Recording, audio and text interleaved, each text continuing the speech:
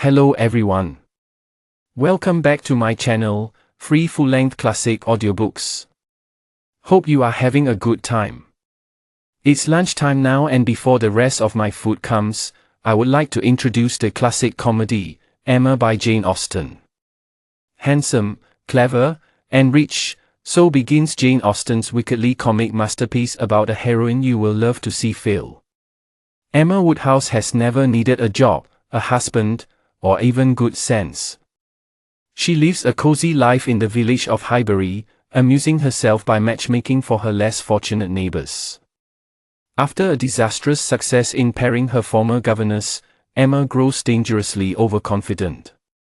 She sets her sights on the innocent Harriet Smith, determined to marry her off to the village's most eligible gentleman, while ignoring the quiet warnings of her clever friend, Mr. Knightley. Of course, Emma's plans go spectacularly wrong. She misreads hearts, insults a spinster, and nearly loses everything before realizing that the only love she needed was right in front of her all along.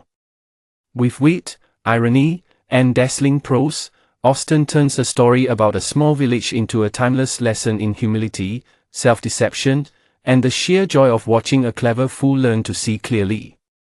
Hope you enjoy the audiobook.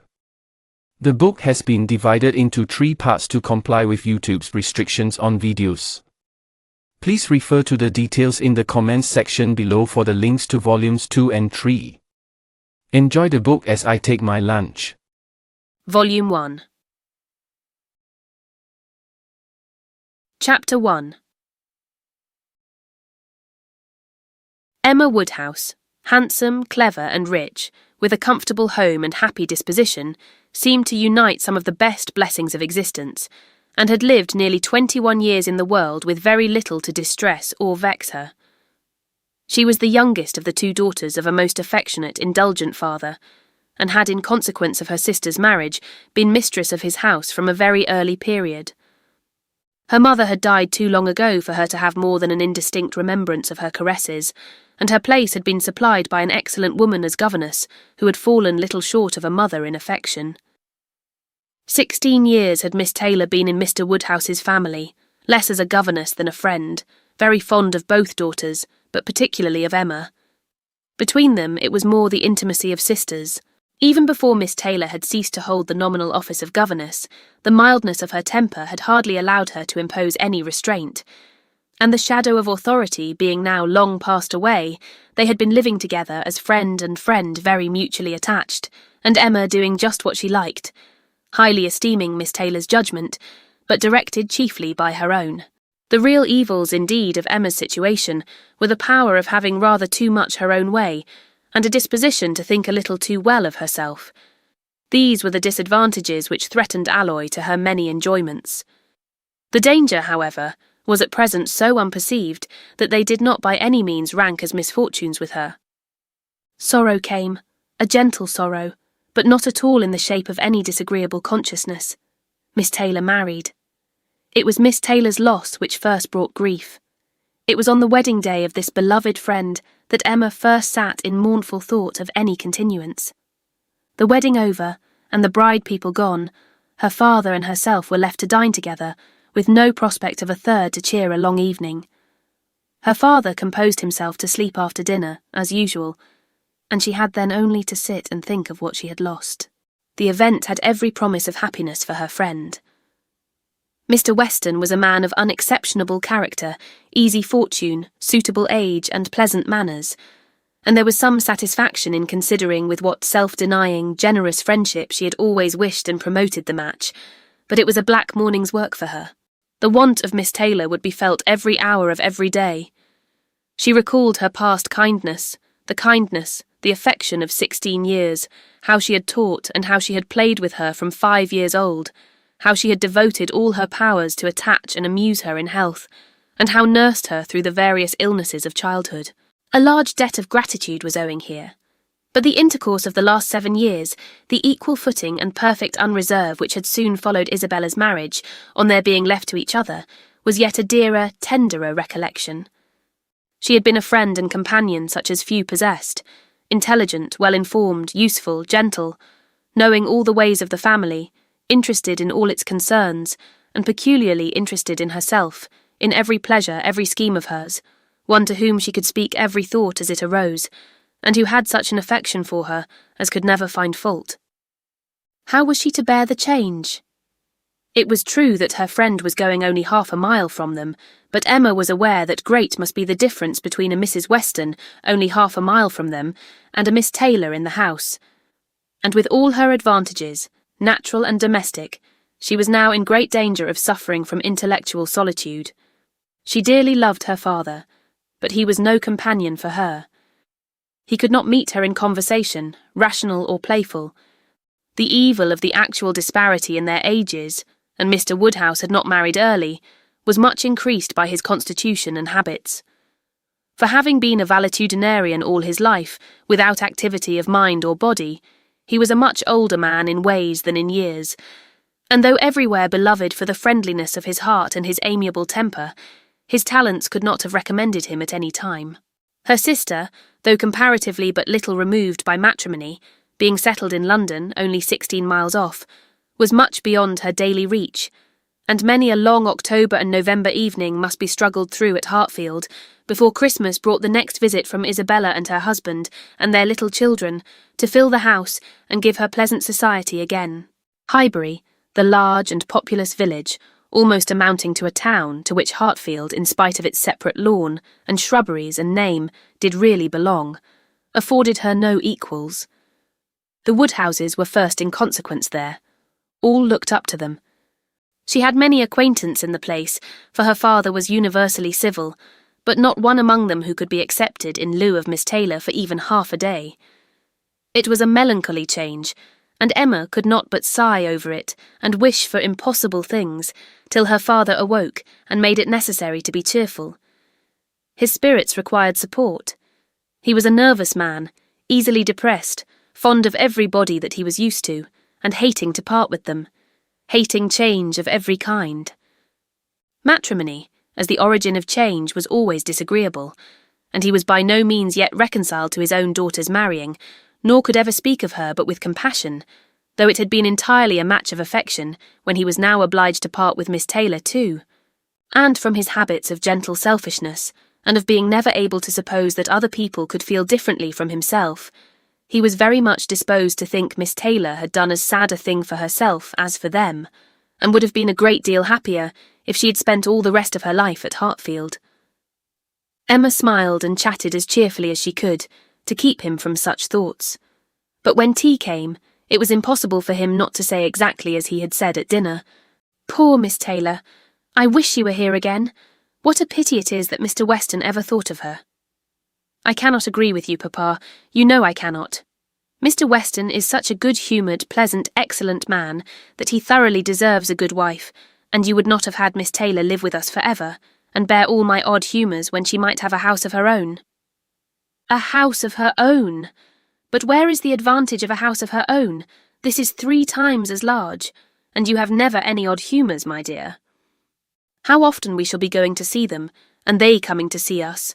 We shall be always meeting. We must begin. We must go and pay wedding visit very soon." "My dear, how am I to get so far? Randalls is such a distance. I could not walk half so far." "No, Papa, nobody thought of your walking. We must go in the carriage, to be sure." "The carriage? But James will not like to put the horses to for such a little way. And where are the poor horses to be while we are paying our visit?" "They are to be put into Mr. Weston's stable, Papa. You know we have settled all that already. We talked it all over with Mr. Weston last night.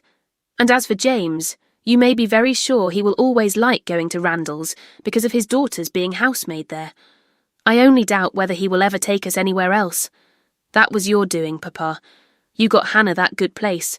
Nobody thought of Hannah till you mentioned her. James is so obliged to you." "I am very glad I did think of her. It was very lucky, for I would not have had poor James think himself slighted upon any account, and I am sure she will make a very good servant. She is a civil, pretty-spoken girl. I have a great opinion of her. Whenever I see her, she always curtsies and asks me how I do, in a very pretty manner. And when you have had her here to do needlework, I observe she always turns the lock of the door the right way and never bangs it. I am sure she will be an excellent servant, and it will be a great comfort to poor Miss Taylor to have somebody about her that she is used to see. Whenever James goes over to see his daughter, you know, she will be hearing of us. He will be able to tell her how we all are." Emma spared no exertions to maintain this happier flow of ideas, and hoped, by the help of backgammon, to get her father tolerably through the evening and be attacked by no regrets but her own. The backgammon table was placed, but a visitor immediately afterwards walked in and made it unnecessary.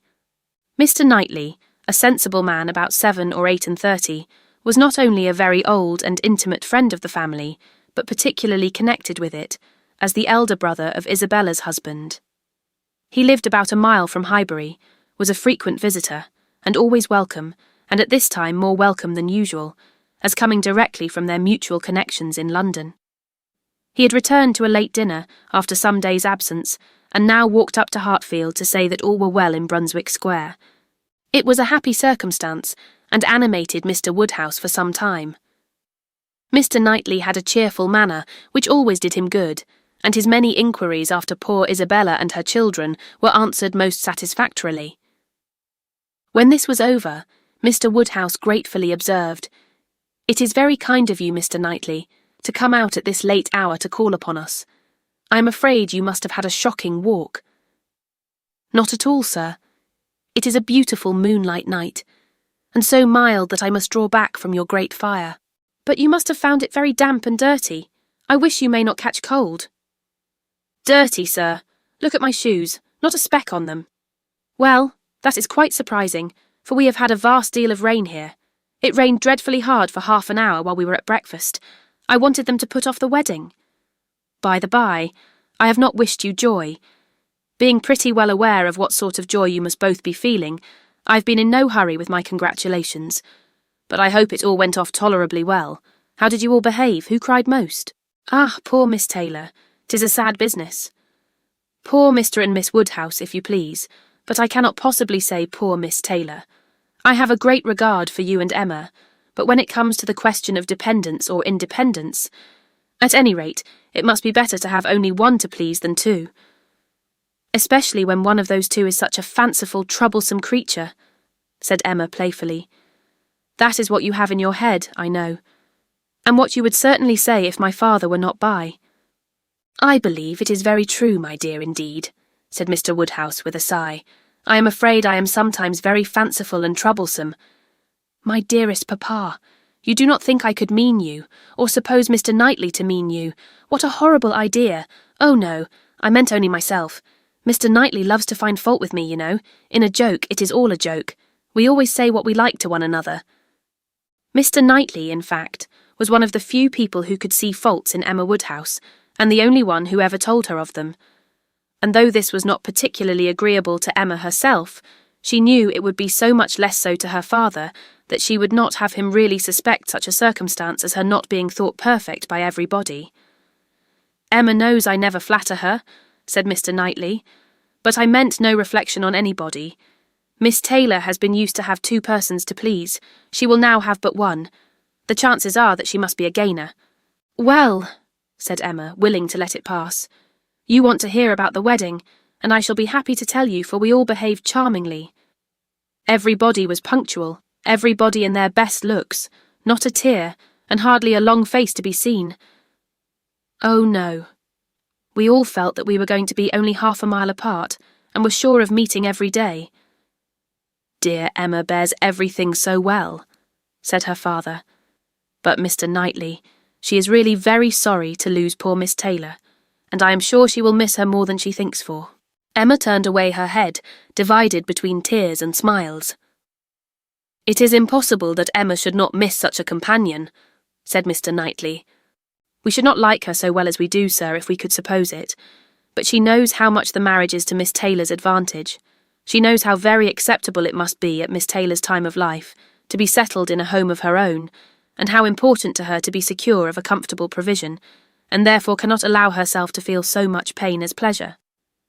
Every friend of Miss Taylor must be glad to have her so happily married." "And you have forgotten one matter of joy to me," said Emma, "and a very considerable one, that I made the match myself. I made the match, you know, 4 years ago, and to have it take place and be proved in the right when so many people said Mr. Weston would never marry again, may comfort me for anything." Mr. Knightley shook his head at her. Her father fondly replied, "Ah, my dear, I wish you would not make matches and foretell things, for whatever you say always comes to pass. Pray do not make any more matches. I promise you to make none for myself, Papa, but I must indeed for other people. It is the greatest amusement in the world, and after such success, you know. Everybody said that Mr. Weston would never marry again. Oh dear, no.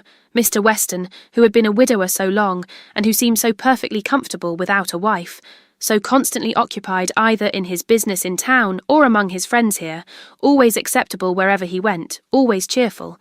Mr. Weston need not spend a single evening in the year alone if he did not like it. Oh no, Mr. Weston certainly would never marry again. Some people even talked of a promise to his wife on her deathbed, and others of the son and the uncle not letting him. All manner of solemn nonsense was talked on the subject, but I believed none of it. Ever since the day, about 4 years ago, that Miss Taylor and I met with him in Broadway Lane, when, because it began to drizzle, he darted away with so much gallantry and borrowed 2 umbrellas for us from Farmer Mitchell's, I made up my mind on the subject. I planned the match from that hour, and when such success has blessed me in this instance, dear Papa, you cannot think that I shall leave off matchmaking." "I do not understand what you mean by success," said Mr. Knightley. "Success supposes endeavour. Your time has been properly and delicately spent, if you have been endeavouring for the last 4 years to bring about this marriage. A worthy employment for a young lady's mind. But if, which I rather imagine, your making the match, as you call it, means only your planning it, you're saying to yourself one idle day. I think it would be a very good thing for Miss Taylor if Mr. Weston were to marry her, and saying it again to yourself every now and then afterwards, why do you talk of success? Where is your merit? What are you proud of? You made a lucky guess, and that is all that can be said. And have you never known the pleasure and triumph of a lucky guess? I pity you. I thought you cleverer, for depend upon it, a lucky guess is never merely luck. There is always some talent in it. And as to my poor word success, which you quarrel with, I do not know that I am so entirely without any claim to it. You have drawn 2 pretty pictures, but I think there may be a third, a something between the do-nothing and the do-all. If I had not promoted Mr. Weston's visits here, and given many little encouragements, and smoothed many little matters, it might not have come to anything after all. I think you must know Hartfield enough to comprehend that. A straightforward, open-hearted man like Weston, and a rational, unaffected woman like Miss Taylor, may be safely left to manage their own concerns. You are more likely to have done harm to yourself than good to them by interference. "Emma never thinks of herself if she can do good to others," rejoined Mr. Woodhouse, understanding but in part. "But, my dear, pray do not make any more matches. They are silly things, and break up one's family circle grievously." "Only one more, Papa, only for Mr. Elton. Poor Mr. Elton. You like Mr. Elton, Papa. I must look about for a wife for him. There is nobody in Highbury who deserves him, and he has been here a whole year, and has fitted up his house so comfortably that it would be a shame to have him single any longer. And I thought, when he was joining their hands today, he looked so very much as if he would like to have the same kind office done for him. I think very well of Mr. Elton, and this is the only way I have of doing him a service. Mr. Elton is a very pretty young man, to be sure, and a very good young man, and I have a great regard for him. But if you want to show him any attention, my dear, ask him to come and dine with us some day. That will be a much better thing. I dare say Mr. Knightley will be so kind as to meet him." "With a great deal of pleasure, sir, at any time," said Mr. Knightley, laughing, "and I agree with you entirely that it will be a much better thing. Invite him to dinner, Emma, and help him to the best of the fish and the chicken, but leave him to choose his own wife. Depend upon it, a man of 6 or 7 and 20 can take care of himself." Chapter 2. Mr. Weston was a native of Highbury, and born of a respectable family, which for the last 2 or 3 generations had been rising into gentility and property. He had received a good education, but, on succeeding early in life to a small independence, had become indisposed for any of the more homely pursuits in which his brothers were engaged, and had satisfied an active, cheerful mind and social temper by entering into the militia of his county, then embodied. Captain Weston was a general favourite, and when the chances of his military life had introduced him to Miss Churchill, of a great Yorkshire family, and Miss Churchill fell in love with him, nobody was surprised, except her brother and his wife, who had never seen him, and who were full of pride and importance which the connection would offend. Miss Churchill, however, being of age, and with the full command of her fortune, though her fortune bore no proportion to the family estate, was not to be dissuaded from the marriage, and it took place, to the infinite mortification of Mr. and Mrs. Churchill, who threw her off with due decorum. It was an unsuitable connection, and did not produce much happiness. Mrs. Weston ought to have found more in it, for she had a husband whose warm heart and sweet temper made him think everything due to her in return for the great goodness of being in love with him. But though she had one sort of spirit, she had not the best. She had resolution enough to pursue her own will in spite of her brother, but not enough to refrain from unreasonable regrets at that brother's unreasonable anger, nor from missing the luxuries of her former home. They lived beyond their income, but still it was nothing in comparison of Enscombe. She did not cease to love her husband, but she wanted at once to be the wife of Captain Weston and Miss Churchill of Enscombe. Captain Weston, who had been considered, especially by the Churchills, as making such an amazing match, was proved to have much the worst of the bargain.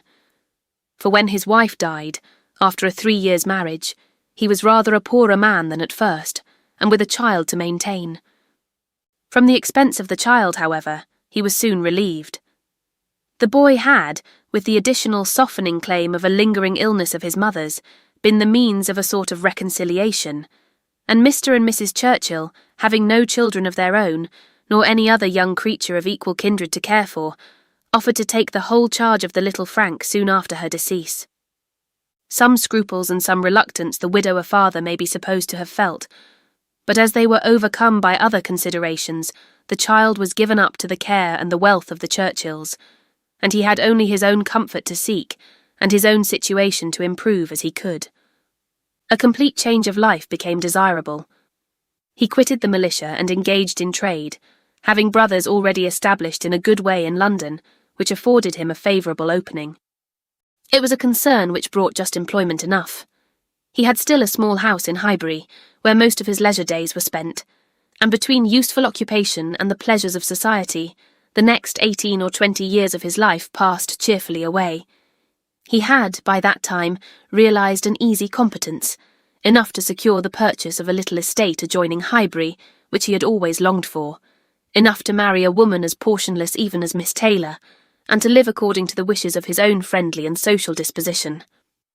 It was now some time since Miss Taylor had begun to influence his schemes, but as it was not the tyrannic influence of youth on youth, it had not shaken his determination of never settling till he could purchase Randalls, and the sale of Randalls was long looked forward to, but he had gone steadily on with these objects in view till they were accomplished. He had made his fortune, bought his house, and obtained his wife, and was beginning a new period of existence, with every probability of greater happiness than in any yet passed through. He had never been an unhappy man. His own temper had secured him from that, even in his first marriage. But his second must show him how delightful a well-judging and truly amiable woman could be, and must give him the pleasantest proof of its being a great deal better to choose than to be chosen, to excite gratitude than to feel it. He had only himself to please in his choice. His fortune was his own, for as to Frank, it was more than being tacitly brought up as his uncle's heir. It had become so avowed an adoption as to have him assume the name of Churchill on coming of age. It was most unlikely, therefore, that he should ever want his father's assistance. His father had no apprehension of it.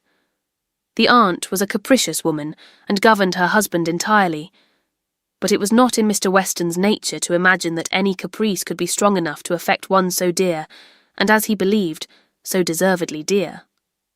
He saw his son every year in London, and was proud of him, and his fond report of him as a very fine young man had made Highbury feel a sort of pride in him too.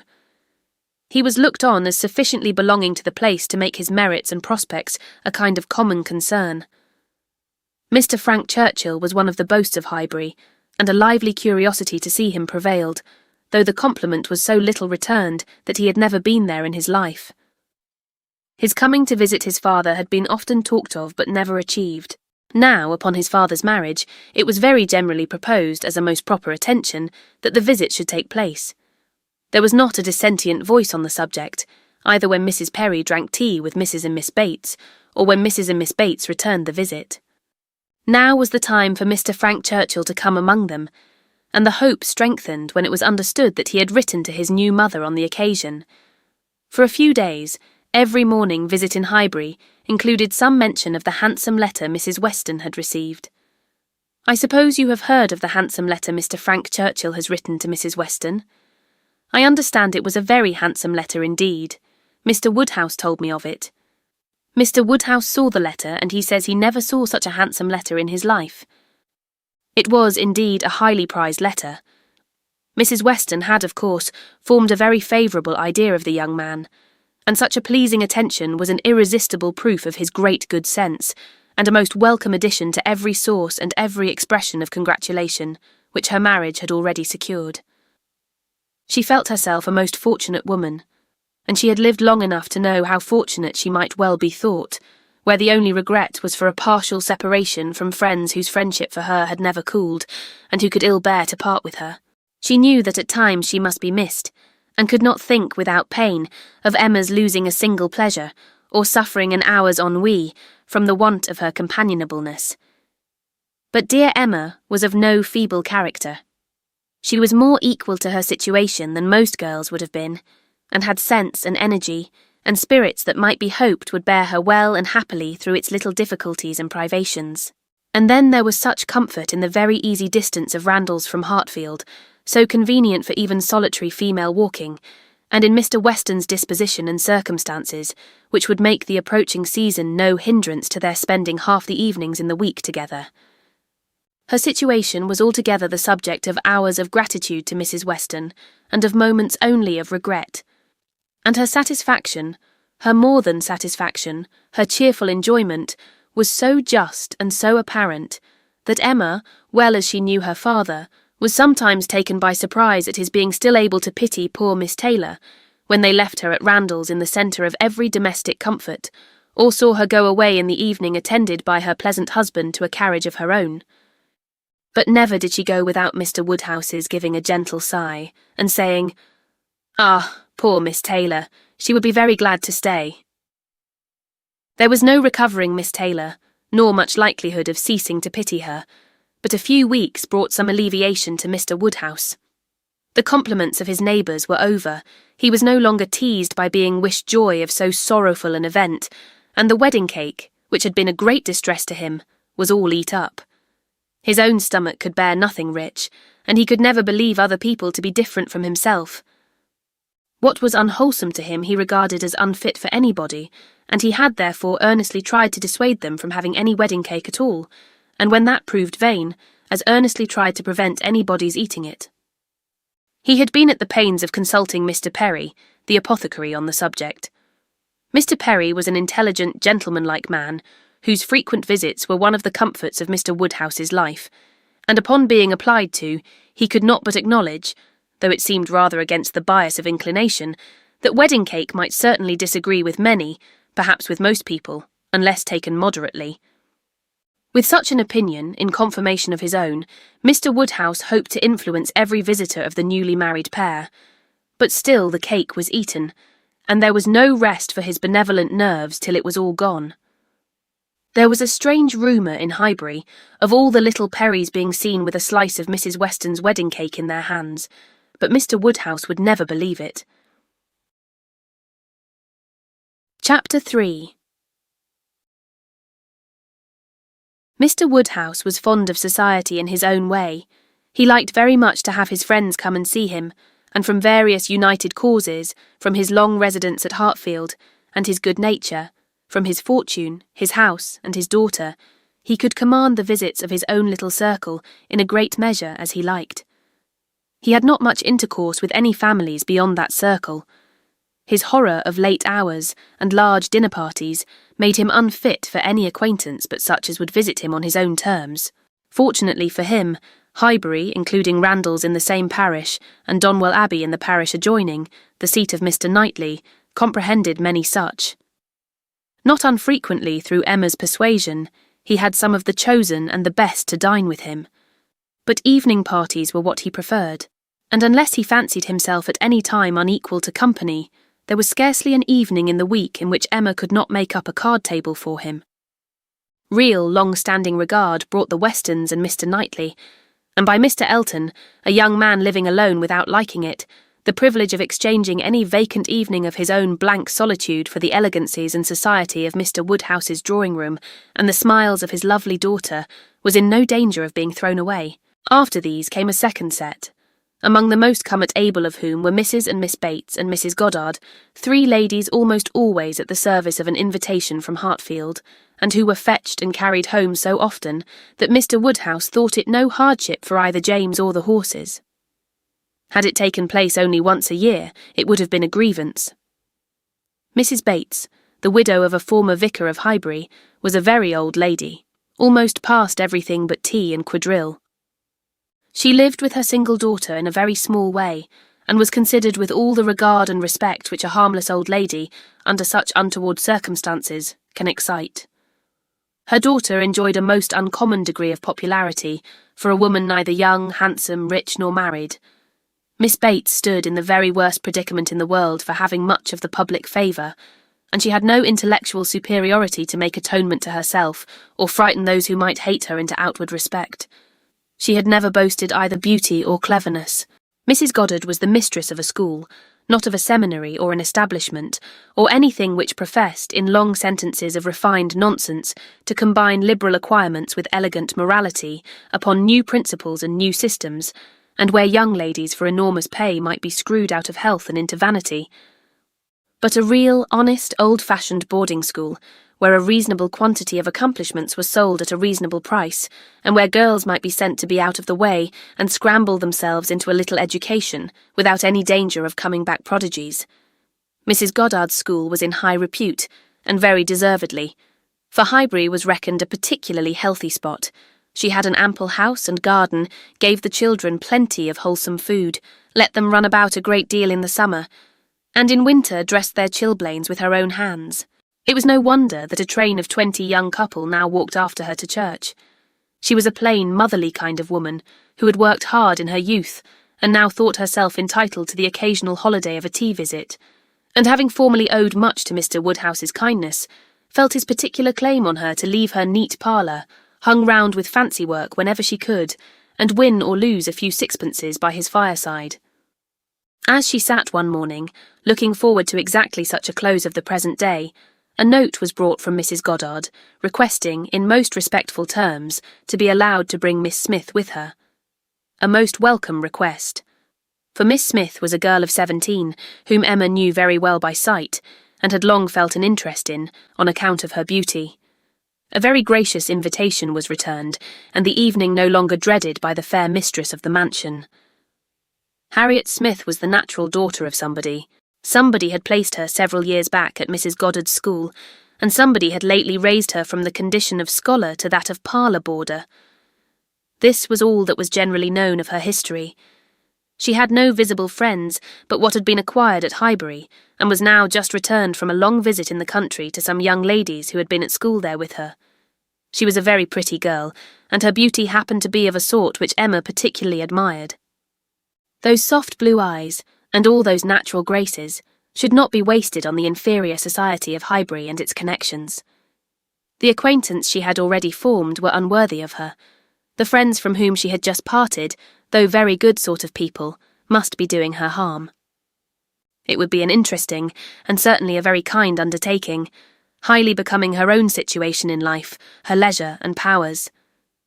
She was so busy in admiring those soft blue eyes, in talking and listening, and forming all these schemes in the in-betweens, that the evening flew away at a very unusual rate, and the supper table, which always closed such parties, and for which she had been used to sit and watch the due time, was all set out and ready, and moved forwards to the fire before she was aware.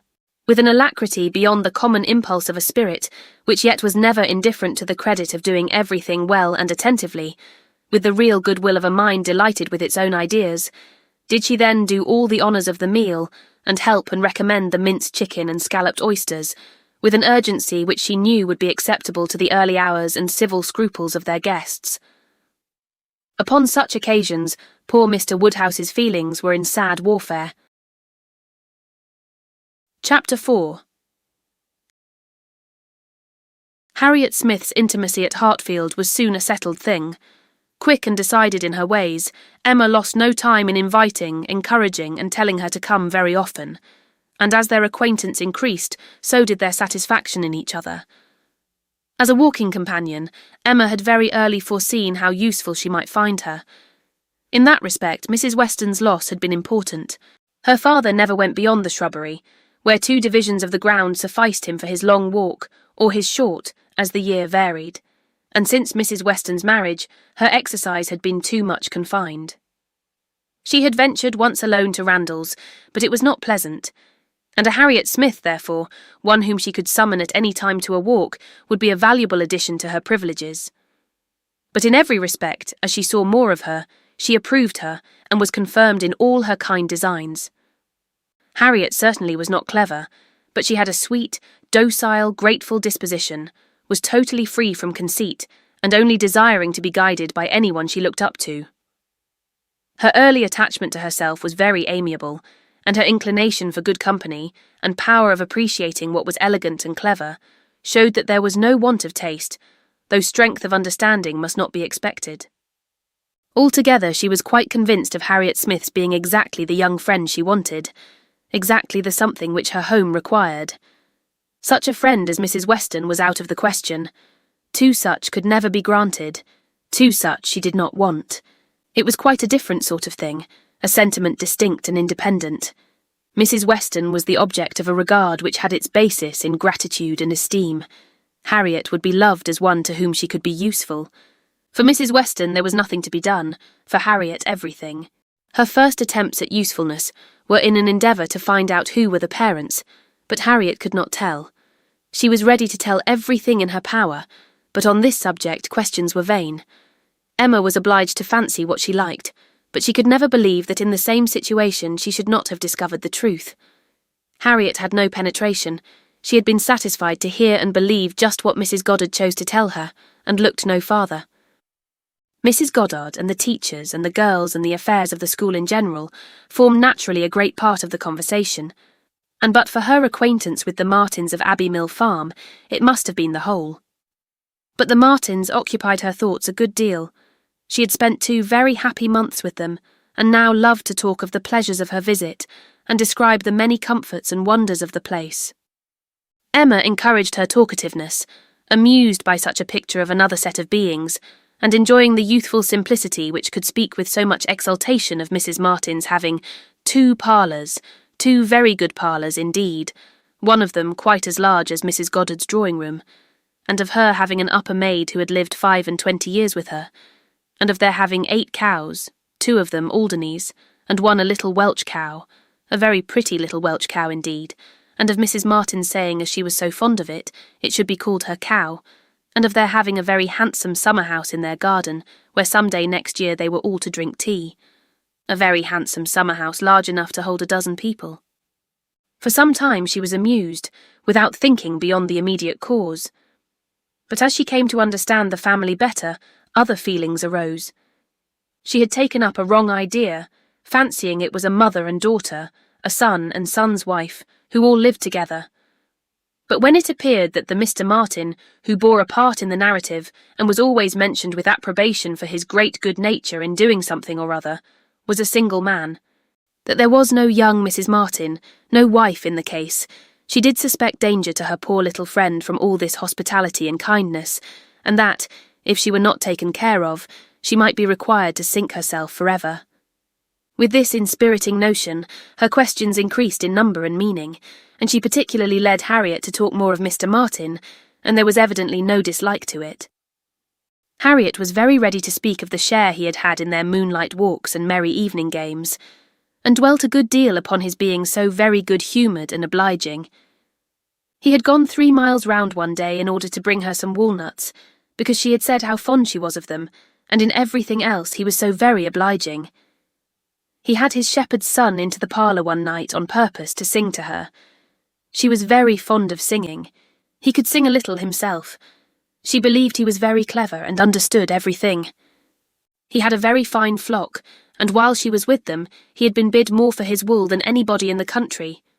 She believed everybody spoke well of him. His mother and sisters were very fond of him.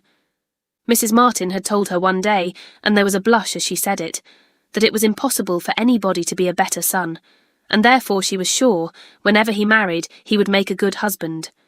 Not that she wanted him to marry. She was in no hurry at all. "Well done, Mrs. Martin," thought Emma. "You know what you are about." And when she had come away, Mrs. Martin was so very kind as to send Mrs. Goddard a beautiful goose, the finest goose Mrs. Goddard had ever seen. Mrs. Goddard had dressed it on a Sunday and asked all the 3 teachers, Miss Nash and Miss Prince and Miss Richardson, to sup with her. Mr. Martin, I suppose, is not a man of information beyond the line of his own business. He does not read? Oh, yes, that is no. I do not know, but I believe he has read a good deal, but not what you would think anything of. He reads the agricultural reports and some other books that lay in one of the window seats, but he reads all them to himself. But sometimes of an evening, before we went to cards, he would read something aloud out of the elegant extracts, very entertaining. And I know he has read The Vicar of Wakefield. He never read The Romance of the Forest, nor The Children of the Abbey. He had never heard of such books before I mentioned them, but he is determined to get them now as soon as ever he can. The next question was, "What sort of looking man is Mr. Martin?" "Oh, not handsome, not at all handsome. I thought him very plain at first, but I do not think him so plain now. One does not, you know, after a time. But did you never see him? He is in Highbury every now and then, and he is sure to ride through every week in his way to Kingston. He has passed you very often." "That may be, and I may have seen him 50 times, but without having any idea of his name. A young farmer, whether on horseback or on foot, is the very last sort of person to raise my curiosity. The yeomanry are precisely the order of people with whom I feel I can have nothing to do. A degree or 2 lower, and a creditable appearance might interest me. I might hope to be useful to their families in some way or other. But a farmer can need none of my help, and is, therefore, in one sense, as much above my notice as in every other he is below it. To be sure. Oh, yes, it is not likely you should ever have observed him, but he knows you very well indeed, I mean by sight. I have no doubt of his being a very respectable young man. I know indeed that he is so, and as such wish him well. What do you imagine his age to be?" "He was 24 the 8th of last June, and my birthday is the 23rd, just a fortnight and a day's difference, which is very odd." "Only 24. That is too young to settle. His mother is perfectly right not to be in a hurry. They seem very comfortable as they are, and if she were to take any pains to marry him, she would probably repent it. 6 years hence, if he could meet with a good sort of young woman in the same rank as his own, with a little money, it might be very desirable." 6 years hence. Dear Miss Woodhouse, he would be 30 years old. Well, and that is as early as most men can afford to marry, who are not born to an independence. Mr. Martin, I imagine, has his fortune entirely to make. Cannot be at all beforehand with the world. Whatever money he might come into when his father died, whatever his share of the family property, it is, I dare say, all afloat, all employed in his stock and so forth, and though, with diligence and good luck, he may be rich in time, it is next to impossible that he should have realised anything yet. To be sure, so it is, but they live very comfortably. They have no indoors man, else they do not want for anything, and Mrs. Martin talks of taking a boy another year. I wish you may not get into a scrape, Harriet, whenever he does marry. I mean as to being acquainted with his wife, for though his sisters from a superior education are not to be altogether objected to, it does not follow that he might marry anybody at all fit for you to notice. The misfortune of your birth ought to make you particularly careful as to your associates. There can be no doubt of your being a gentleman's daughter, and you must support your claim to that station by everything within your own power, or there will be plenty of people who would take pleasure in degrading you. Yes, to be sure, I suppose there are. But while I visit at Hartfield and you are so kind to me, Miss Woodhouse, I am not afraid of what anybody can do. You understand the force of influence pretty well, Harriet. but I would have you so firmly established in good society as to be independent even of Hartfield and Miss Woodhouse. I want to see you permanently well connected, and to that end it will be advisable to have as few odd acquaintance as may be. And therefore, I say that if you should still be in this country when Mr. Martin marries, I wish you may not be drawn in by your intimacy with the sisters to be acquainted with the wife, who will probably be some mere farmer's daughter without education. To be sure, yes, not that I think Mr. Martin would ever marry anybody but what had had some education and been very well brought up. However, I do not mean to set up my opinion against yours, and I am sure I shall not wish for the acquaintance of his wife. I shall always have a great regard for the Miss Martins, especially Elizabeth, and should be very sorry to give them up, for they are quite as well educated as me. But if he marries a very ignorant, vulgar woman, certainly I had better not visit her if I can help it. Emma watched her through the fluctuations of this speech, and saw no alarming symptoms of love. The young man had been the first admirer, but she trusted there was no other hold, and that there would be no serious difficulty, on Harriet's side, to oppose any friendly arrangement of her own. They met Mr. Martin the very next day, as they were walking on the Donwell Road.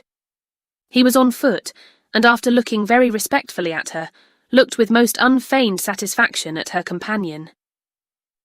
Emma was not sorry to have such an opportunity of survey, and walking a few yards forward while they talked together, soon made her quick eye sufficiently acquainted with Mr. Robert Martin. His appearance was very neat, and he looked like a sensible young man, but his person had no other advantage. And when he came to be contrasted with gentlemen, she thought he must lose all the ground he had gained in Harriet's inclination. Harriet was not insensible of manner. She had voluntarily noticed her father's gentleness with admiration as well as wonder. Mr. Martin looked as if he did not know what manner was. They remained but a few minutes together, as Miss Woodhouse must not be kept waiting, and Harriet then came running to her with a smiling face and in a flutter of spirits, which Miss Woodhouse hoped very soon to compose. "Only think of our happening to meet him." How very odd. It was quite a chance, he said, that he had not gone round by Randalls. He did not think we ever walk this road. He thought we walked towards Randalls most days. He has not been able to get the romance of the forest yet. He was so busy the last time he was at Kingston that he quite forgot it, but he goes again tomorrow. So very odd we should happen to meet. Well, Miss Woodhouse, is he like what you expected? What do you think of him? Do you think him so very plain? He is very plain, undoubtedly, remarkably plain, but that is nothing compared with his entire want of gentility. I had no right to expect much, and I did not expect much, but I had no idea that he could be so very clownish, so totally without air. I had imagined him, I confess, a degree or two nearer gentility. "To be sure," said Harriet in a mortified voice, "he is not so genteel as real gentlemen." "I think, Harriet, since your acquaintance with us, you have been repeatedly in the company of some such very real gentlemen, that you must yourself be struck with the difference in Mr. Martin. At Hartfield you have had very good specimens of well-educated, well-bred men. I should be surprised if, after seeing them, you could be in company with Mr. Martin again without perceiving him to be a very inferior creature, and rather wondering at yourself for having ever thought him at all agreeable before. Do not you begin to feel that now? Were not you struck? I am sure you must have been struck by his awkward look and abrupt manner, and the uncouthness of a voice which I heard to be wholly unmodulated as I stood here. Certainly, he is not like Mr. Knightley. He has not such a fine air and way of walking as Mr. Knightley. I see the difference plain enough. But Mr. Knightley is so very fine a man. Mr. Knightley's air is so remarkably good that it is not fair to compare Mr. Martin with him. You might not see one in 100 with gentlemen so plainly written as in Mr. Knightley. But he is not the only gentleman you have been lately used to. What say you to Mr. Weston and Mr. Elton?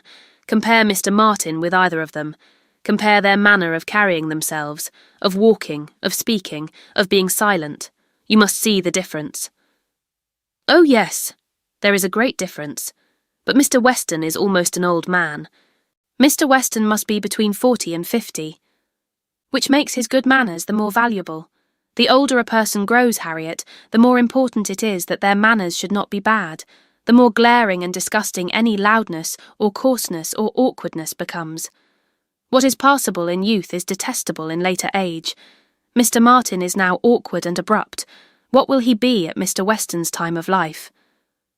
There is no saying, indeed, replied Harriet rather solemnly, but there may be pretty good guessing. He will be a completely gross, vulgar farmer, totally inattentive to appearances, and thinking of nothing but profit and loss. Will he indeed? That will be very bad. How much his business engrosses him already is very plain from the circumstance of his forgetting to inquire for the book you recommended. He was a great deal too full of the market to think of anything else, which is just as it should be for a thriving man. What has he to do with books? And I have no doubt that he will thrive and be a very rich man in time, and his being illiterate and coarse need not disturb us. I wonder he did not remember the book, was all Harriet's answer, and spoken with a degree of grave displeasure which Emma thought might be safely left to itself. She, therefore, said no more for some time. Her next beginning was, "In one respect, perhaps, Mr. Elton's manners are superior to Mr. Knightley's or Mr. Weston's. They have more gentleness.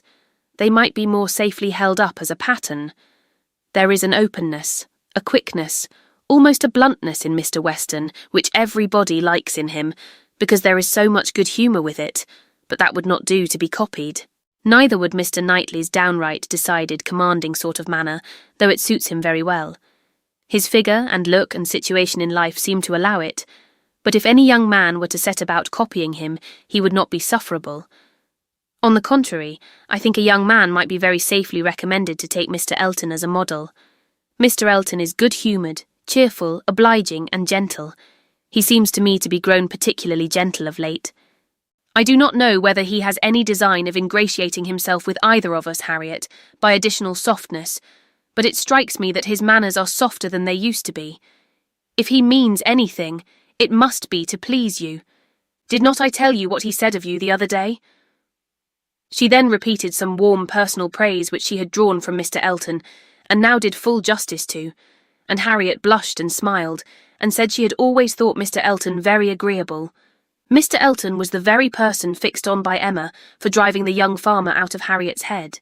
She thought it would be an excellent match, and only too palpably desirable, natural, and probable for her to have much merit in planning it. She feared it was what everybody else must think of and predict. It was not likely, however, that anybody should have equalled her in the date of the plan, as it had entered her brain during the very first evening of Harriet's coming to Hartfield. The longer she considered it, the greater was her sense of its expediency. Mr. Elton's situation was most suitable, quite the gentleman himself, and without low connections. At the same time, not of any family that could fairly object to the doubtful birth of Harriet. He had a comfortable home for her, and Emma imagined a very sufficient income.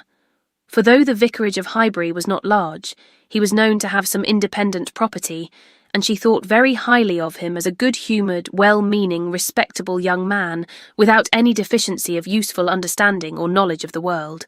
She had already satisfied herself that he thought Harriet a beautiful girl, which she trusted, with such frequent meetings at Hartfield, was foundation enough on his side. And on Harriet's, there could be little doubt that the idea of being preferred by him would have all the usual weight and efficacy. And he was really a very pleasing young man, a young man whom any woman not fastidious might like. He was reckoned very handsome, his person much admired in general, though not by her, there being a want of elegance of feature which she could not dispense with. But the girl who could be gratified by a Robert Martin's riding about the country to get walnuts for her might very well be conquered by Mr. Elton's admiration. Chapter 5. "I do not know what your opinion may be, Mrs. Weston," said Mr. Knightley, "of this great intimacy between Emma and Harriet Smith, but I think it a bad thing." "A bad thing? Do you really think it a bad thing? Why so?" "I think they will neither of them do the other any good." "You surprise me. Emma must do Harriet good, and by supplying her with a new object of interest, Harriet may be said to do Emma good.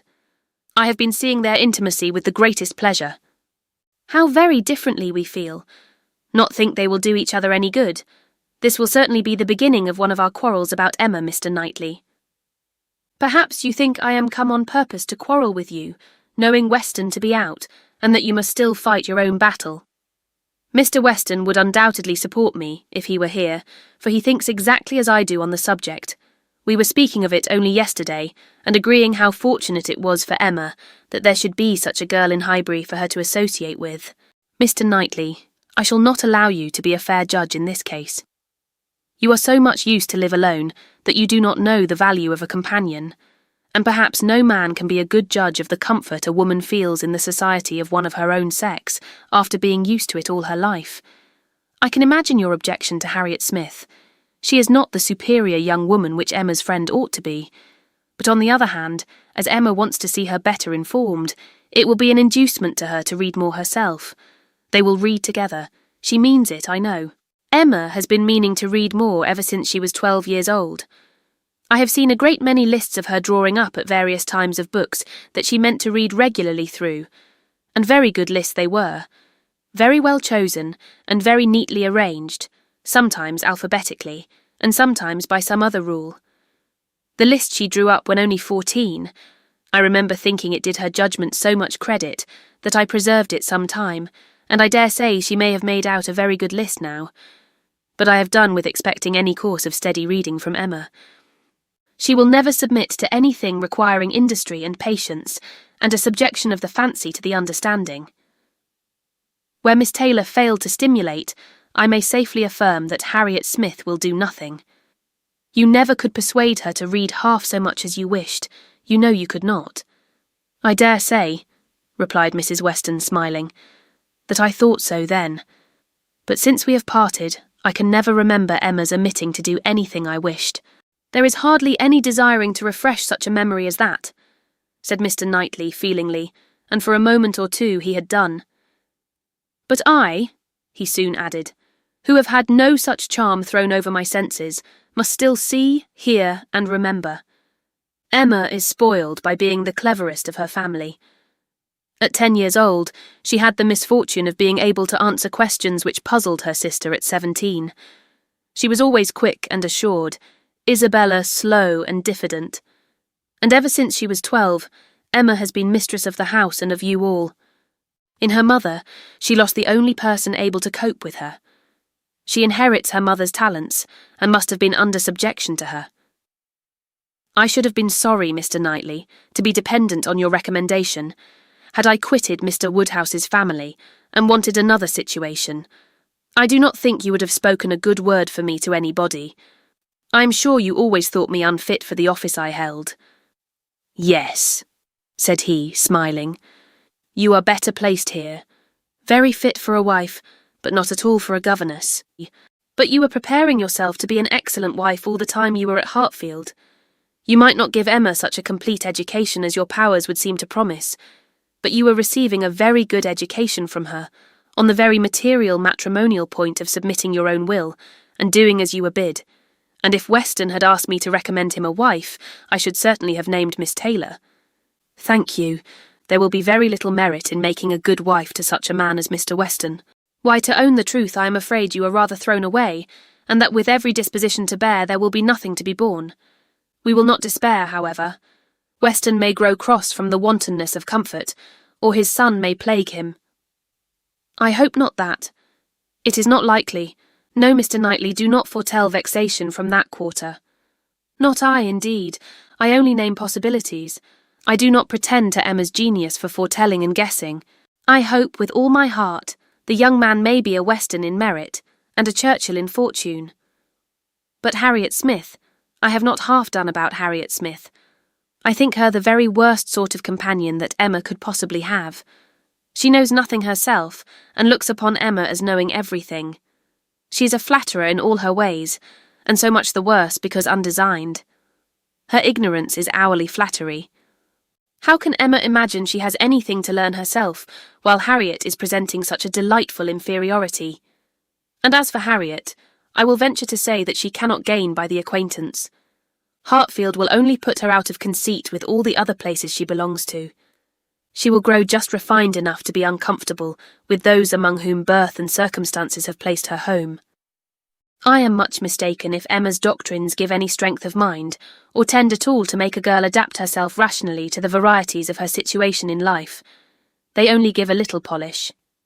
I either depend more upon Emma's good sense than you do, or am more anxious for her present comfort, for I cannot lament the acquaintance. How well she looked last night. Oh, you would rather talk of her person than her mind, would you? Very well, I shall not attempt to deny Emma's being pretty. Pretty? Say beautiful, rather. Can you imagine anything nearer perfect beauty than Emma altogether, face and figure? I do not know what I could imagine, but I confess that I have seldom seen a face or figure more pleasing to me than hers. But I am a partial old friend. Such an eye, the true hazel eye, and so brilliant, regular features, open countenance with a complexion. Oh, what a bloom of full health, and such a pretty height and size, such a firm and upright figure. There is health, not merely in her bloom, but in her air, her head, her glance. One hears sometimes of a child being the picture of health. Now Emma always gives me the idea of being the complete picture of grown-up health. She is loveliness itself. Mr. Knightley, is not she? I have not a fault to find with her person, he replied. I think her all you describe. I love to look at her, and I will add this praise, that I do not think her personally vain. Considering how very handsome she is, she appears to be little occupied with it. Her vanity lies another way. Mrs. Weston, I am not to be talked out of my dislike of Harriet Smith, or my dread of its doing them both harm. And I, Mr. Knightley, am equally stout in my confidence of its not doing them any harm. With all dear Emma's little faults, she is an excellent creature. Where shall we see a better daughter, or a kinder sister, or a truer friend? No, no, she has qualities which may be trusted. She will never lead anyone really wrong. She will make no lasting blunder. Where Emma errs once, she is in the right 100 times. Very well, I will not plague you any more. Emma shall be an angel, and I will keep my spleen to myself till Christmas brings John and Isabella. John loves Emma with a reasonable and therefore not a blind affection, and Isabella always thinks as he does, except when he is not quite frightened enough about the children. I am sure of having their opinions with me. I know that you all love her really too well to be unjust or unkind, but excuse me, Mr. Knightley, if I take the liberty, I consider myself, you know, as having somewhat of the privilege of speech that Emma's mother might have had, the liberty of hinting that I do not think any possible good can arise from Harriet Smith's intimacy being made a matter of much discussion among you. Pray excuse me, but supposing any little inconvenience may be apprehended from the intimacy, it cannot be expected that Emma, accountable to nobody but her father, who perfectly approves the acquaintance, should put an end to it, so long as it is a source of pleasure to herself. It has been so many years my province to give advice, that you cannot be surprised, Mr. Knightley, at this little remains of office. Not at all, cried he. I am much obliged to you for it. It is very good advice, and it shall have a better fate than your advice has often found, for it shall be attended to. Mrs. John Knightley is easily alarmed, and might be made unhappy about her sister. Be satisfied, said he. I will not raise any outcry. I will keep my ill humour to myself. I have a very sincere interest in Emma. Isabella does not seem more my sister, has never excited a greater interest, perhaps hardly so great. There is an anxiety, a curiosity in what one feels for Emma. I wonder what will become of her. So do I, said Mrs. Weston gently. Very much. She always declares she will never marry, which of course means just nothing at all. But I have no idea that she has yet ever seen a man she cared for. It would not be a bad thing for her to be very much in love with a proper object. I should like to see Emma in love, and in some doubt of a return. It would do her good.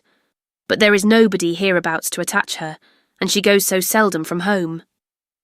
There does indeed seem as little to tempt her to break her resolution at present, said Mrs. Weston, as can well be. And while she is so happy at Hartfield, I cannot wish her to be forming any attachment which would be creating such difficulties on poor Mr. Woodhouse's account. I do not recommend matrimony at present to Emma, though I mean no slight to the state, I assure you. Part of her meaning was to conceal some favourite thoughts of her own and Mr. Weston's on the subject, as much as possible. There were wishes at Randalls respecting Emma's destiny, but it was not desirable to have them suspected. And the quiet transition which Mr. Knightley soon afterwards made to "What does Weston think of the weather? Shall we have rain?" convinced her that he had nothing more to say or surmise about Hartfield. Chapter 6. Emma could not feel a doubt of having given Harriet's fancy a proper direction and raised the gratitude of her young vanity to a very good purpose, for she found her decidedly more sensible than before of Mr. Elton's being a remarkably handsome man with most agreeable manners, and as she had no hesitation in following up the assurance of his admiration by agreeable hints, she was soon pretty confident of creating as much liking on Harriet's side as there could be any occasion for. She was quite convinced of Mr. Elton's being in the fairest way of falling in love, if not in love already. She had no scruple with regard to him. He talked of Harriet, and praised her so warmly that she could not suppose anything wanting which a little time would not add. His perception of the striking improvement of Harriet's manner since her introduction at Hartfield was not one of the least agreeable proofs of his growing attachment. "You have given Miss Smith all that she required," said he. "You have made her graceful and easy. She was a beautiful creature when she came to you, but in my opinion, the attractions you have added are infinitely superior to what she received from nature. I am glad you think I have been useful to her, but Harriet only wanted drawing out and receiving a few, very few hints. She had all the natural grace of sweetness of temper and artlessness in herself. I have done very little." "If it were admissible to contradict a lady," said the gallant Mr. Elton, "I have perhaps given her a little more decision of character, have taught her to think on points which had not fallen in her way before." "Exactly so. That is what principally strikes me. So much superadded decision of character. Skilful has been the hand. Great has been the pleasure, I am sure. I never met with a disposition more truly amiable. I have no doubt of it.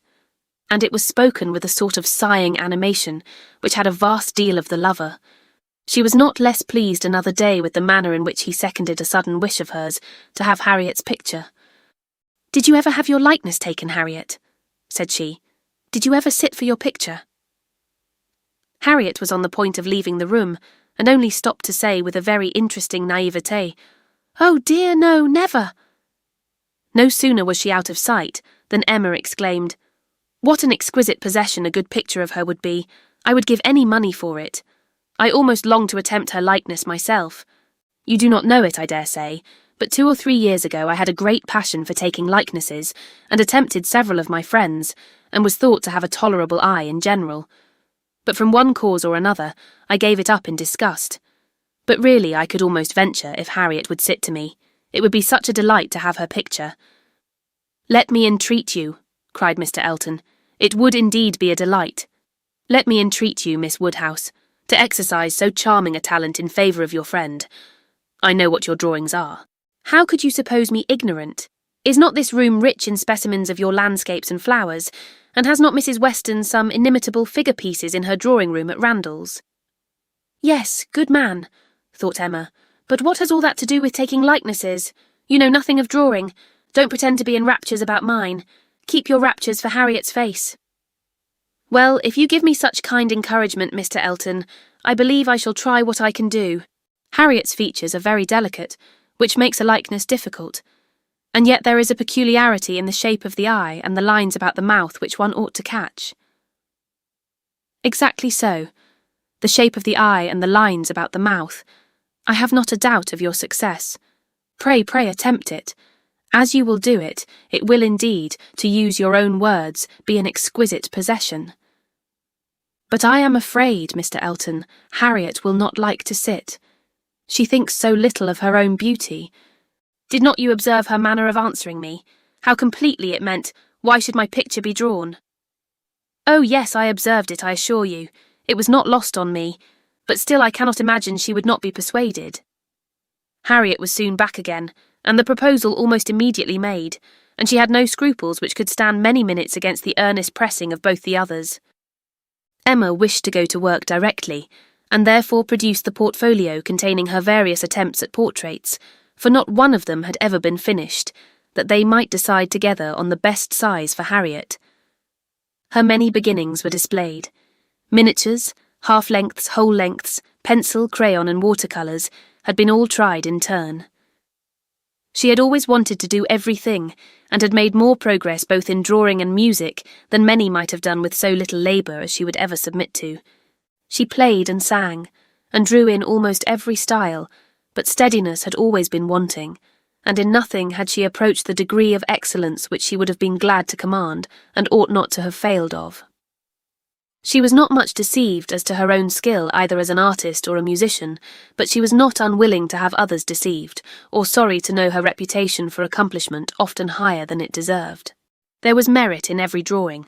In the least finished, perhaps the most, her style was spirited, but had there been much less, or had there been 10 times more, the delight and admiration of her 2 companions would have been the same. They were both in ecstasies. A likeness pleases everybody, and Miss Woodhouse's performances must be capital. "No great variety of faces for you," said Emma. "I had only my own family to study from.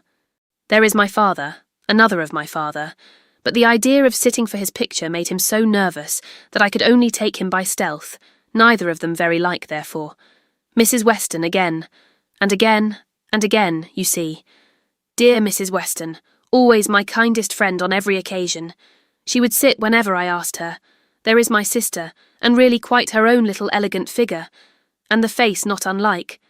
I should have made a good likeness of her, if she would have sat longer, but she was in such a hurry to have me draw her 4 children that she would not be quiet. Then here come all my attempts at 3 of those 4 children. There they are, Henry and John and Bella, from one end of the sheet to the other, and any one of them might do for any one of the rest. She was so eager to have them drawn that I could not refuse, but there is no making children of 3 or 4 years old stand still, you know, nor can it be very easy to take any likeness of them, beyond the air and complexion, unless they are coarser featured than any of Mamma's children ever were. Here is my sketch of the 4th, who was a baby. I took him as he was sleeping on the sofa, and it is as strong a likeness of his cockade as you would wish to see. He had nestled down his head most conveniently. That's very like. I am rather proud of little George. The corner of the sofa is very good. Then here is my last. Unclosing a pretty sketch of a gentleman in small size, whole length. My last and my best. My brother, Mr. John Knightley. This did not want much of being finished, when I put it away in a pet, and vowed I would never take another likeness. I could not help being provoked, for after all my pains, and when I had really made a very good likeness of it, Mrs. Weston and I were quite agreed in thinking it very like, only too handsome, too flattering, but that was a fault on the right side. After all this came poor dear Isabella's cold approbation of, yes, it was a little like, but to be sure it did not do him justice. We had had a great deal of trouble in persuading him to sit at all. It was made a great favour of, and altogether it was more than I could bear, and so I never would finish it to have it apologised over as an unfavourable likeness to every morning visitor in Brunswick Square. And as I said, I did then forswear ever drawing anybody again. But for Harriet's sake, or rather for my own, and as there are no husbands and wives in the case at present, I will break my resolution now. Mr. Elton seemed very properly struck and delighted by the idea, and was repeating, "No husbands and wives in the case at present indeed, as you observe. Exactly so. No husbands and wives," with so interesting a consciousness, that Emma began to consider whether she had not better leave them together at once. But as she wanted to be drawing, the declaration must wait a little longer. She had soon fixed on the size and sort of portrait. It was to be a whole length in watercolours, like Mr. John Knightley's, and was destined, if she could please herself, to hold a very honourable station over the mantelpiece. The sitting began, and Harriet, smiling and blushing, and afraid of not keeping her attitude and countenance, presented a very sweet mixture of youthful expression to the steady eyes of the artist. But there was no doing anything, with Mr. Elton fidgeting behind her and watching every touch. She gave him credit for stationing himself where he might gaze and gaze again without offence, but was really obliged to put an end to it, and request him to place himself elsewhere. It then occurred to her to employ him in reading. If he would be so good as to read to them, it would be a kindness indeed. It would amuse away the difficulties of her part, and lessen the irksomeness of Miss Smith's. Mr. Elton was only too happy. Harriet listened, and Emma drew in peace. She must allow him to be still frequently coming to look. Anything less would certainly have been too little in a lover. And he was ready at the smallest intermission of the pencil to jump up and see the progress, and be charmed. There was no being displeased with such an encourager, for his admiration made him discern a likeness almost before it was possible. She could not respect his eye, but his love and his complacence were unexceptionable. The sitting was altogether very satisfactory. She was quite enough pleased with the first day's sketch to wish to go on. There was no want of likeness. She had been fortunate in the attitude, and as she meant to throw in a little improvement to the figure, to give a little more height and considerably more elegance, she had great confidence of its being in every way a pretty drawing at last, and of its filling its destined place with credit to them both, a standing memorial of the beauty of one, the skill of the other, and the friendship of both, with as many other agreeable associations as Mr. Elton's very promising attachment was likely to add. Harriet was to sit again the next day, and Mr. Elton, just as he ought, entreated for the permission of attending and reading to them again. "By all means, we shall be most happy to consider you as one of the party." The same civilities and courtesies, the same success and satisfaction, took place on the morrow, and accompanied the whole progress of the picture, which was rapid and happy. Everybody who saw it was pleased, but Mr. Elton was in continual raptures, and defended it through every criticism. "Miss Woodhouse has given her friend the only beauty she wanted," observed Mrs. Weston to him, not in the least suspecting that she was addressing a lover. "The expression of the eye is most correct, but Miss Smith has not those eyebrows and eyelashes. It is the fault of her face that she has them not." "Do you think so?" replied he. "I cannot agree with you. It appears to me a most perfect resemblance in every feature. I never saw such a likeness in my life. We must allow for the effect of shade, you know." "You have made her too tall, Emma," said Mr. Knightley. Emma knew that she had, but would not own it, and Mr. Elton warmly added, "Oh no, certainly not too tall, not in the least too tall. Consider, she is sitting down, which naturally presents a different, which in short gives exactly the idea, and the proportions must be preserved, you know. Proportions, foreshortening. Oh no, it gives one exactly the idea of such a height as Miss Smith's, exactly so indeed." "It is very pretty," said Mr. Woodhouse. "So prettily done, just as your drawings always are, my dear. I do not know anybody who draws so well as you do. The only thing I do not thoroughly like is that she seems to be sitting out of doors, with only a little shawl over her shoulders, and it makes one think she must catch cold." "But, my dear papa, it is supposed to be summer, a warm day in summer. Look at the tree." "But it is never safe to sit out of doors, my dear." "You, sir, may say anything," cried Mr. Elton, "but I must confess that I regard it as a most happy thought, the placing of Miss Smith out of doors. And the tree is touched with such inimitable spirit. Any other situation would have been much less in character. The naivete of Miss Smith's manners, and altogether, oh, it is most admirable. I cannot keep my eyes from it. I never saw such a likeness." The next thing wanted was to get the picture framed, and here were a few difficulties. It must be done directly. It must be done in London. The order must go through the hands of some intelligent person whose taste could be depended on, and Isabella, the usual doer of all commissions, must not be applied to, because it was December, and Mr. Woodhouse could not bear the idea of her stirring out of her house in the fogs of December. But no sooner was the distress known to Mr. Elton than it was removed. His gallantry was always on the alert. Might he be trusted with the commission? What infinite pleasure should he have in executing it? He could ride to London at any time. It was impossible to say how much he should be gratified by being employed on such an errand. He was too good. She could not endure the thought. She would not give him such a troublesome office for the world. Brought on the desired repetition of entreaties and assurances, and a very few minutes settled the business. Mr. Elton was to take the drawing to London, choose the frame and give the directions, and Emma thought she could so pack it as to ensure its safety without much incommoding him, while he seemed mostly fearful of not being incommoded enough. "What a precious deposit," said he with a tender sigh as he received it. "This man is almost too gallant to be in love," thought Emma. "I should say so, but that I suppose there may be 100 different ways of being in love. He is an excellent young man, and will suit Harriet exactly. It will be an exactly so, as he says himself. But he does sigh and languish, and study for compliments rather more than I could endure as a principal. I come in for a pretty good share as a second, but it is his gratitude on Harriet's account." Chapter 7. The very day of Mr. Elton's going to London produced a fresh occasion for Emma's services towards her friend. Harriet had been at Hartfield as usual soon after breakfast, and after a time had gone home to return again to dinner. She returned, and sooner than had been talked of, and with an agitated, hurried look, announcing something extraordinary to have happened which she was longing to tell. Half a minute brought it all out.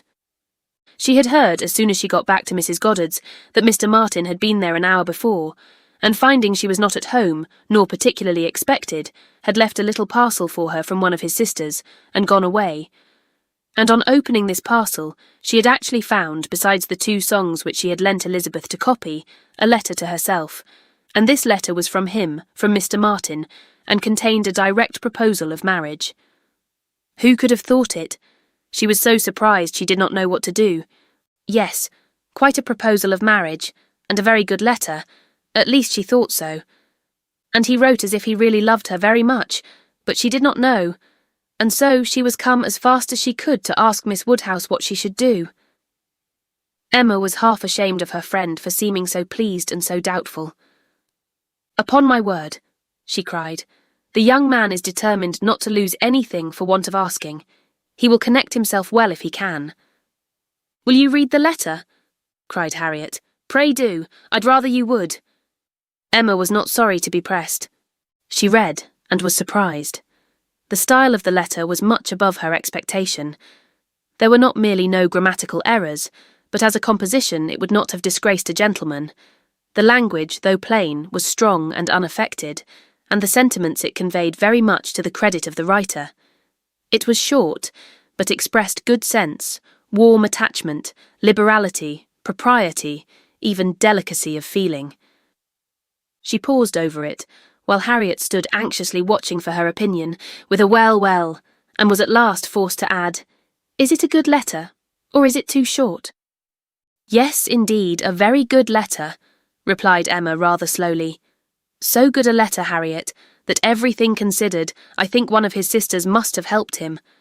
I can hardly imagine the young man whom I saw talking with you the other day could express himself so well if left quite to his own powers, and yet it is not the style of a woman.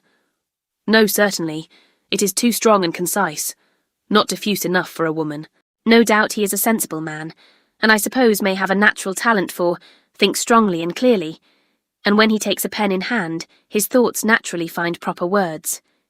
It is so with some men. Yes, I understand the sort of mind.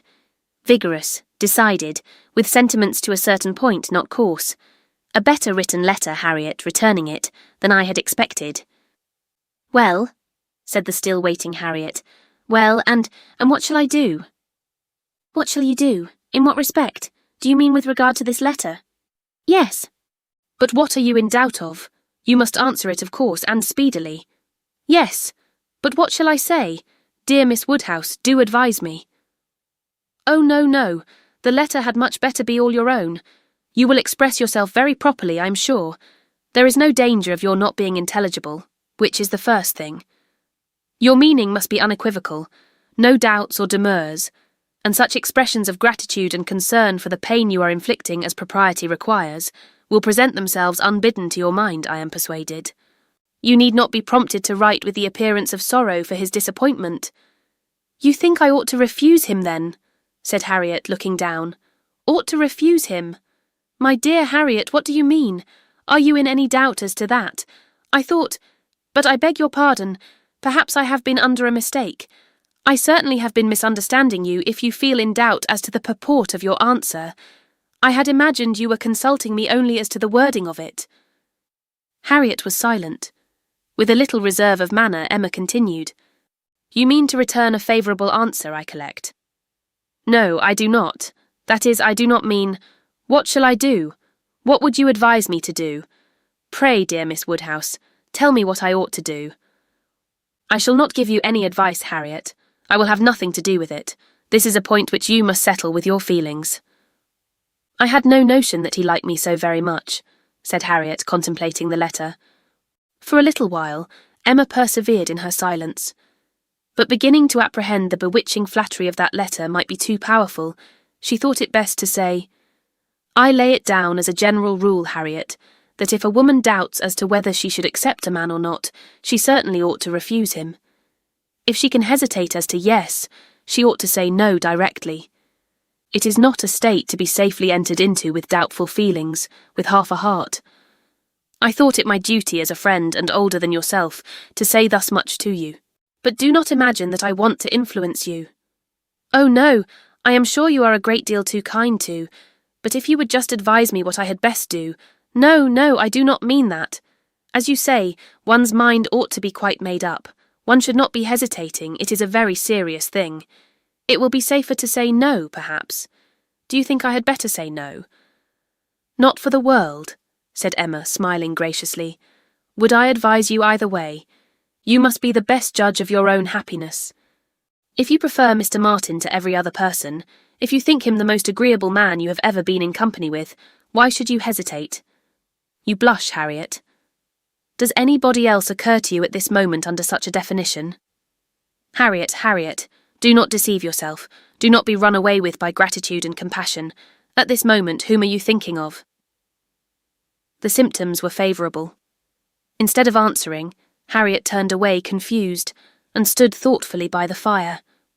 And though the letter was still in her hand, it was now mechanically twisted about without regard. Emma waited the result with impatience, but not without strong hopes. At last, with some hesitation, Harriet said, "Miss Woodhouse, as you will not give me your opinion, I must do as well as I can by myself, and I have now quite determined, and really almost made up my mind, to refuse Mr. Martin. Do you think I am right?" Perfectly right, my dearest Harriet. You are doing just what you ought. While you were at all in suspense, I kept my feelings to myself, but now that you are so completely decided, I have no hesitation in approving. Dear Harriet, I give myself joy of this. It would have grieved me to lose your acquaintance, which must have been the consequence of your marrying Mr. Martin. While you were in the smallest degree wavering, I said nothing about it, because I would not influence. But it would have been the loss of a friend to me. I could not have visited Mrs. Robert Martin of Abbey Mill Farm. Now I am secure of you for ever. Harriet had not surmised her own danger, but the idea of it struck her forcibly. "You could not have visited me," she cried, looking aghast. "No, to be sure you could not, but I never thought of that before. That would have been too dreadful. What an escape! Dear Miss Woodhouse, I would not give up the pleasure and honour of being intimate with you for anything in the world. Indeed, Harriet, it would have been a severe pang to lose you, but it must have been. You would have thrown yourself out of all good society. I must have given you up. Dear me, how should I ever have borne it? It would have killed me never to come to Hartfield any more. Dear, affectionate creature, you banished to Abbey Mill Farm, you confined to the society of the illiterate and vulgar all your life. I wonder how the young man could have the assurance to ask it. He must have a pretty good opinion of himself." "I do not think he is conceited either, in general," said Harriet, her conscience opposing such censure. "At least he is very good-natured, and I shall always feel much obliged to him and have a great regard for— but that is quite a different thing from— and you know, though he may like me, it does not follow that I should, and certainly I must confess that since my visiting here I have seen people, and if one comes to compare them, person and manners, there is no comparison at all. One is so very handsome and agreeable. However, I do really think Mr. Martin a very amiable young man, and have a great opinion of him, and his being so much attached to me, and his writing such a letter. But as to leaving you, it is what I would not do upon any consideration. Thank you, my own sweet little friend. We will not be parted. A woman is not to marry a man merely because she is asked, or because he is attached to her, and can write a tolerable letter. Oh, no. And it is but a short letter, too." Emma felt the bad taste of her friend, but let it pass with a very true, and it would be a small consolation to her, for the clownish manner which might be offending her every hour of the day, to know that her husband could write a good letter. "Oh, yes, very. Nobody cares for a letter. The thing is, to be always happy with pleasant companions. I am quite determined to refuse him. But how shall I do? What shall I say?" Emma assured her there would be no difficulty in the answer, and advised its being written directly, which was agreed to in the hope of her assistance. And though Emma continued to protest against any assistance being wanted, it was in fact given in the formation of every sentence. The looking over his letter again, in replying to it, had such a softening tendency that it was particularly necessary to brace her up with a few decisive expressions, and she was so very much concerned at the idea of making him unhappy, and thought so much of what his mother and sisters would think and say, and was so anxious that they should not fancy her ungrateful, that Emma believed if the young man had come in her way at that moment, he would have been accepted after all. This letter, however, was written, and sealed, and sent. The business was finished, and Harriet safe. She was rather low all the evening, but Emma could allow for her amiable regrets, and sometimes relieved them by speaking of her own affection, sometimes by bringing forward the idea of Mr. Elton. "I shall never be invited to Abbey Mill again," was said in rather a sorrowful tone. "Nor, if you were, could I ever bear to part with you, my Harriet. You are a great deal too necessary at Hartfield to be spared to Abbey Mill. And I am sure I should never want to go there, for I am never happy but at Hartfield. Some time afterwards it was, I think Mrs. Goddard would be very much surprised if she knew what had happened. I am sure Miss Nash would, for Miss Nash thinks her own sister very well married, and it is only a linen draper. One should be sorry to see greater pride or refinement in the teacher of a school, Harriet. I dare say Miss Nash would envy you such an opportunity as this of being married. Even this conquest would appear valuable in her eyes. As to anything superior for you, I suppose she is quite in the dark. The attentions of a certain person can hardly be among the tittle-tattle of Highbury yet. Hitherto I fancy you and I are the only people to whom his looks and manners have explained themselves." Harriet blushed and smiled, and said something about wondering that people should like her so much.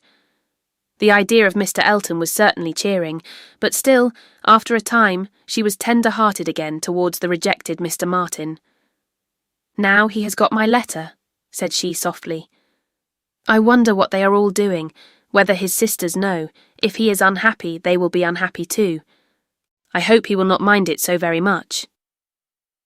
Let us think of those among our absent friends who are more cheerfully employed," cried Emma. "At this moment, perhaps, Mr. Elton is showing your picture to his mother and sisters, telling how much more beautiful is the original, and after being asked for it 5 or 6 times, allowing them to hear your name, your own dear name.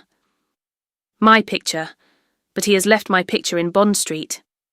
"Has he so? Then I know nothing of Mr. Elton. No, my dear little modest Harriet, depend upon it the picture will not be in Bond Street till just before he mounts his horse tomorrow. It is his companion all this evening, his solace, his delight. It opens his designs to his family, it introduces you among them, it diffuses through the party those pleasantest feelings of our nature, eager curiosity and warm prepossession. How cheerful, how animated, how suspicious, how busy their imaginations all are." Harriet smiled again, and her smiles grew stronger. Chapter 8. Harriet slept at Hartfield that night. For some weeks past she had been spending more than half her time there, and gradually getting to have a bedroom appropriated to herself, and Emma judged it best in every respect, safest and kindest, to keep her with them as much as possible just at present. She was obliged to go the next morning for an hour or two to Mrs. Goddard's, but it was then to be settled that she should return to Hartfield, to make a regular visit of some days. While she was gone, Mr. Knightley called, and sat some time with Mr. Woodhouse and Emma, till Mr. Woodhouse, who had previously made up his mind to walk out, was persuaded by his daughter not to defer it, and was induced by the entreaties of both, though against the scruples of his own civility, to leave Mr. Knightley for that purpose. Mr. Knightley, who had nothing of ceremony about him, was offering, by his short, decided answers, an amusing contrast to the protracted apologies and civil hesitations of the other. "Well, I believe, if you will excuse me, Mr. Knightley, if you will not consider me as doing a very rude thing, I shall take Emma's advice and go out for a quarter of an hour. As the sun is out, I believe I had better take my 3 turns while I can. I treat you without ceremony, Mr. Knightley. We invalids think we are privileged people. My dear sir, do not make a stranger of me. I leave an excellent substitute in my daughter. Emma will be happy to entertain you, and therefore I think I will beg your excuse and take my 3 turns, my winter walk." "You cannot do better, sir. I would ask for the pleasure of your company, Mr. Knightley, but I am a very slow walker, and my pace would be tedious to you. And besides, you have another long walk before you, to Donwell Abbey." "Thank you, sir, thank you. I am going this moment myself, and I think the sooner you go, the better.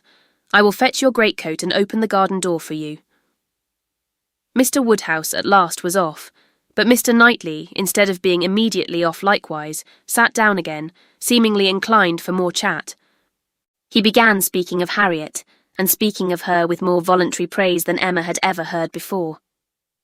"I cannot rate her beauty as you do," said he, "but she is a pretty little creature, and I am inclined to think very well of her disposition. Her character depends upon those she is with, but in good hands she will turn out a valuable woman. I am glad you think so, and the good hands, I hope, may not be wanting. Come," said he, "you are anxious for a compliment, so I will tell you that you have improved her. You have cured her of her schoolgirl's giggle. She really does you credit." "Thank you. I should be mortified indeed if I did not believe I had been of some use, but it is not everybody who will bestow praise where they may. You do not often overpower me with it." "You are expecting her again, you say, this morning?" "Almost every moment. She has been gone longer already than she intended." "Something has happened to delay her. Some visitors, perhaps." "Highbury gossips, tiresome wretches." "Harriet may not consider everybody tiresome that you would." Emma knew this was too true for contradiction, and therefore said nothing.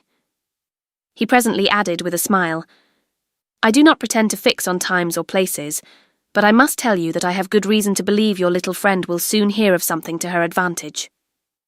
"Indeed? How so? Of what sort?" "A very serious sort, I assure you." Still smiling.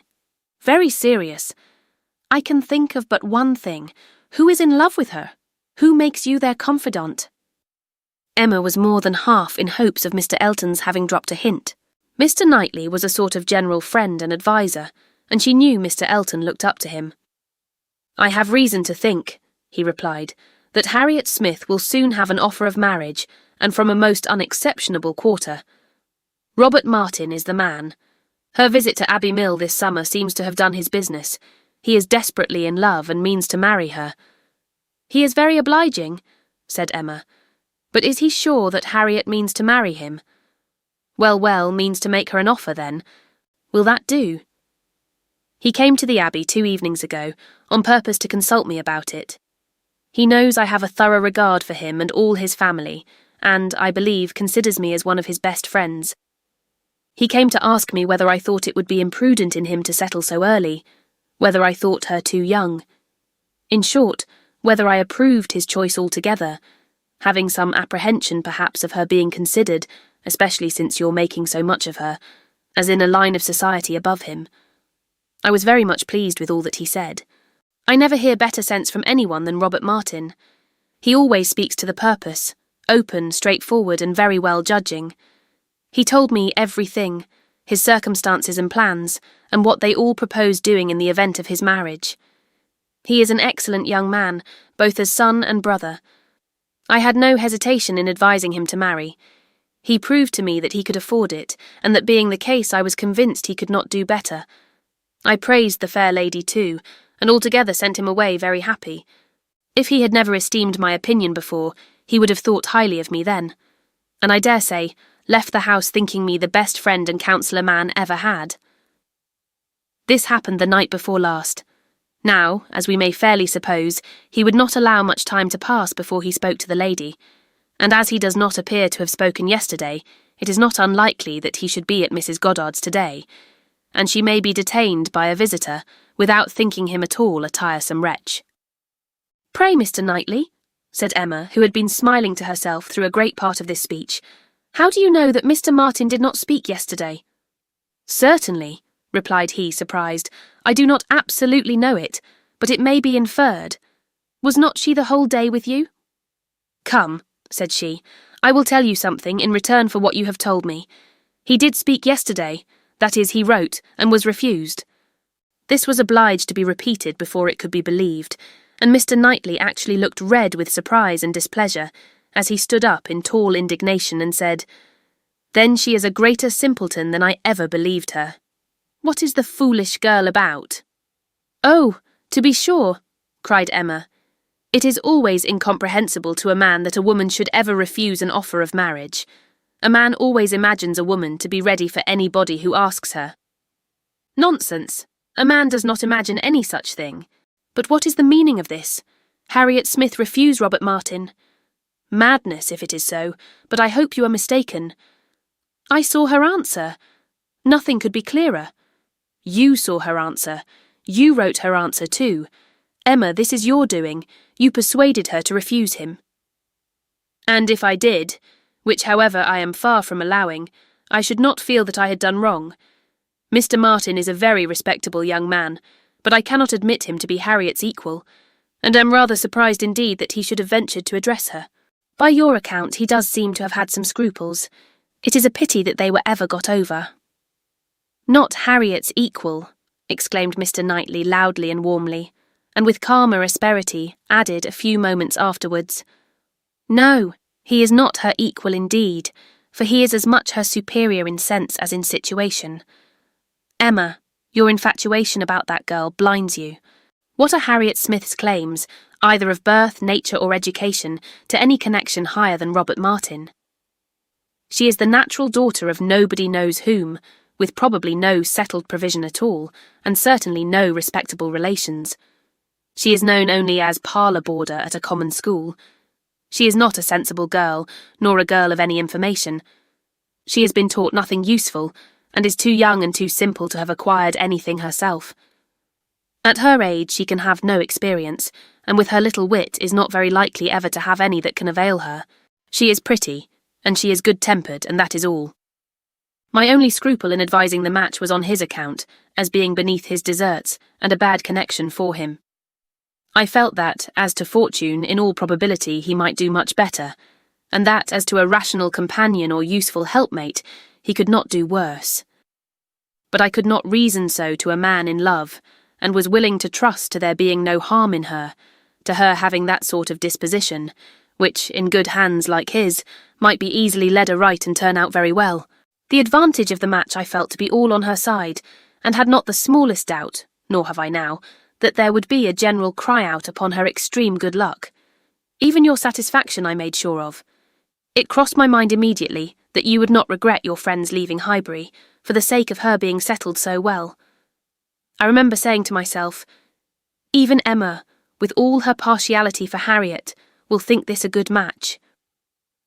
I cannot help wondering at your knowing so little of Emma as to say any such thing. What?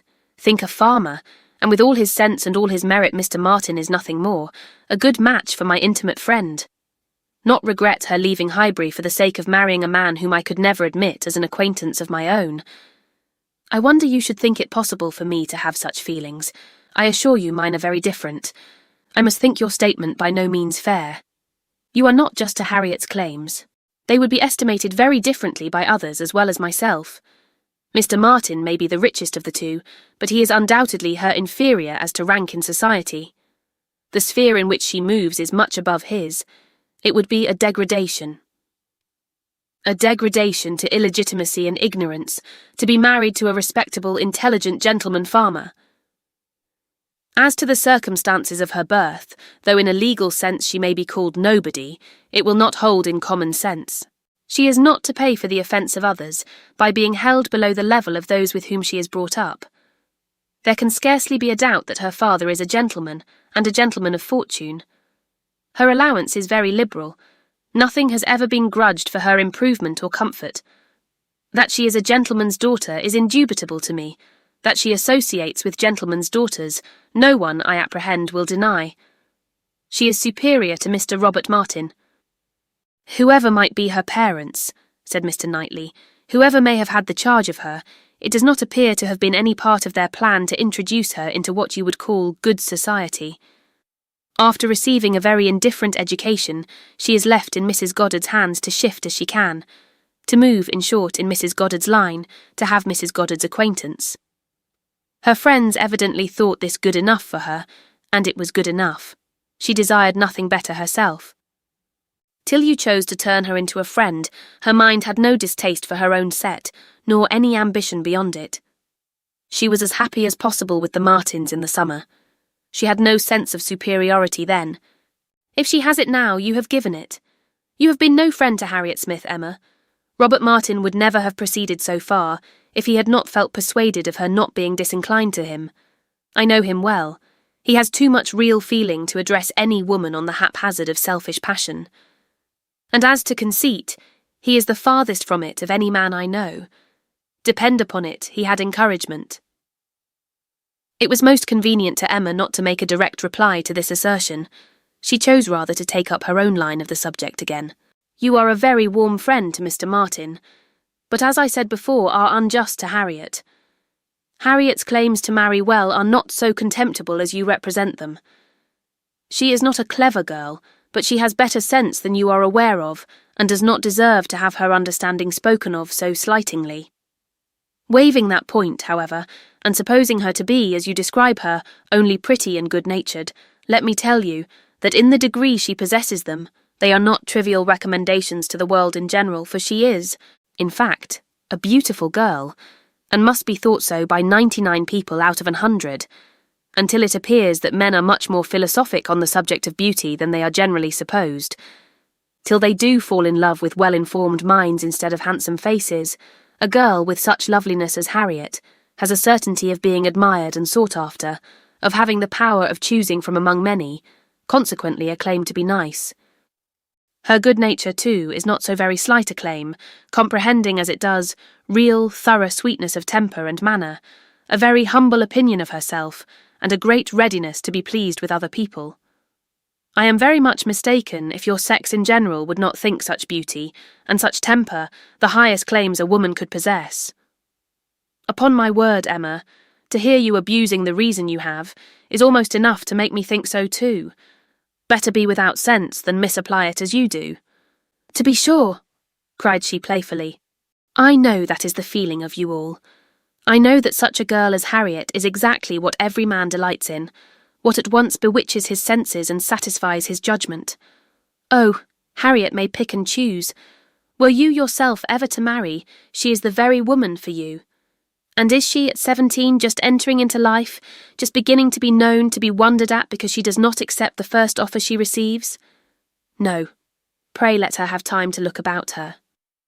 I have always thought it a very foolish intimacy, said Mr. Knightley presently, though I have kept my thoughts to myself, but I now perceive that it will be a very unfortunate one for Harriet. You will puff her up with such ideas of her own beauty, and of what she has a claim to, that in a little while nobody within her reach will be good enough for her. Vanity working on a weak head produces every sort of mischief. Nothing so easy as for a young lady to raise her expectations too high. Miss Harriet Smith may not find offers of marriage flow in so fast, though she is a very pretty girl. Men of sense, whatever you may choose to say, do not want silly wives.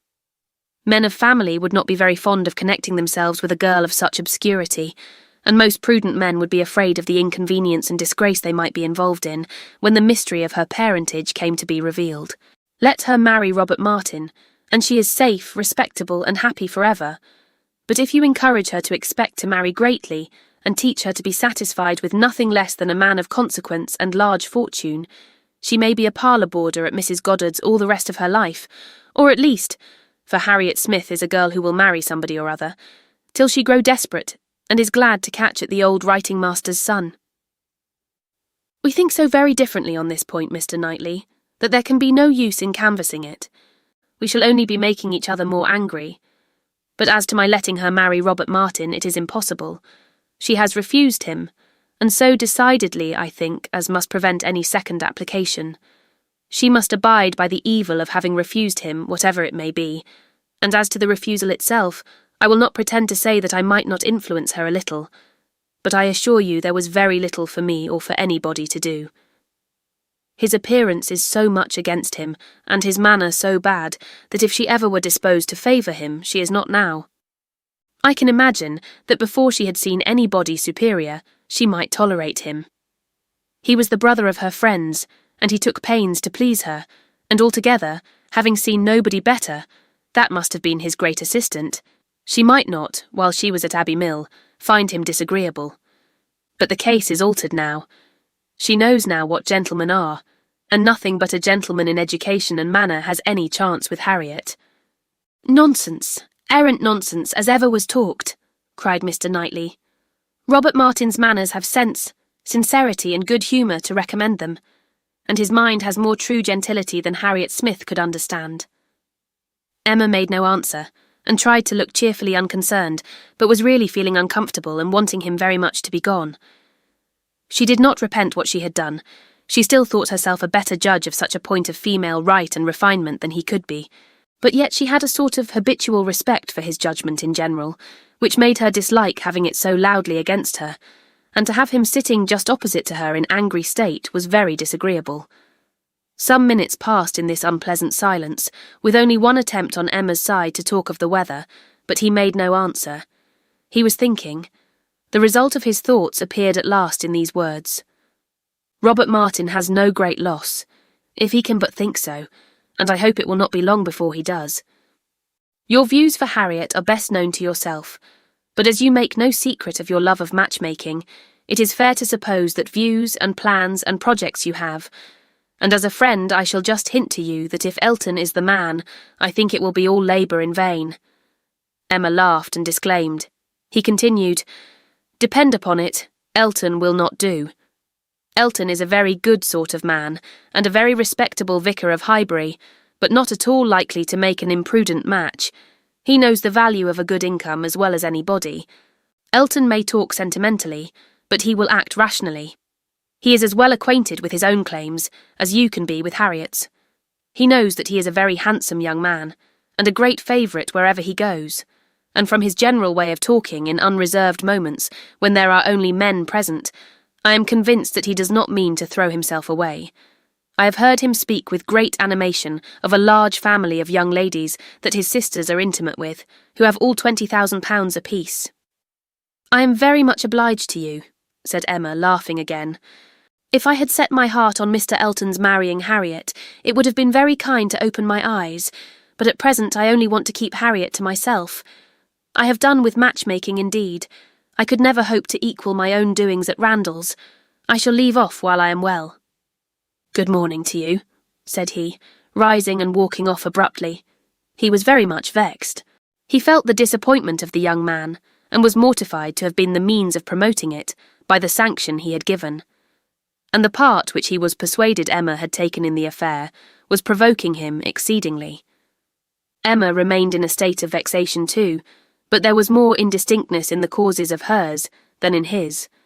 She did not always feel so absolutely satisfied with herself, so entirely convinced that her opinions were right and her adversaries wrong as Mr. Knightley. He walked off in more complete self-approbation than he left for her. She was not so materially cast down, however, but that a little time and the return of Harriet were very adequate restoratives. Harriet's staying away so long was beginning to make her uneasy. The possibility of the young man's coming to Mrs. Goddard's that morning and meeting with Harriet and pleading his own cause gave alarming ideas. The dread of such a failure after all became the prominent uneasiness. And when Harriet appeared, and in very good spirits, and without having any such reason to give for her long absence, she felt a satisfaction which settled her with her own mind, and convinced her that let Mr. Knightley think or say what he would, she had done nothing which woman's friendship and woman's feelings would not justify. He had frightened her a little about Mr. Elton, but when she considered that Mr. Knightley could not have observed him as she had done, neither with the interest, nor, she must be allowed to tell herself, in spite of Mr. Knightley's pretensions, with the skill of such an observer on such a question as herself, that he had spoken it hastily and in anger, she was able to believe that he had rather said what he wished resentfully to be true than what he knew anything about. He certainly might have heard Mr. Elton speak with more unreserve than she had ever done, and Mr. Elton might not be of an imprudent, inconsiderate disposition as to money matters. He might naturally be rather attentive than otherwise to them. But then, Mr. Knightley did not make due allowance for the influence of a strong passion at war with all interested motives. Mr. Knightley saw no such passion, and of course thought nothing of its effects, but she saw too much of it to feel a doubt of its overcoming any hesitations that a reasonable prudence might originally suggest, and more than a reasonable, becoming degree of prudence she was very sure did not belong to Mr. Elton. Harriet's cheerful look and manner established hers. She came back, not to think of Mr. Martin, but to talk of Mr. Elton. Miss Nash had been telling her something, which she repeated immediately with great delight. Mr. Perry had been to Mrs. Goddard's to attend a sick child, and Miss Nash had seen him, and he had told Miss Nash that as he was coming back yesterday from Clayton Park, he had met Mr. Elton, and found to his great surprise that Mr. Elton was actually on his road to London, and not meaning to return till the morrow, though it was the whist club night, which he had been never known to miss before. And Mr. Perry had remonstrated with him about it, and told him how shabby it was in him, their best player, to absent himself, and tried very much to persuade him to put off his journey only one day. But it would not do. Mr. Elton had been determined to go on, and had said in a very particular way indeed that he was going on business which he would not put off for any inducement in the world, and something about a very enviable commission, and being the bearer of something exceedingly precious.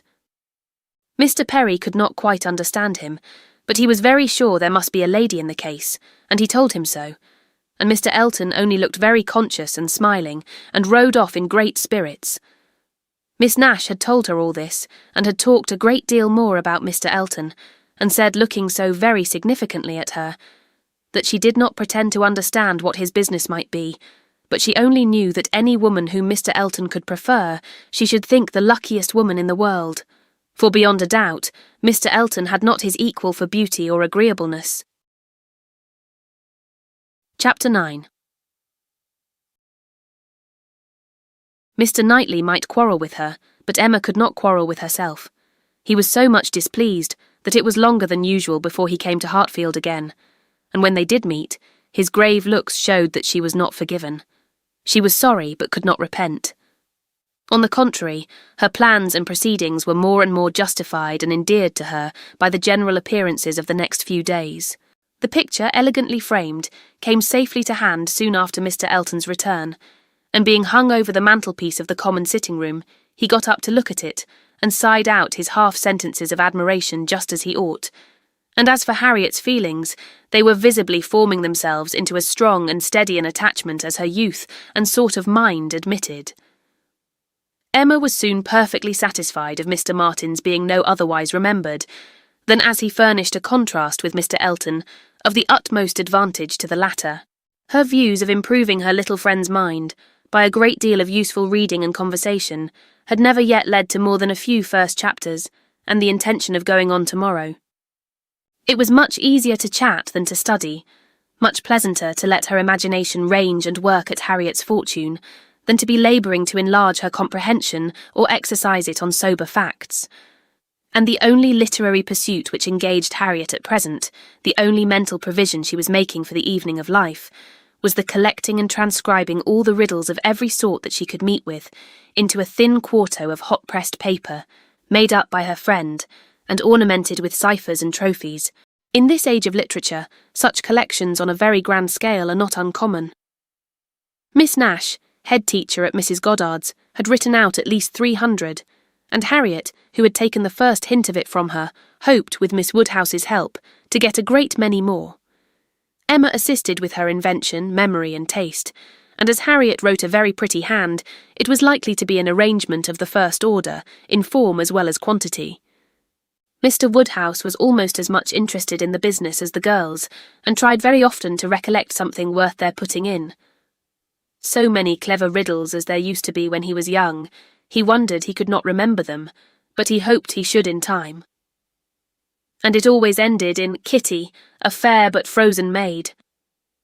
His good friend Perry, too, whom he had spoken to on the subject, did not at present recollect anything of the riddle kind. But he had desired Perry to be upon the watch, and as he went about so much, something he thought might come from that quarter.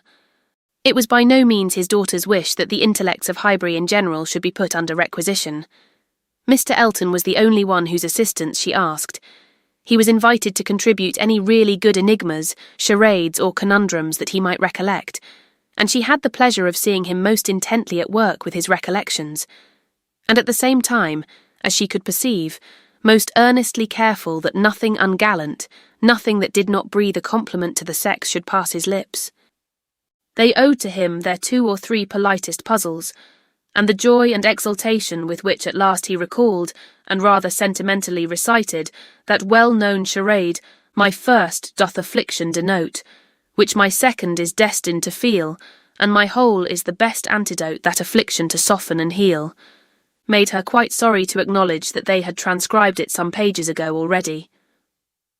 "Why will not you write one yourself for us, Mr. Elton?" said she. "That is the only security for its freshness, and nothing could be easier to you." Oh no, he had never written, hardly ever, anything of the kind in his life. The stupidest fellow. He was afraid not even Miss Woodhouse, he stopped a moment, or Miss Smith could inspire him. The very next day, however, produced some proof of inspiration. He called for a few moments, just to leave a piece of paper on the table containing, as he said, a charade which a friend of his had addressed to a young lady, the object of his admiration, but which, from his manner, Emma was immediately convinced must be his own. "I do not offer it for Miss Smith's collection," said he. "Being my friends, I have no right to expose it in any degree to the public eye, but perhaps you may not dislike looking at it." The speech was more to Emma than to Harriet, which Emma could understand. There was deep consciousness about him, and he found it easier to meet her eye than her friend's. He was gone the next moment. After another moment's pause, "Take it," said Emma, smiling, and pushing the paper towards Harriet. "It is for you. Take your own." But Harriet was in a tremor and could not touch it, and Emma, never loth to be first, was obliged to examine it herself. To Miss Charade. "My first displays the wealth and pomp of kings, lords of the earth, their luxury and ease. Another view of man, my second brings, behold him there, the monarch of the seas. But united, what reverse we have! Man's boasted power and freedom, all are flown. Lord of the earth and sea, he bends a slave, and woman, lovely woman, reigns alone. Thy ready wit the word will soon supply, may its approval beam in that soft eye." She cast her eye over it, pondered, caught the meaning, read it through again to be quite certain, and quite mistress of the lines, and then passing it to Harriet, sat happily smiling, and saying to herself, while Harriet was puzzling over the paper in all the confusion of hope and dullness, "Very well, Mr. Elton, very well indeed. I have read worse charades. Courtship, a very good hint. I give you credit for it. This is feeling your way. This is saying very plainly, 'Pray, Miss Smith, give me leave to pay my addresses to you. Approve my charade and my intentions in the same glance.' May its approval beam in that soft eye. Harriet, exactly. Soft is the very word for her eye, of all epithets the justest that could be given. Thy ready wit the word will soon supply. Humph, Harriet's ready wit, all the better. A man must be very much in love indeed to describe her so. Ah, Mr. Knightley, I wish you had the benefit of this. I think this would convince you. For once in your life, you would be obliged to own yourself mistaken. An excellent charade indeed, and very much to the purpose. Things must come to a crisis soon now." She was obliged to break off from these very pleasant observations, which were otherwise of a sort to run into great length, by the eagerness of Harriet's wondering questions. "What can it be, Miss Woodhouse? What can it be? I have not an idea. I cannot guess it in the least. What can it possibly be? Do try to find it out, Miss Woodhouse. Do help me. I never saw anything so hard. Is it kingdom? I wonder who the friend was, and who could be the young lady. Do you think it is a good one? Can it be woman? And woman, lovely woman, reigns alone. Can it be Neptune? Behold him there, the monarch of the seas, or a trident, or a mermaid, or a shark. Oh no, shark is only one syllable. It must be very clever, or he would not have brought it. Oh, Miss Woodhouse, do you think we shall ever find it out? Mermaids and sharks, nonsense! My dear Harriet, what are you thinking of? Where would be the use of his bringing us a charade made by a friend upon a mermaid or a shark? Give me the paper and listen. For read Miss Smith. My first displays the wealth and pomp of kings, lords of the earth, their luxury and ease. That is court. Another view of man my second brings. Behold him there, the monarch of the seas. That is ship, plain as it can be. Now for the cream. But united, courtship, you know. What reverse we have. Man's boasted power and freedom, all are flown. Lord of the earth and sea, he bends a slave, and woman, lovely woman, reigns alone. A very proper compliment.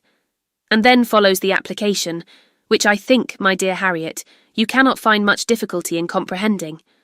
Read it in comfort to yourself. There can be no doubt of its being written for you and to you. Harriet could not long resist so delightful a persuasion.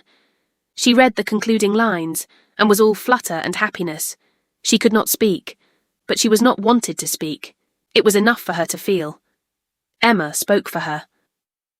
There is so pointed and so particular a meaning in this compliment, said she, that I cannot have a doubt as to Mr. Elton's intentions. You are his object, and you will soon receive the completest proof of it. I thought it must be so. I thought I could not be so deceived, but now it is clear. The state of his mind is as clear and decided as my wishes on the subject have been ever since I knew you. Yes, Harriet, just so long have I been wanting the very circumstance to happen that has happened. I could never tell whether an attachment between you and Mr. Elton were most desirable or most natural. Its probability and its eligibility have really so equalled each other. I am very happy.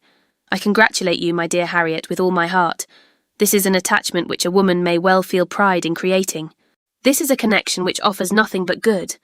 It will give you everything that you want: consideration, independence, a proper home. It will fix you in the centre of all your real friends, close to Hartfield and to me, and confirm our intimacy forever.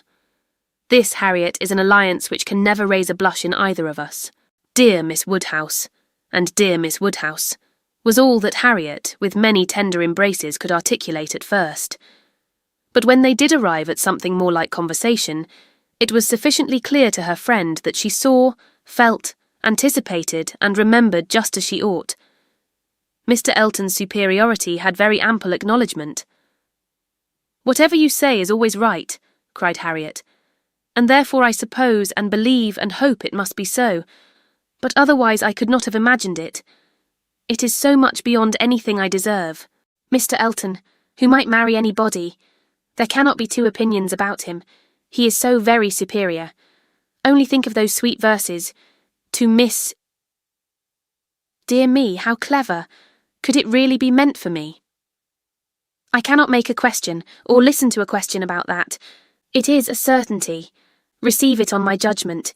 It is a sort of prologue to the play, a motto to the chapter, and will be soon followed by matter-of-fact prose. It is a sort of thing which nobody could have expected. I am sure a month ago I had no more idea myself. The strangest things do take place. When Miss Smiths and Mr. Eltons get acquainted, they do indeed, and really it is strange. It is out of the common course that what is so evidently, so palpably desirable, what courts the pre-arrangement of other people, should so immediately shape itself into the proper form. You and Mr. Elton are by situation called together. You belong to one another by every circumstance of your respective homes.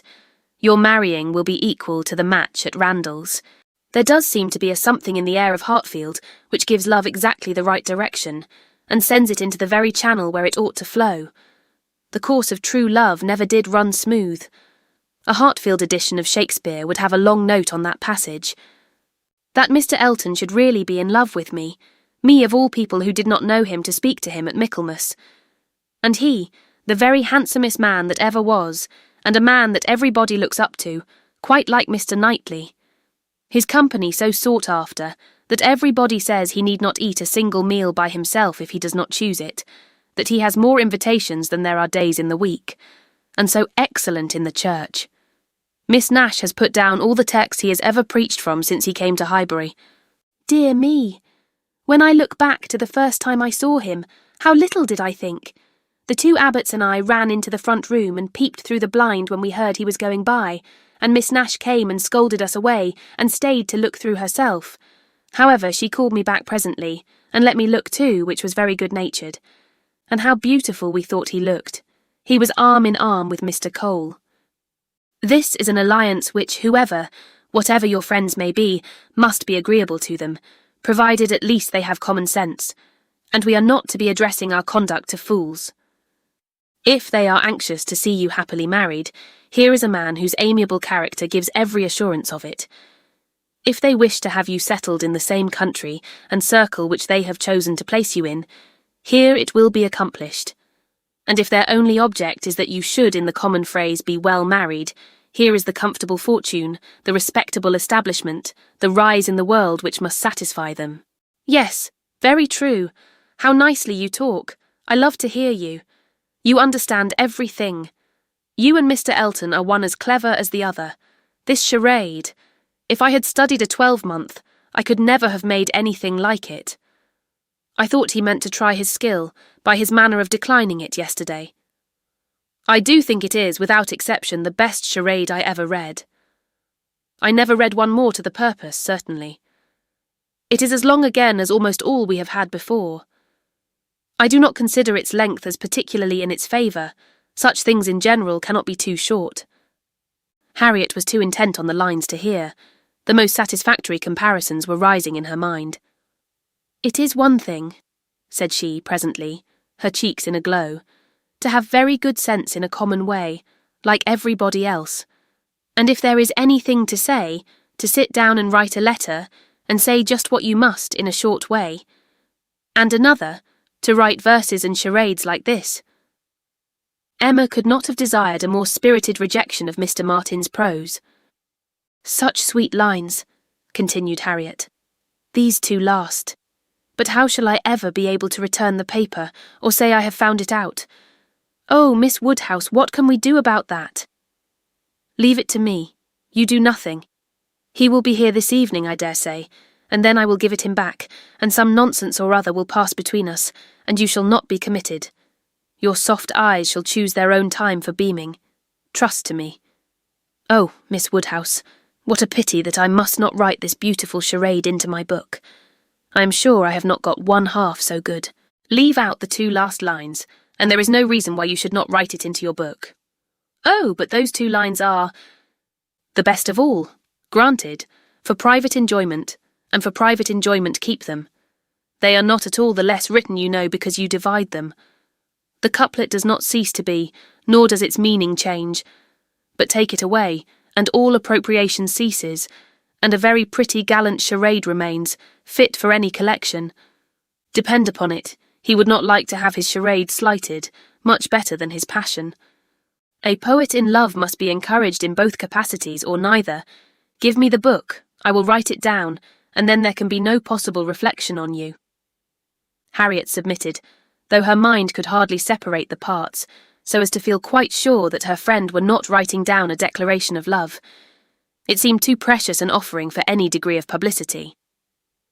"I shall never let that book go out of my own hands," said she. "Very well," replied Emma, a most natural feeling, "and the longer it lasts, the better I shall be pleased. But here is my father coming. You will not object to my reading the charade to him. It will be giving him so much pleasure.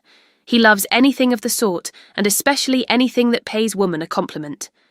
He has the tenderest spirit of gallantry towards us all. You must let me read it to him." Harriet looked grave.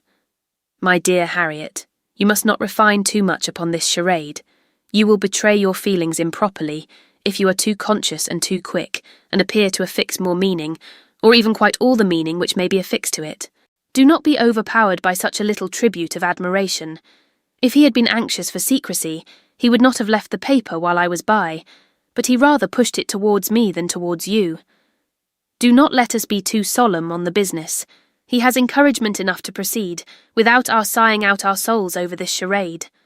Oh no, I hope I shall not be ridiculous about it. Do as you please." Mr. Woodhouse came in, and very soon led to the subject again, by the recurrence of his very frequent inquiry of, "Well, my dears, how does your book go on? Have you got anything fresh?" "Yes, Papa, we have something to read you, something quite fresh. A piece of paper was found on the table this morning, dropped, we suppose, by a fairy, containing a very pretty charade, and we have just copied it in." She read it to him, just as he liked to have anything read, slowly and distinctly, and 2 or 3 times over, with explanations of every part as she proceeded, and he was very much pleased, and, as she had foreseen, especially struck with the complimentary conclusion. "Aye, that's very just. Indeed, that's very properly said. Very true. Woman, lovely woman. It is such a pretty charade, my dear, that I can easily guess what fairy brought it. Nobody could have written so prettily, but you, Emma. Emma only nodded and smiled. After a little thinking and a very tender sigh, he added, "Ah, it is no difficulty to see who you take after. Your dear mother was so clever at all those things. If I had but her memory. But I can remember nothing, not even that particular riddle which you have heard me mention. I can only recollect the first stanza, and there are several. Kitty, a fair but frozen maid, kindled a flame I yet deplore. The hood-winked boy I called to aid, though of his near approach afraid, so fatal to my suit before. And that is all that I can recollect of it, but it is very clever all the way through. But I think, my dear, you said you had got it." "Yes, Papa, it is written out in our second page. We copied it from the elegant extracts. It was Garrick's, you know." "Aye, very true. I wish I could recollect more of it. Kitty, a fair but frozen maid. The name makes me think of poor Isabella, for she was very near being christened Catherine after her grandmamma. I hope we shall have her here next week. Have you thought, my dear, where you shall put her, and what room there will be for the children?" "Oh, yes. She will have her own room, of course, the room she always has. And there is the nursery for the children, just as usual, you know. Why should there be any change?" "I do not know, my dear, but it is so long since she was here. Not since last Easter, and then only for a few days. Mr. John Knightley's being a lawyer is very inconvenient. Poor Isabella. She is sadly taken away from us all. And how sorry she will be when she comes, not to see Miss Taylor here." "She will not be surprised, Papa, at least." "I do not know, my dear. I am sure I was very much surprised when I first heard she was going to be married. We must ask Mr. and Mrs. Weston to dine with us, while Isabella is here. Yes, my dear, if there is time, but," in a very depressed tone, "she is coming for only 1 week. There will not be time for anything. It is unfortunate that they cannot stay longer, but it seems a case of necessity. Mr. John Knightley must be in town again on the 28th, and we ought to be thankful, Papa, that we are to have the whole of the time they can give to the country, that 2 or 3 days are not to be taken out for the Abbey. Mr. Knightley promises to give up his claim this Christmas, though you know it is longer since they were with him than with us. It would be very hard indeed, my dear, if poor Isabella were to be anywhere but at Hartfield. Mr. Woodhouse could never allow for Mr. Knightley's claims on his brother, or anybody's claims on Isabella, except his own." He sat musing a little while and then said, "But I do not see why poor Isabella should be obliged to go back so soon, though he does. I think, Emma, I shall try and persuade her to stay longer with us. She and the children might stay very well." "Ah, Papa, that is what you never have been able to accomplish, and I do not think you ever will. Isabella cannot bear to stay behind her husband." This was too true for contradiction. Unwelcome as it was, Mr. Woodhouse could only give a submissive sigh, and as Emma saw his spirits affected by the idea of his daughter's attachment to her husband, she immediately led to such a branch of the subject as must raise them. "Harriet must give us as much of her company as she can, while my brother and sister are here. I am sure she will be pleased with the children. We are very proud of the children, are not we, Papa? I wonder which she will think the handsomest, Henry or John. Aye, I wonder which she will. Poor little dears, how glad they will be to come. They are very fond of being at Hartfield, Harriet." "I dare say they are, sir. I am sure I do not know who is not." "Henry is a fine boy, but John is very like his mamma. Henry is the eldest. He was named after me, not after his father. John, the second, is named after his father. Some people are surprised, I believe, that the eldest was not, but Isabella would have him called Henry, which I thought very pretty of her, and he is a very clever boy indeed. They are all remarkably clever, and they have so many pretty ways. They will come and stand by my chair and say, 'Grandpapa, can you give me a bit of string?' And once Henry asked me for a knife, but I told him knives were only made for grandpapas. I think their father is too rough with them very often." "He appears rough to you," said Emma, "because you are so very gentle yourself, but if you could compare him with other papas, you would not think him rough. He wishes his boys to be active and hardy, and if they misbehave, can give them a sharp word now and then. But he is an affectionate father. Certainly Mr. John Knightley is an affectionate father. The children are all fond of him. And then their uncle comes in and tosses them up to the ceiling in a very frightful way. But they like it, Papa. There is nothing they like so much. It is such enjoyment to them that if their uncle did not lay down the rule of their taking turns, whichever began would never give way to the other. Well, I cannot understand it. That is the case with us all, Papa. One half of the world cannot understand the pleasures of the other. Later in the morning, and just as the girls were going to separate in preparation for the regular 4 o'clock dinner, the hero of this inimitable charade walked in again. Harriet turned away, but Emma could receive him with the usual smile, and her quick eye soon discerned in his the consciousness of having made a push, of having thrown a die, and she imagined he was come to see how it might turn up. His ostensible reason, however, was to ask whether Mr. Woodhouse's party could be made up in the evening without him, or whether he should be in the smallest degree necessary at Hartfield. If he were, everything else must give way, but otherwise his friend Cole had been saying so much about his dining with him, had made such a point of it, that he had promised him conditionally to come. Emma thanked him, but could not allow of his disappointing his friend on their account. Her father was sure of his rubber. He re-urged, she re-declined, and he seemed then about to make his bow, when taking the paper from the table, she returned it. "Oh, here is the charade you were so obliging as to leave with us. Thank you for the sight of it. We admired it so much that I have ventured to write it into Miss Smith's collection. Your friend will not take it amiss, I hope. Of course I have not transcribed beyond the first 8 lines. Mr. Elton certainly did not very well know what to say.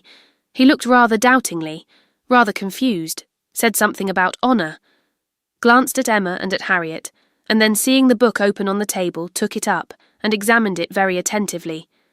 With the view of passing off an awkward moment, Emma smilingly said, "You must make my apologies to your friend, but so good a charade must not be confined to 1 or 2. He may be sure of every woman's approbation while he writes with such gallantry." "I have no hesitation in saying," replied Mr. Elton, though hesitating a good deal while he spoke, "I have no hesitation in saying, at least if my friend feels at all as I do, I have not the smallest doubt that could he see his little effusion honoured as I see it, looking at the book again and replacing it on the table, he would consider it as the proudest moment of his life." After this speech he was gone as soon as possible. Emma could not think it too soon, for with all his good and agreeable qualities there was a sort of parade in his speeches which was very apt to incline her to laugh. She ran away to indulge the inclination, leaving the tender and the sublime of pleasure to Harriet's share. Chapter 10. Though now the middle of December, there had yet been no weather to prevent the young ladies from tolerably regular exercise, and on the morrow Emma had a charitable visit to pay to a poor sick family who lived a little way out of Highbury. Their road to this detached cottage was down Vicarage Lane, a lane leading at right angles from the broad, though irregular, main street of the place, and, as may be inferred, containing the blessed abode of Mr. Elton. A few inferior dwellings were first to be passed, and then, about 1/4 of a mile down the lane, rose the vicarage, an old and not very good house, almost as close to the road as it could be. It had no advantage of situation, but had been very much smartened up by the present proprietor, and such as it was, there could be no possibility of the 2 friends passing it without a slackened pace and observing eyes. Emma's remark was, "There it is. There go you and your riddle book one of these days." Harriet's was, "Oh, what a sweet house, how very beautiful. There are the yellow curtains that Miss Nash admires so much." "I do not often walk this way now," said Emma as they proceeded, "but then there will be an inducement, and I shall gradually get intimately acquainted with all the hedges, gates, pools and pollards of this part of Highbury." Harriet, she found, had never in her life been inside the vicarage, and her curiosity to see it was so extreme that, considering exteriors and probabilities, Emma could only class it as a proof of love, with Mr. Elton's seeing ready wit in her. "I wish we could contrive it," said she, "but I cannot think of any tolerable pretence for going in. No servant that I want to inquire about of his housekeeper, no message from my father." She pondered, but could think of nothing. After a mutual silence of some minutes, Harriet thus began again. "I do so wonder, Miss Woodhouse, that you should not be married or going to be married, so charming as you are." Emma laughed and replied, "My being charming, Harriet, is not quite enough to induce me to marry. I must find other people charming, one other person at least. And I am not only not going to be married at present, but have very little intention of ever marrying at all." "Ah, so you say, but I cannot believe it. I must see somebody very superior to anyone I have seen yet to be tempted. Mr. Elton, you know," recollecting herself, "is out of the question, and I do not wish to see any such person. I would rather not be tempted. I cannot really change for the better. If I were to marry, I must expect to repent it. Dear me, it is so odd to hear a woman talk so. I have none of the usual inducements of women to marry. Were I to fall in love, indeed, it would be a different thing. But I never have been in love. It is not my way or my nature, and I do not think I ever shall. And without love, I am sure I should be a fool to change such a situation as mine. Fortune I do not want. Employment I do not want. Consequence I do not want. I believe few married women are half as much mistress of their husband's house as I am of Hartfield, and never, never could I expect to be so truly beloved and important, so always first and always right in any man's eyes as I am in my father's. But then, to be an old maid at last like Miss Bates. That is as formidable an image as you could present, Harriet, and if I thought I should ever be like Miss Bates, so silly, so satisfied, so smiling, so prosing, so undistinguishing and unfastidious, and so apt to tell everything relative to everybody about me, I would marry tomorrow. But between us, I am convinced there never can be any likeness, except in being unmarried. But still, you will be an old maid, and that's so dreadful." "Never mind, Harriet, I shall not be a poor old maid, and it is poverty only which makes celibacy contemptible to a generous public. A single woman, with a very narrow income, must be a ridiculous, disagreeable old maid. The proper sport of boys and girls, but a single woman of good fortune is always respectable, and may be as sensible and pleasant as anybody else. And the distinction is not quite so much against the candour and common sense of the world as appears at first. For a very narrow income has a tendency to contract the mind and sour the temper. Those who can barely live, and who live perforce in a very small and generally very inferior society, may well be illiberal and cross. This does not apply, however, to Miss Bates. She is only too good-natured and too silly to suit me, but in general she is very much to the taste of everybody, though single and though poor. Poverty certainly has not contracted her mind. I really believe, if she had only a shilling in the world, she would be very likely to give away sixpence of it, and nobody is afraid of her. That is a great charm. Dear me, but what shall you do? How shall you employ yourself when you grow old? If I know myself, Harriet, mine is an active, busy mind, with a great many independent resources, and I do not perceive why I should be more in want of employment at 40 or 50 than 21. Woman's usual occupations of hand and mind will be as open to me then as they are now, or with no important variation. If I draw less, I shall read more. If I give up music, I shall take to carpet work. And as for objects of interest, objects for the affections, which is in truth the great point of inferiority, the want of which is really the great evil to be avoided in not marrying, I shall be very well off, with all the children of a sister I love so much to care about. There will be enough of them, in all probability, to supply every sort of sensation that declining life can need. There will be enough for every hope and every fear, and though my attachment to none can equal that of a parent, it suits my ideas of comfort better than what is warmer and blinder. My nephews and nieces, I shall often have a niece with me. Do you know Miss Bates's niece? That is, I know you must have seen her 100 times, but are you acquainted? Oh yes, we are always forced to be acquainted whenever she comes to Highbury. By the by, that is almost enough to put one out of conceit with a niece. Heaven forbid. At least, that I should ever bore people half so much about all the Knightleys together, as she does about Jane Fairfax. One is sick of the very name of Jane Fairfax. Every letter from her is read 40 times over. Her compliments to all friends go round and round again, and if she does but send her aunt the pattern of a stomacher, or knit a pair of garters for her grandmother, one hears of nothing else for a month. I wish Jane Fairfax very well, but she tires me to death." They were now approaching the cottage, and all idle topics were superseded. Emma was very compassionate, and the distresses of the poor were as sure of relief from her personal attention and kindness, her counsel and her patience, as from her purse. She understood their ways, could allow for their ignorance and their temptations, had no romantic expectations of extraordinary virtue from those for whom education had done so little, entered into their troubles with ready sympathy, and always gave her assistance with as much intelligence as goodwill. In the present instance, it was sickness and poverty together which she came to visit, and after remaining there as long as she could give comfort or advice, she quitted the cottage with such an impression of the scene as made her say to Harriet as they walked away, "These are the sights, Harriet, to do one good. How trifling they make everything else appear. I feel now as if I could think of nothing but these poor creatures all the rest of the day, and yet who can say how soon it may all vanish from my mind?" "Very true," said Harriet. "Poor creatures, one can think of nothing else." "And really, I do not think the impression will soon be over," said Emma, as she crossed the low hedge, and tottering footstep which ended the narrow, slippery path through the cottage garden and brought them into the lane again. "I do not think it will," stopping to look once more at all the outward wretchedness of the place and recall the still greater within.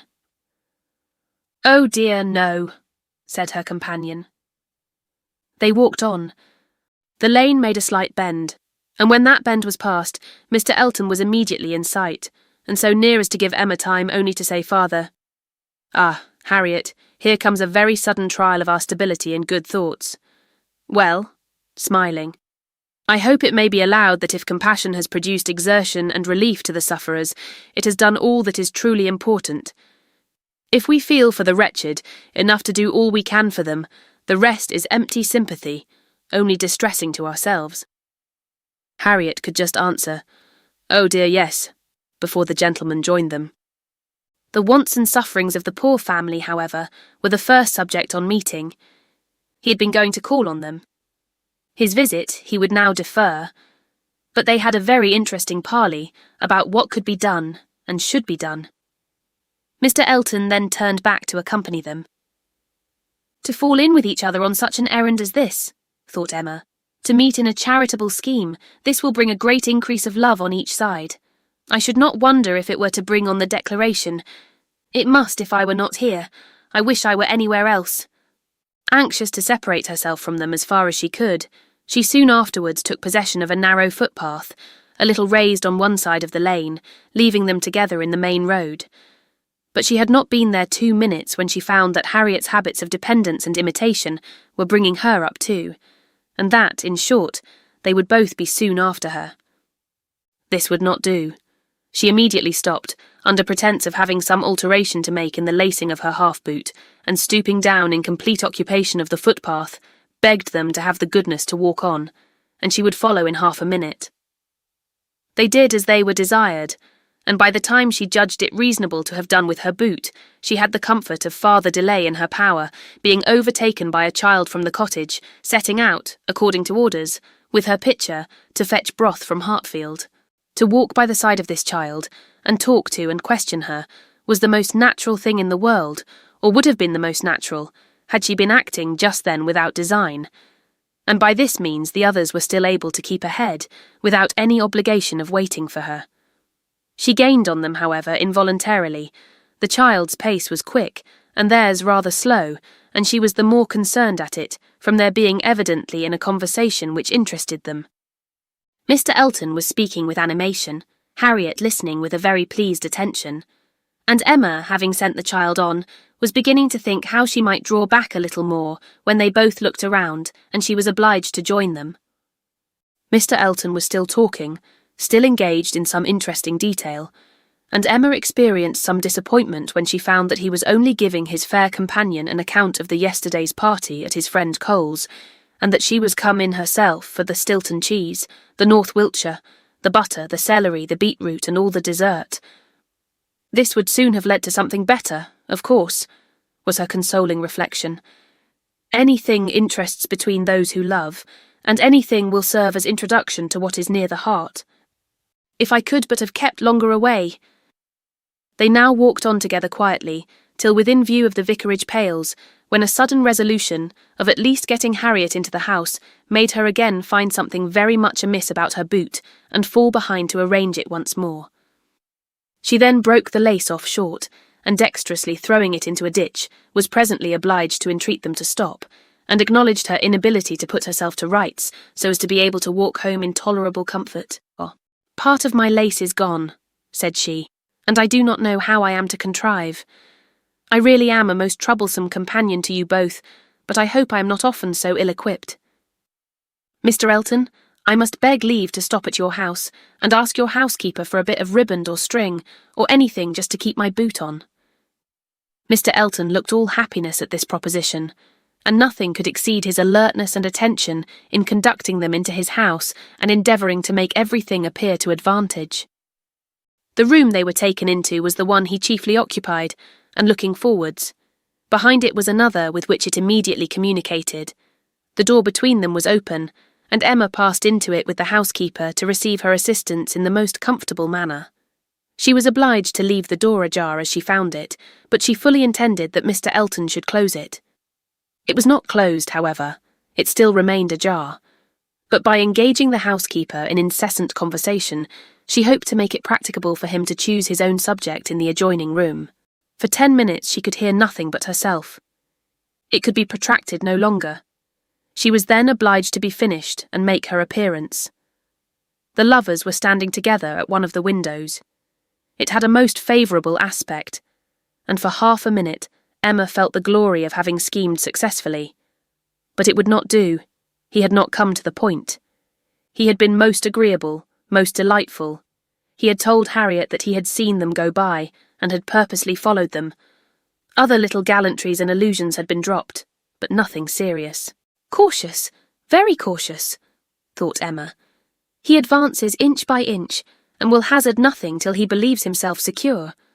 Still, however, though everything had not been accomplished by her ingenious device, she could not but flatter herself that it had been the occasion of much present enjoyment to both, and must be leading them forward to the great event. Chapter 11.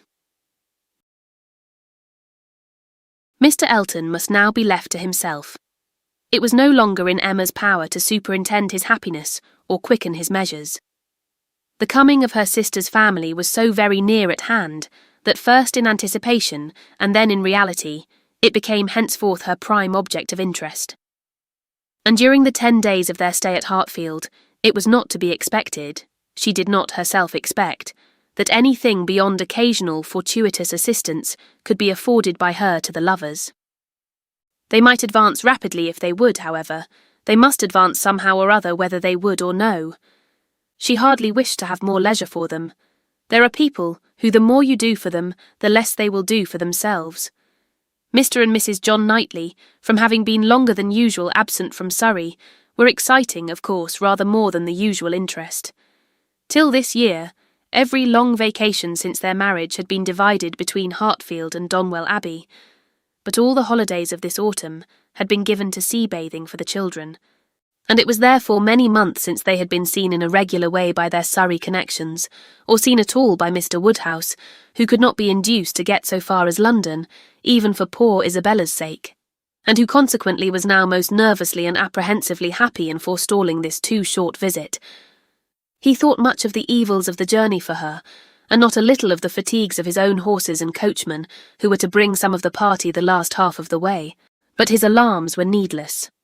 The 16 miles being happily accomplished, and Mr. and Mrs. John Knightley, their 5 children, and a competent number of nursery maids, all reaching Hartfield in safety. The bustle and joy of such an arrival, the many to be talked to, welcomed, encouraged, and variously dispersed and disposed of, produced a noise and confusion which his nerves could not have borne under any other cause, nor have endured much longer even for this. But the ways of Hartfield and the feelings of her father were so respected by Mrs. John Knightley, that in spite of maternal solicitude for the immediate enjoyment of her little ones, and for their having instantly all the liberty and attendance, all the eating and drinking and sleeping and playing which they could possibly wish for, without the smallest delay, the children were never allowed to be long a disturbance to him, either in themselves or in any restless attendance on them. Mrs. John Knightley was a pretty, elegant little woman, of gentle, quiet manners, and a disposition remarkably amiable and affectionate, wrapped up in her family, a devoted wife, a doting mother, and so tenderly attached to her father and sister that, but for these higher ties, a warmer love might have seemed impossible. She could never see a fault in any of them. She was not a woman of strong understanding or any quickness, and with this resemblance of her father, she inherited also much of his constitution, was delicate in her own health, over-careful of that of her children, had many fears and many nerves, and was as fond of her own Mr. Wingfield in town as her father could be of Mr. Perry. They were alike, too, in a general benevolence of temper and a strong habit of regard for every old acquaintance. Mr. John Knightley was a tall, gentlemanlike and very clever man, rising in his profession, domestic and respectable in his private character, but with reserved manners which prevented his being generally pleasing, and capable of being sometimes out of humour. He was not an ill-tempered man, not so often unreasonably cross as to deserve such a reproach, but his temper was not his great perfection, and indeed, with such a worshipping wife, it was hardly possible that any natural defects in it should not be increased. The extreme sweetness of her temper must hurt his. He had all the clearness and quickness of mind which she wanted, and he could sometimes act an ungracious or say a severe thing. He was not a great favourite with his fair sister-in-law. Nothing wrong in him escaped her. She was quick in feeling the little injuries to Isabella, which Isabella never felt herself. Perhaps she might have passed over more had his manners been flattering to Isabella's sister, but they were only those of a calmly kind brother and friend, without praise and without blindness. But hardly any degree of personal compliment could have made her regardless of that greatest fault of all in her eyes, which he sometimes fell into, the want of respectful forbearance towards her father. There he had not always the patience that could have been wished. Mr. Woodhouse's peculiarities and fidgetiness were sometimes provoking him to a rational remonstrance or sharp retort equally ill bestowed. It did not often happen, for Mr. John Knightley had really a great regard for his father-in-law, and generally a strong sense of what was due to him, but it was too often for Emma's charity, especially as there was all the pain of apprehension frequently to be endured, though the offence came not. The beginning, however, of every visit displayed none but the properest feelings, and this being of necessity so short might be hoped to pass away in unsullied cordiality. They had not been long seated and composed, when Mr. Woodhouse, with a melancholy shake of the head and a sigh, called his daughter's attention to the sad change at Hartfield since she had been there last. "Ah, my dear," said he, "poor Miss Taylor, it is a grievous business." "Oh, yes, sir," cried she with ready sympathy. "How you must miss her! And dear Emma, too. What a dreadful loss to you both! I have been so grieved for you. I could not imagine how you could possibly do without her. It is a sad change indeed. But I hope she is pretty well, sir." "Pretty well, my dear, I hope, pretty well. I do not know but that the place agrees with her tolerably."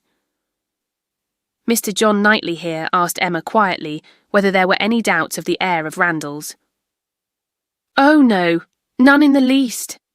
I never saw Mrs. Weston better in my life, never looking so well. Papa is only speaking his own regret." "Very much to the honour of both," was the handsome reply. "And do you see her, sir, tolerably often?" asked Isabella in the plaintive tone which just suited her father. Mr. Woodhouse hesitated. "Not near so often, my dear, as I could wish. Oh, papa, we have missed seeing them but one entire day since they married. Either in the morning or evening of every day, excepting one, have we seen either Mr. Weston or Mrs. Weston, and generally both, either at Randalls or here, and as you may suppose, Isabella, most frequently here. They are very, very kind in their visits. Mr. Weston is really as kind as herself. Papa, if you speak in that melancholy way, you will be giving Isabella a false idea of us all. Everybody must be aware that Miss Taylor must be missed, but everybody ought also to be assured that Mr. and Mrs. Weston do really prevent our missing her by any means to the extent we ourselves anticipated, which is the exact truth." "Just as it should be," said Mr. John Knightley, "and just as I hoped it was from your letters. Her wish of showing you attention could not be doubted, and his being a disengaged and social man makes it all easy. I have been always telling you, my love, that I had no idea of the change being so very material to Hartfield as you apprehended, and now you have Emma's account, I hope you will be satisfied. Why, to be sure, said Mr. Woodhouse. Yes, certainly. I cannot deny that Mrs. Weston, poor Mrs. Weston, does come and see us pretty often, but then she is always obliged to go away again. It would be very hard upon Mr. Weston if she did not, papa. You quite forget poor Mr. Weston. I think, indeed, said John Knightley pleasantly, that Mr. Weston has some little claim. You and I, Emma, will venture to take the part of the poor husband. I being a husband, and you not being a wife, the claims of the man may very likely strike us with equal force. As for Isabella, she has been married long enough to see the convenience of putting all the Mr. Westons aside as much as she can. Me, my love, cried his wife, hearing and understanding only in part. Are you talking about me? I am sure nobody ought to be or can be a greater advocate for matrimony than I am, and if it had not been for the misery of her leaving Hartfield, I should never have thought of Miss Taylor, but as the most fortunate woman in the world. And as to slighting Mr. Weston, that excellent Mr. Weston, I think there is nothing he does not deserve. I believe he is one of the very best-tempered men that ever existed. Excepting yourself and your brother, I do not know his equal for temper. I shall never forget his flying Henry's kite for him that very windy day last Easter, and ever since his particular kindness last September 12th in writing that note at 12 o'clock at night, on purpose to assure me that there was no scarlet fever at Cobham, I have been convinced there could not be a more feeling heart nor a better man in existence. If any body can deserve him, it must be Miss Taylor. Where is the young man? Said John Knightley. Has he been here on this occasion, or has he not? He has not been here yet, replied Emma. There was a strong expectation of his coming soon after the marriage, but it ended in nothing, and I have not heard him mentioned lately. But you should tell them of the letter, my dear, said her father. He wrote a letter to poor Mrs. Weston, to congratulate her, and a very proper, handsome letter it was. She shewed it to me. I thought it very well done of him indeed. Whether it was his own idea, you know, one cannot tell. He is but young, and his uncle, perhaps. My dear papa, he is 23. You forget how time passes. 23? Is he indeed? Well, I could not have thought it, and he was but 2 years old when he lost his poor mother. Well, time does fly indeed, and my memory is very bad. However, it was an exceeding good pretty letter, and gave Mr. and Mrs. Weston a great deal of pleasure. I remember it was written from Weymouth and dated September 28th, and began, My dear Madam, but I forget how it went on, and it was signed F.C. Weston Churchill. I remember that perfectly. How very pleasing and proper of him, cried the good-hearted Mrs. John Knightley. I have no doubt of his being a most amiable young man, but how sad it is that he should not live at home with his father. There is something so shocking in a child's being taken away from his parents and natural home. I never could comprehend how Mr. Weston could part with him. To give up one's child, I really never could think well of anybody who proposed such a thing to anybody else. Nobody ever did think well of the Churchills, I fancy, observed Mr. John Knightley coolly. But you need not imagine Mr. Weston to have felt what you would feel in giving up Henry or John. Mr. Weston is rather an easy, cheerful-tempered man than a man of strong feelings. He takes things as he finds them, and makes enjoyment of them somehow or other, depending, I suspect, much more upon what is called society for his comforts, that is, upon the power of eating and drinking, and playing whist with his neighbours 5 times a week, than upon family affection, or anything that home affords. Emma could not like what bordered on a reflection on Mr. Weston, and had half a mind to take it up, but she struggled and let it pass.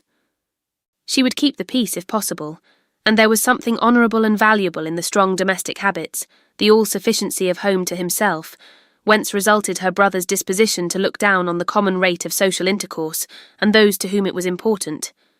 It had a high claim to forbearance.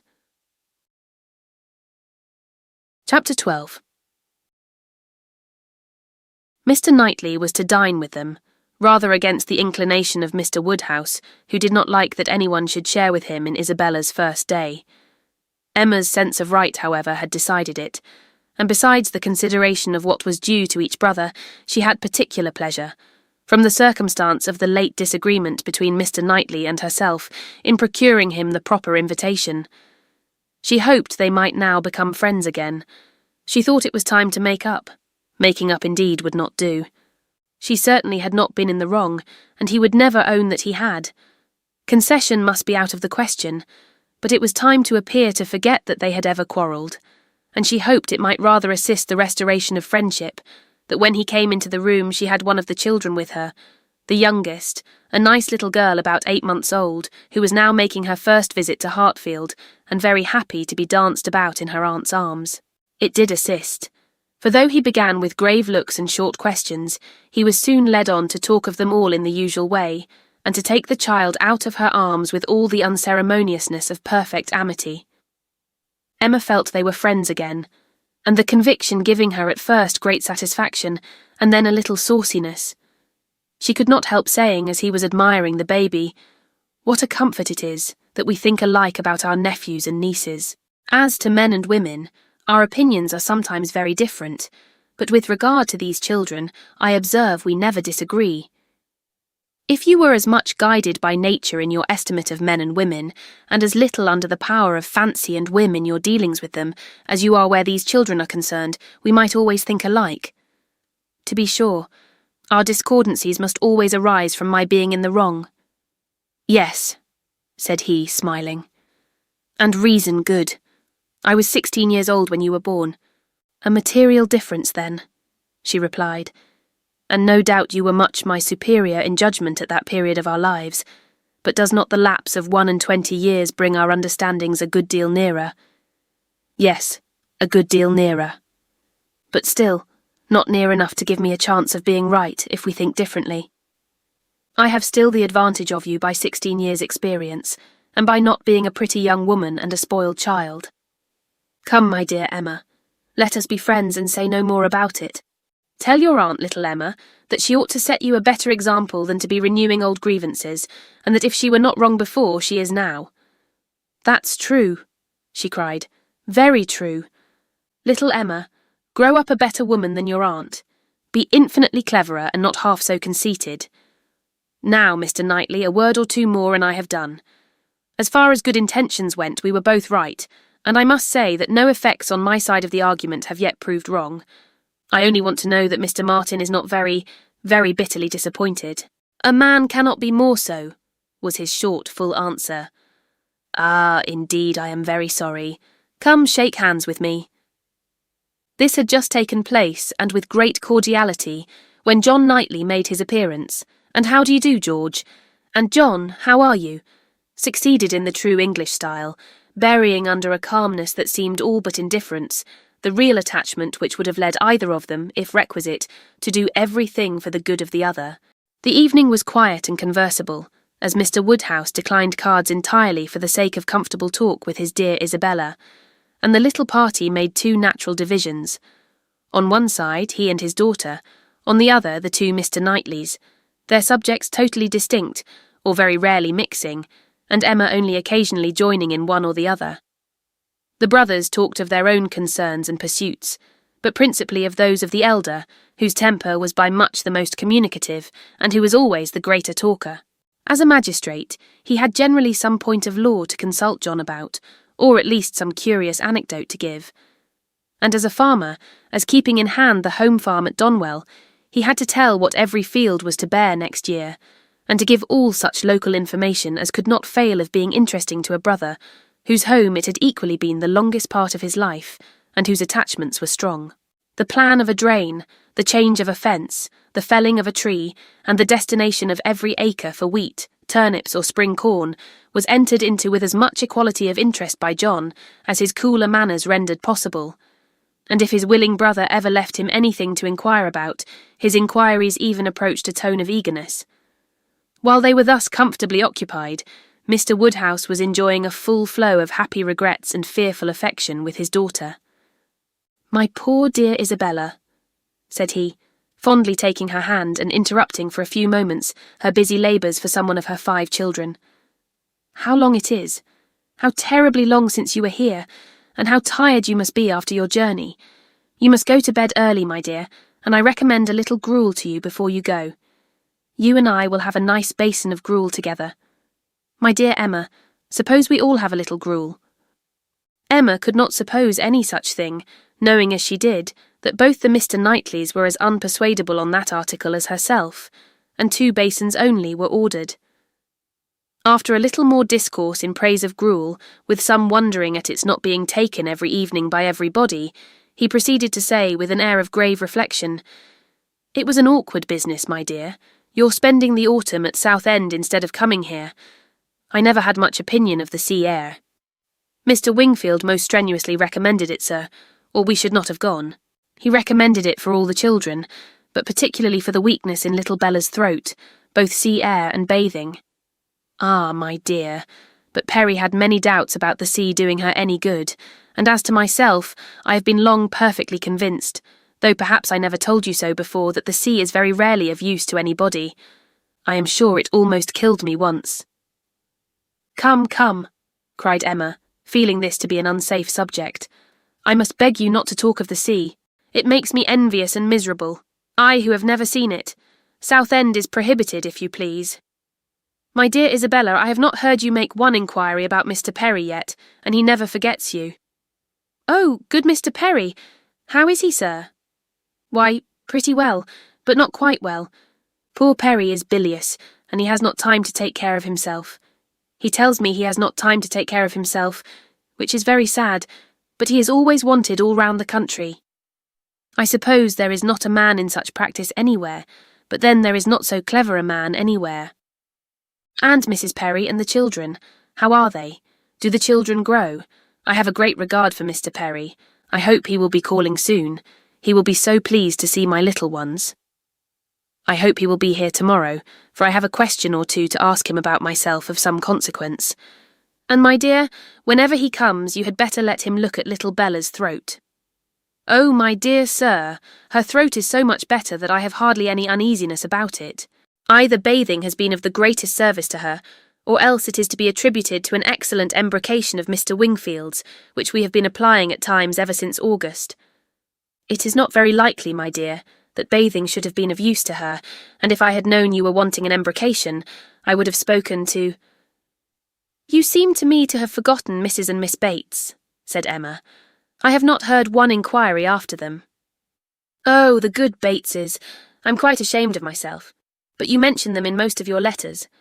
I hope they are quite well. Good old Mrs. Bates. I will call upon her tomorrow and take my children. They are always so pleased to see my children. And that excellent Miss Bates. Such thorough, worthy people. How are they, sir?" "Why, pretty well, my dear, upon the whole. But poor Mrs. Bates had a bad cold about a month ago. How sorry I am, but colds were never so prevalent as they have been this autumn. Mr. Wingfield told me that he has never known them more general or heavy, except when it has been quite an influenza. That has been a good deal the case, my dear, but not to the degree you mention. Perry says that colds have been very general, but not so heavy as he has very often known them in November. Perry does not call it altogether a sickly season." "No, I do not know that Mr. Wingfield considers it very sickly, except— Ah, my poor dear child, the truth is that in London it is always a sickly season. Nobody is healthy in London, nobody can be. It is a dreadful thing to have you forced to live there, so far off, and the air so bad. No, indeed, we are not at all in a bad air. Our part of London is very superior to most others. You must not confound us with London in general, my dear sir. The neighbourhood of Brunswick Square is very different from almost all the rest. We are so very airy. I should be unwilling, I own, to live in any other part of the town. There is hardly any other that I could be satisfied to have my children in, but we are so remarkably airy. Mr. Wingfield thinks the vicinity of Brunswick Square decidedly the most favourable as to air. Ah, my dear, it is not like Hartfield. Not. You make the best of it. But after you have been a week at Hartfield, you are all of you different creatures. You do not look like the same. Now I cannot say that I think you are any of you looking well at present.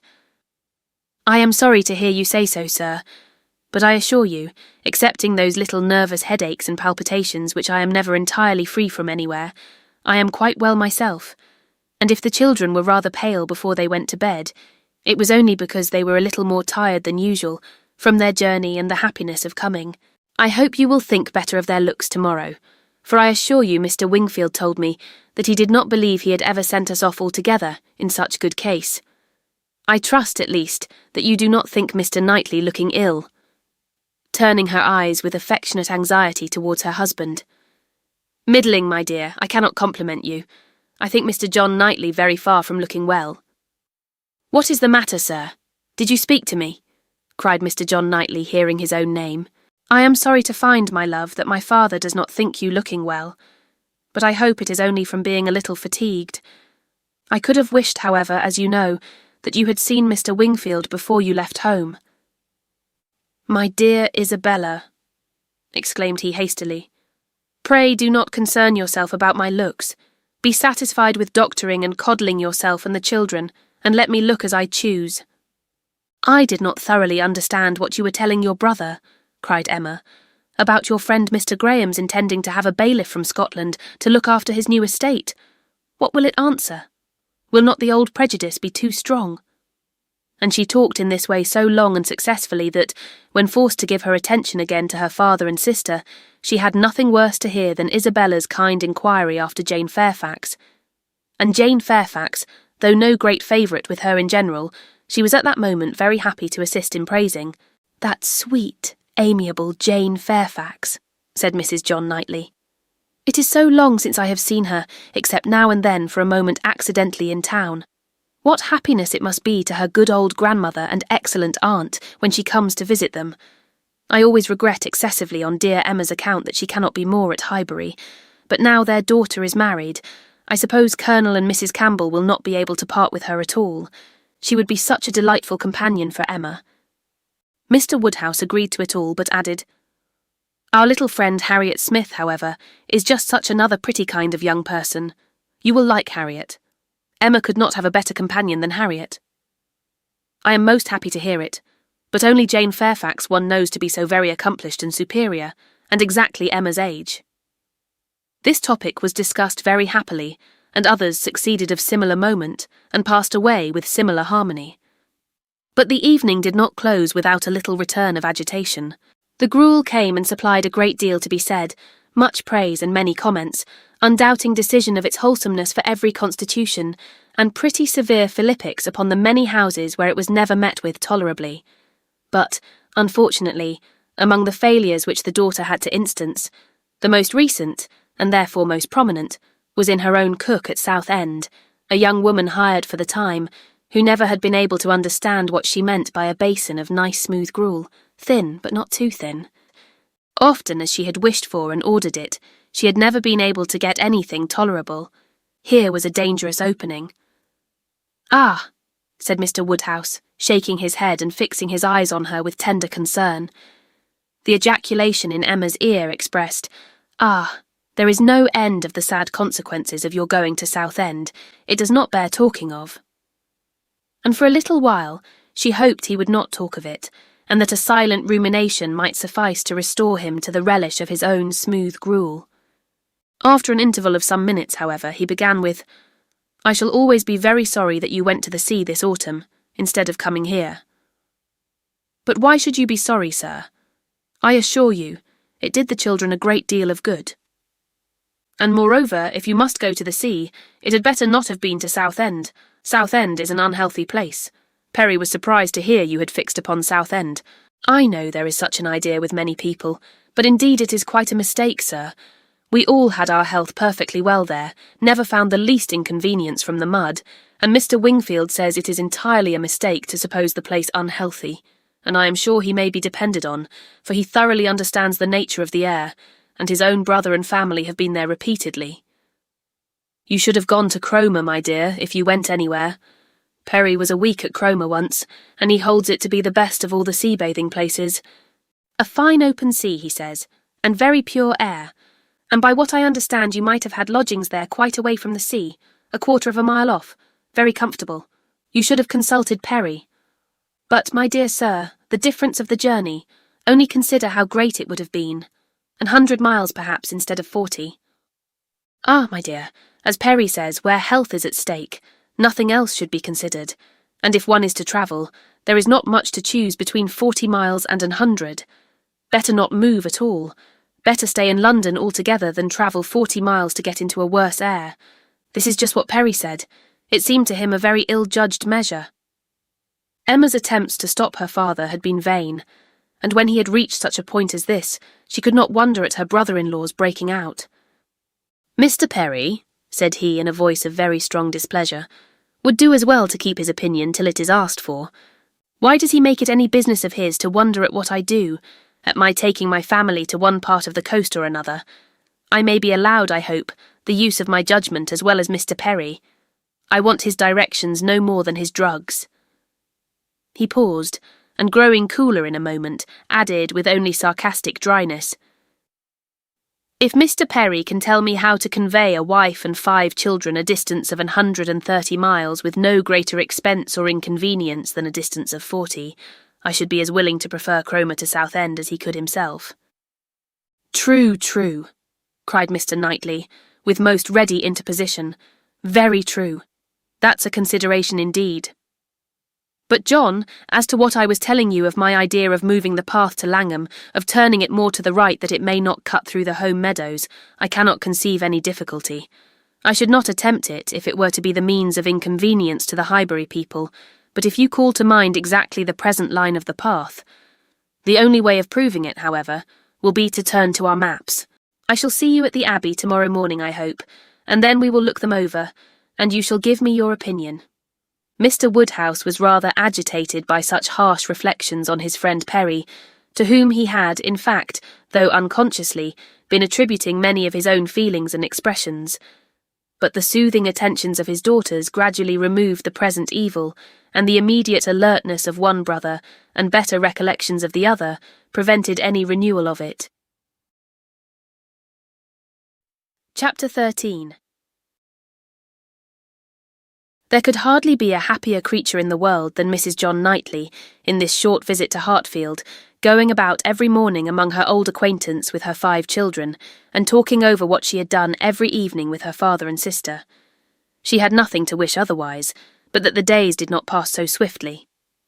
It was a delightful visit. Perfect, in being much too short. In general, their evenings were less engaged with friends than their mornings. But one complete dinner engagement, and out of the house too, there was no avoiding, though at Christmas. Mr. Weston would take no denial. They must all dine at Randall's one day. Even Mr. Woodhouse was persuaded to think it a possible thing, in preference to a division of the party. How they were all to be conveyed, he would have made a difficulty if he could, but as his son and daughter's carriage and horses were actually at Hartfield, he was not able to make more than a simple question on that head. It hardly amounted to a doubt, nor did it occupy Emma long to convince him that they might in one of the carriages find room for Harriet also. Harriet, Mr. Elton, and Mr. Knightley, their own especial set, were the only persons invited to meet them. The hours were to be early, as well as the numbers few, Mr. Woodhouse's habits and inclination being consulted in everything. The evening before this great event, for it was a very great event that Mr. Woodhouse should dine out on the 24th of December, had been spent by Harriet at Hartfield, and she had gone home so much indisposed with a cold, that but for her own earnest wish of being nursed by Mrs. Goddard, Emma could not have allowed her to leave the house. Emma called on her the next day, and found her doom already signed with regard to Randalls. She was very feverish and had a bad sore throat. Mrs. Goddard was full of care and affection. Mr. Perry was talked of, and Harriet herself was too ill and low to resist the authority which excluded her from this delightful engagement, though she could not speak of her loss without many tears.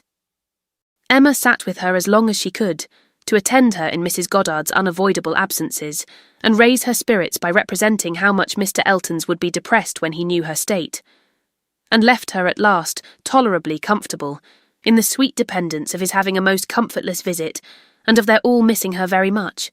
She had not advanced many yards from Mrs. Goddard's door, when she was met by Mr. Elton himself, evidently coming towards it, and as they walked on slowly together in conversation about the invalid, of whom he, on the rumour of considerable illness, had been going to inquire, that he might carry some report of her to Hartfield, they were overtaken by Mr. John Knightley returning from the daily visit to Donwell with his 2 eldest boys, whose healthy, glowing faces showed all the benefit of a country run, and seemed to ensure a quick dispatch of the roast mutton and rice pudding they were hastening home for. They joined company and proceeded together. Emma was just describing the nature of her friend's complaint.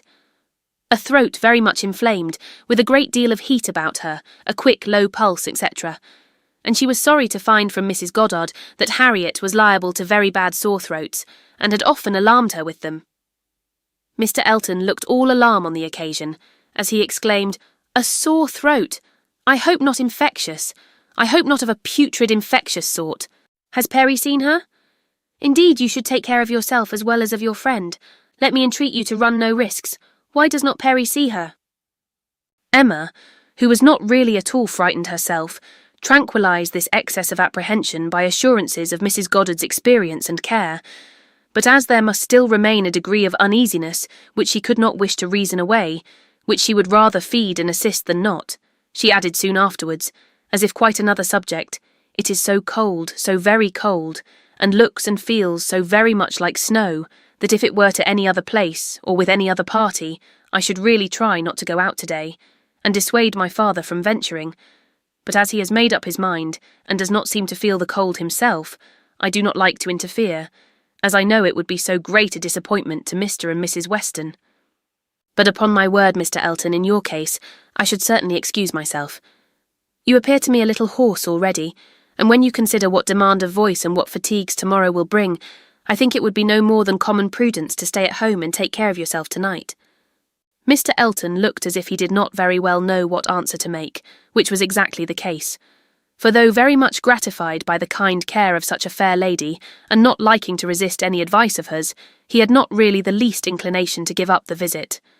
But Emma, too eager and busy in her own previous conceptions and views, to hear him impartially, or see him with clear vision, was very well satisfied with his muttering acknowledgment of its being very cold, certainly very cold, and walked on, rejoicing in having extricated him from Randalls, and secured him the power of sending to inquire after Harriet every hour of the evening. "You do quite right," said she. "We will make your apologies to Mr. and Mrs. Weston."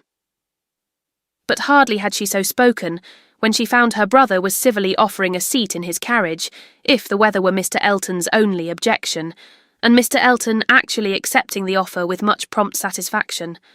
It was a done thing. Mr. Elton was to go, and never had his broad, handsome face expressed more pleasure than at this moment. Never had his smile been stronger, nor his eyes more exulting than when he next looked at her. "Well," said she to herself, "this is most strange. After I had got him off so well, to choose to go into company and leave Harriet ill behind, most strange indeed, but there is, I believe, in many men, especially single men, such an inclination, such a passion for dining out. A dinner engagement is so high in the class of their pleasures, their employments, their dignities, almost their duties, that anything gives way to it. And this must be the case with Mr. Elton, a most valuable, amiable, pleasing young man undoubtedly, and very much in love with Harriet. But still, he cannot refuse an invitation. He must dine out wherever he is asked. What a strange thing love is. He can see ready wit in Harriet, but will not dine alone for her. Soon afterwards Mr. Elton quitted them, and she could not but do him the justice of feeling that there was a great deal of sentiment in his manner of naming Harriet at parting. In the tone of his voice while assuring her that he should call at Mrs. Goddard's for news of her fair friend, the last thing before he prepared for the happiness of meeting her again, when he hoped to be able to give a better report. And he sighed and smiled himself off in a way that left the balance of approbation much in his favour. After a few minutes of entire silence between them, John Knightley began with, "I never in my life saw a man more intent on being agreeable than Mr. Elton. It is downright labour to him where ladies are concerned. With men he can be rational and unaffected, but when he has ladies to please, every feature works." "Mr. Elton's manners are not perfect," replied Emma, "but where there is a wish to please, one ought to overlook, and one does overlook a great deal.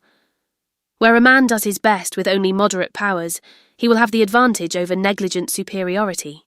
There is such perfect good temper and good will in Mr. Elton as one cannot but value." "Yes," said Mr. John Knightley presently, with some slyness. "He seems to have a great deal of good will towards you." "Me?" she replied with a smile of astonishment. "Are you imagining me to be Mr. Elton's object?" Such an imagination has crossed me, I own, Emma.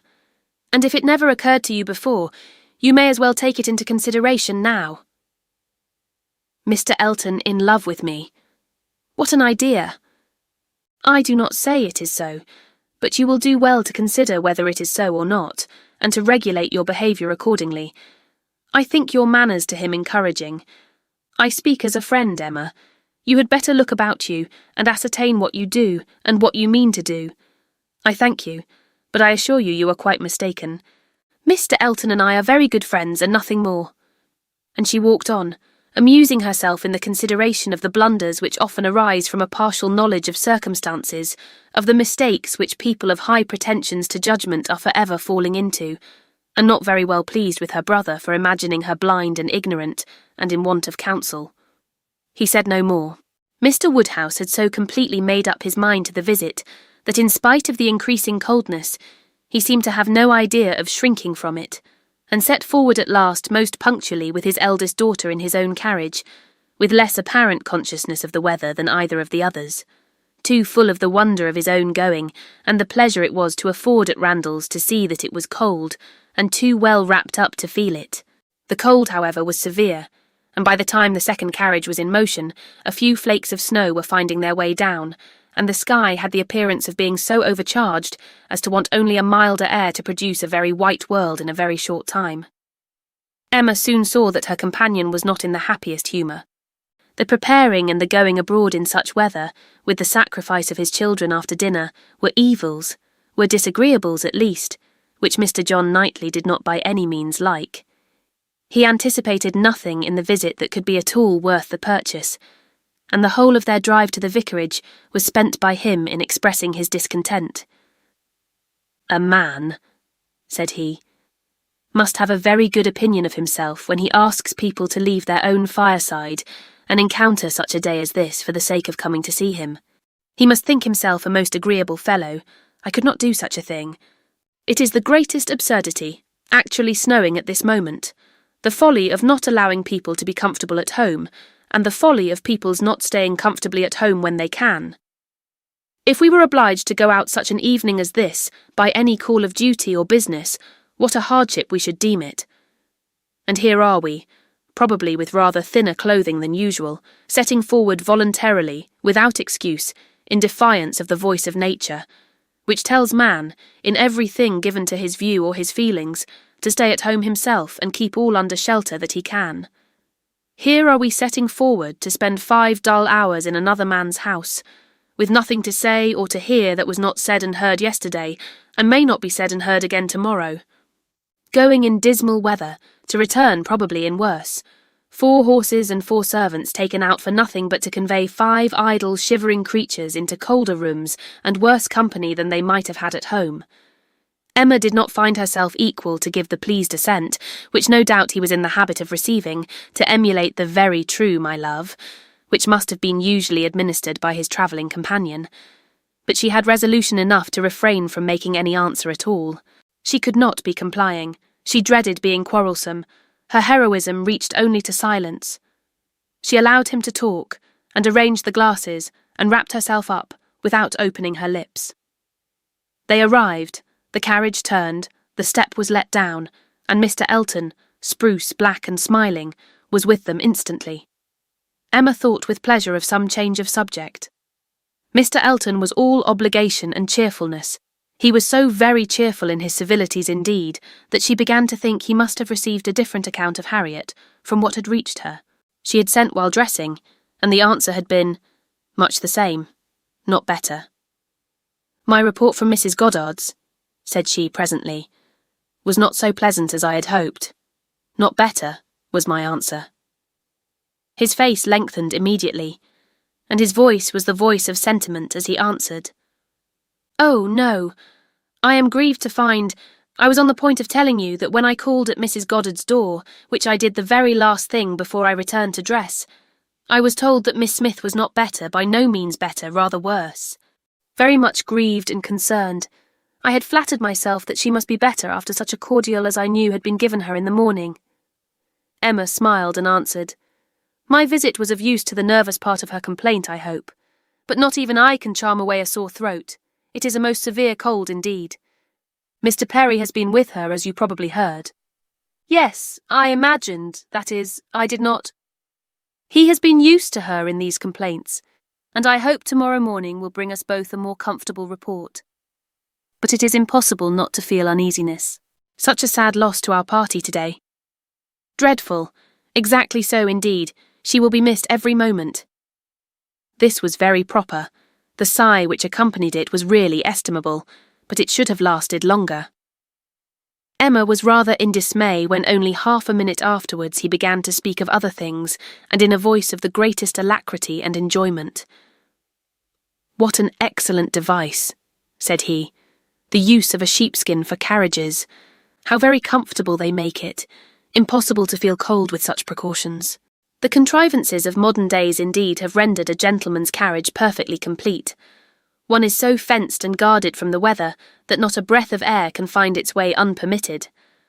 Weather becomes absolutely of no consequence. It is a very cold afternoon, but in this carriage we know nothing of the matter. Ha! Snows a little, I see." "Yes," said John Knightley, "and I think we shall have a good deal of it." "Christmas weather," observed Mr. Elton. "Quite seasonable. And extremely fortunate we may think ourselves that it did not begin yesterday, and prevent this day's party, which it might very possibly have done, for Mr. Woodhouse would hardly have ventured had there been much snow on the ground.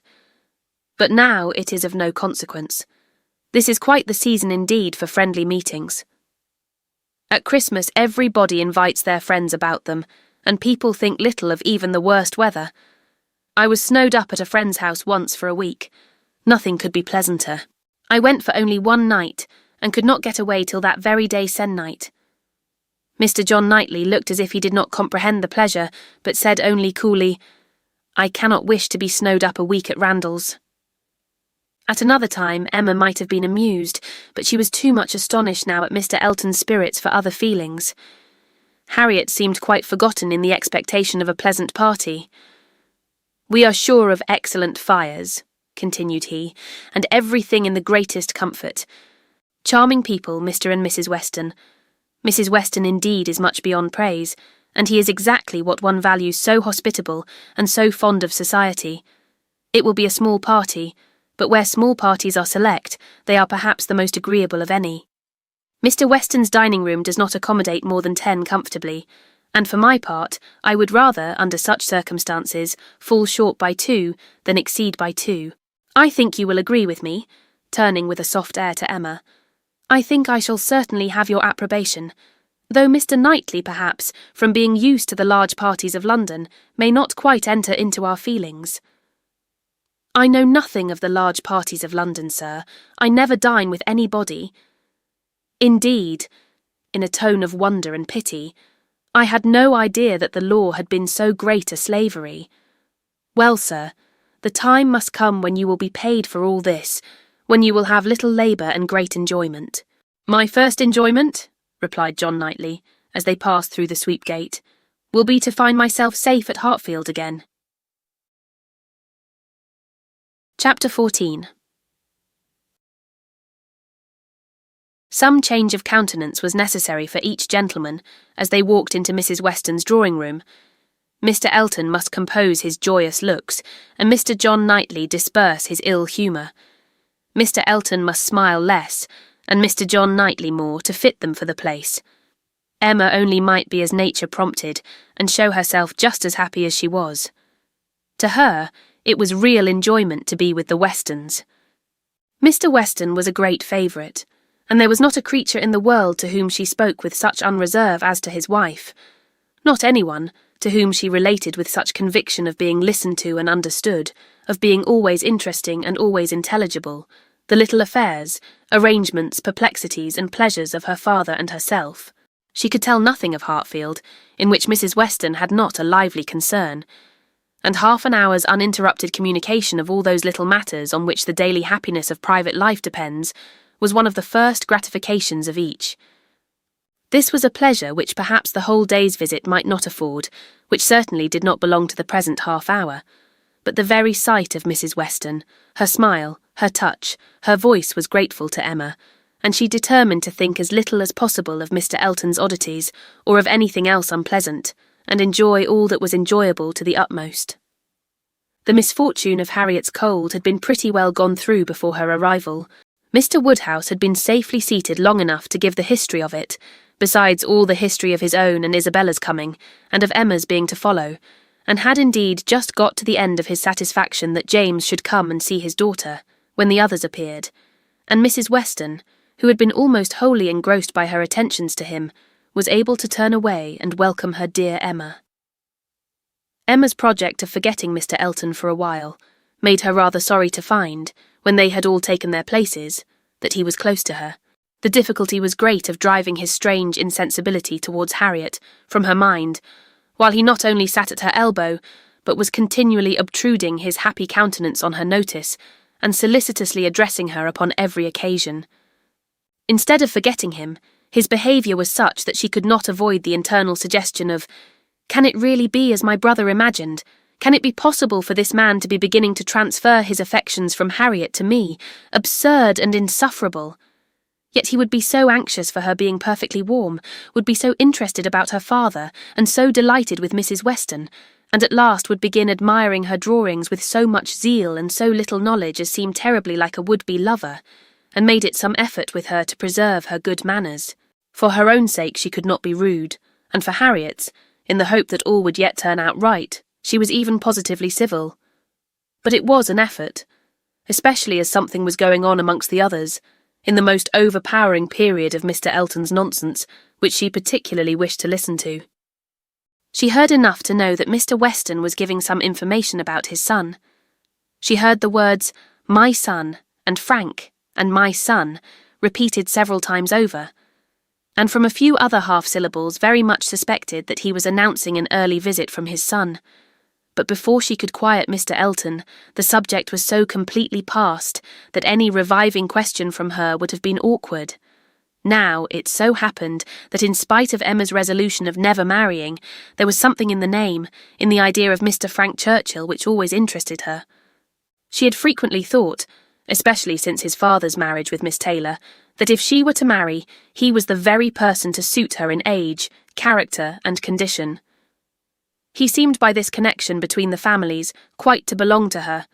She could not but suppose it to be a match that everybody who knew them must think of. That Mr. and Mrs. Weston did think of it, she was very strongly persuaded, and though not meaning to be induced by him, or by anybody else, to give up a situation which she believed more replete with good than any she could change it for, she had a great curiosity to see him, a decided intention of finding him pleasant, of being liked by him to a certain degree, and a sort of pleasure in the idea of their being coupled in their friends' imaginations.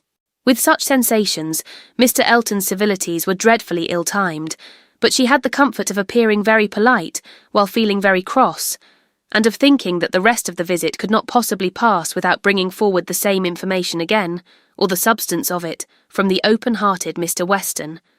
So it proved, for when happily released from Mr. Elton and seated by Mr. Weston at dinner, he made use of the very first interval in the cares of hospitality, the very first leisure from the saddle of mutton, to say to her, "We want only 2 more to be just the right number.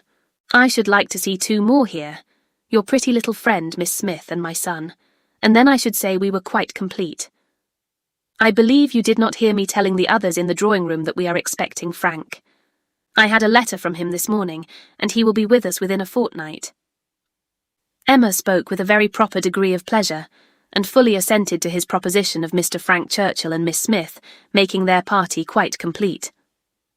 "He has been wanting to come to us," continued Mr. Weston, "ever since September. Every letter has been full of it, but he cannot command his own time.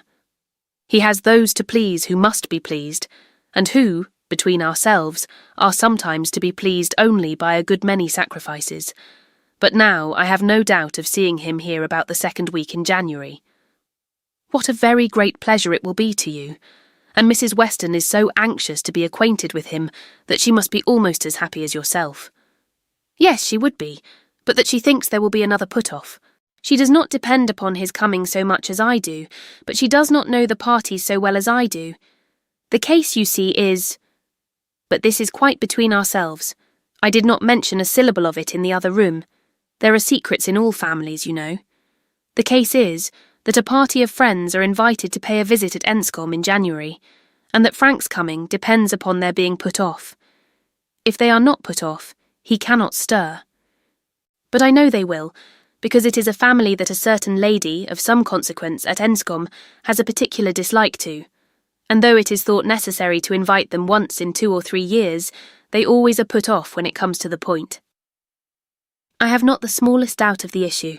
I am as confident of seeing Frank here before the middle of January as I am of being here myself, but your good friend there, nodding towards the upper end of the table, has so few vagaries herself, and has been so little used to them at Hartfield, that she cannot calculate on their effects, as I have been long in the practice of doing.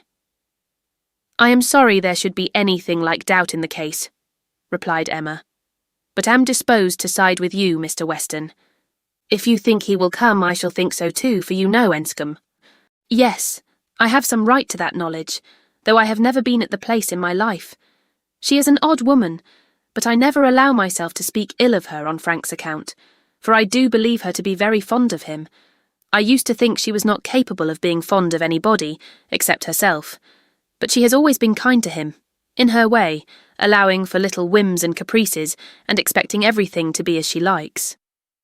And it is no small credit, in my opinion, to him that he should excite such an affection, for though I would not say it to anybody else, she has no more heart than a stone to people in general, and the devil of a temper. Emma liked the subject so well that she began upon it to Mrs. Weston very soon after their moving into the drawing-room, wishing her joy, yet observing that she knew the first meeting must be rather alarming. Mrs. Weston agreed to it, but added that she should be very glad to be secure of undergoing the anxiety of a first meeting at the time talked of. For I cannot depend upon his coming. I cannot be so sanguine as Mr. Weston. I am very much afraid that it will all end in nothing. Mr. Weston, I dare say, has been telling you exactly how the matter stands. Yes, it seems to depend upon nothing but the ill humour of Mrs. Churchill, which I imagine to be the most certain thing in the world. My Emma, replied Mrs. Weston, smiling, what is the certainty of caprice? Then turning to Isabella, who had not been attending before, you must know, my dear Mrs. Knightley, that we are by no means so sure of seeing Mr. Frank Churchill, in my opinion, as his father thinks. It depends entirely upon his aunt's spirits and pleasure, in short, upon her temper. To you, to my 2 daughters, I may venture on the truth. Mrs. Churchill rules at Enscombe, and is a very odd-tempered woman, and his coming now depends upon her being willing to spare him. Oh, Mrs. Churchill, everybody knows Mrs. Churchill, replied Isabella, and I am sure I never think of that poor young man without the greatest compassion. To be constantly living with an ill-tempered person must be dreadful. It is what we happily have never known anything of, but it must be a life of misery. What a blessing, that she never had any children. Poor little creatures, how unhappy she would have made them. Emma wished she had been alone with Mrs. Weston. She should then have heard more. Mrs. Weston would speak to her, with a degree of unreserve which she would not hazard with Isabella, and, she really believed, would scarcely try to conceal anything relative to the Churchills from her, excepting those views on the young man, of which her own imagination had already given her such instinctive knowledge. But at present there was nothing more to be said. Mr. Woodhouse very soon followed them into the drawing-room. To be sitting long after dinner was a confinement that he could not endure. Neither wine nor conversation was anything to him, and gladly did he move to those with whom he was always comfortable. While he talked to Isabella, however, Emma found an opportunity of saying, "And so you do not consider this visit from your son as by any means certain. I'm sorry for it. The introduction must be unpleasant whenever it takes place, and the sooner it could be over, the better." "Yes, and every delay makes one more apprehensive of other delays. Even if this family, the Braithwaites, are put off, I am still afraid that some excuse may be found for disappointing us. I cannot bear to imagine any reluctance on his side, but I am sure there is a great wish on the Churchills to keep him to themselves. There is jealousy. They are jealous even of his regard for his father. In short, I can feel no dependence on his coming, and I wish Mr. Weston were less sanguine." "He ought to come," said Emma. "If he could stay only a couple of days, he ought to come." and one can hardly conceive a young man's not having it in his power to do as much as that. A young woman, if she fall into bad hands, may be teased and kept at a distance from those she wants to be with, but one cannot comprehend a young man's being under such restraint as not to be able to spend a week with his father if he likes it. One ought to be at Enscombe and know the ways of the family before one decides upon what he can do, replied Mrs. Weston. One ought to use the same caution, perhaps, in judging of the conduct of any one individual of any one family. But Enscombe, I believe, certainly must not be judged by general rules. She is so very unreasonable, and everything gives way to her. But she is so fond of the nephew, he is so very great a favourite. Now, according to my idea of Mrs. Churchill, it would be most natural that while she makes no sacrifice for the comfort of the husband, to whom she owes everything, while she exercises incessant caprice towards him, she should frequently be governed by the nephew, to whom she owes nothing at all. My dearest Emma, do not pretend with your sweet temper to understand a bad one, or to lay down rules for it. You must let it go its own way. I have no doubt of his having at times considerable influence, but it may be perfectly impossible for him to know beforehand when it will be. Emma listened, and then coolly said, I shall not be satisfied unless he comes. He may have a great deal of influence on some points, continued Mrs. Weston, and on others very little, and among those on which he is beyond his reach, it is but too likely, maybe this very circumstance of his coming away from them to visit us. Chapter 15. Mr. Woodhouse was soon ready for his tea, and when he had drank his tea he was quite ready to go home, and it was as much as his three companions could do to entertain away his notice of the lateness of the hour before the other gentlemen appeared. Mr. Weston was chatty and convivial, and no friend to early separations of any sort, but at last the drawing-room party did receive an augmentation. Mr. Elton, in very good spirits, was one of the first to walk in. Mrs. Weston and Emma were sitting together on a sofa. He joined them immediately, and with scarcely an invitation seated himself between them. Emma, in good spirits too, from the amusement afforded her mind by the expectation of Mr. Frank Churchill, was willing to forget his late improprieties and be as well satisfied with him as before, and on his making Harriet his very first subject, was ready to listen with most friendly smiles. He professed himself extremely anxious about her fair friend, her fair, lovely, amiable friend. Did she know? Had she heard anything about her since their being at Randalls? He felt much anxiety. He must confess that the nature of her complaint alarmed him considerably. And in this style he talked on for some time very properly, not much attending to any answer, but altogether sufficiently awake to the terror of a bad sore throat, and Emma was quite in charity with him. But at last there seemed a perverse turn. It seemed all at once as if he were more afraid of its being a bad sore throat on her account than on Harriet's, more anxious that she should escape the infection than that there should be no infection in the complaint. He began with great earnestness to entreat her to refrain from visiting the sick chamber again, for the present, to entreat her to promise him not to venture into such hazard till he had seen Mr. Perry and learnt his opinion, and though she tried to laugh it off and bring the subject back into its proper course, there was no putting an end to his extreme solicitude about her. She was vexed. It did appear, there was no concealing it, exactly like the pretence of being in love with her instead of Harriet, an inconstancy, if real, the most contemptible and abominable, and she had difficulty in behaving with temper. He turned to Mrs. Weston to implore her assistance. Would not she give him her support? Would not she add her persuasions to his, to induce Miss Woodhouse not to go to Mrs. Goddard's till it was certain that Miss Smith's disorder had no infection? He could not be satisfied without a promise. Would not she give him her influence in procuring it? So scrupulous for others, he continued, and yet so careless for herself. She wanted me to nurse my cold by staying at home today, and yet will not promise to avoid the danger of catching an ulcerated sore throat herself. Is this fair, Mrs. Weston? Judge between us. Have not I some right to complain? I am sure of your kind support and aid. Emma saw Mrs. Weston's surprise, and felt that it must be great, at an address which, in words and manner, was assuming to himself the right of first interest in her, and as for herself, she was too much provoked and offended to have the power of directly saying anything to the purpose.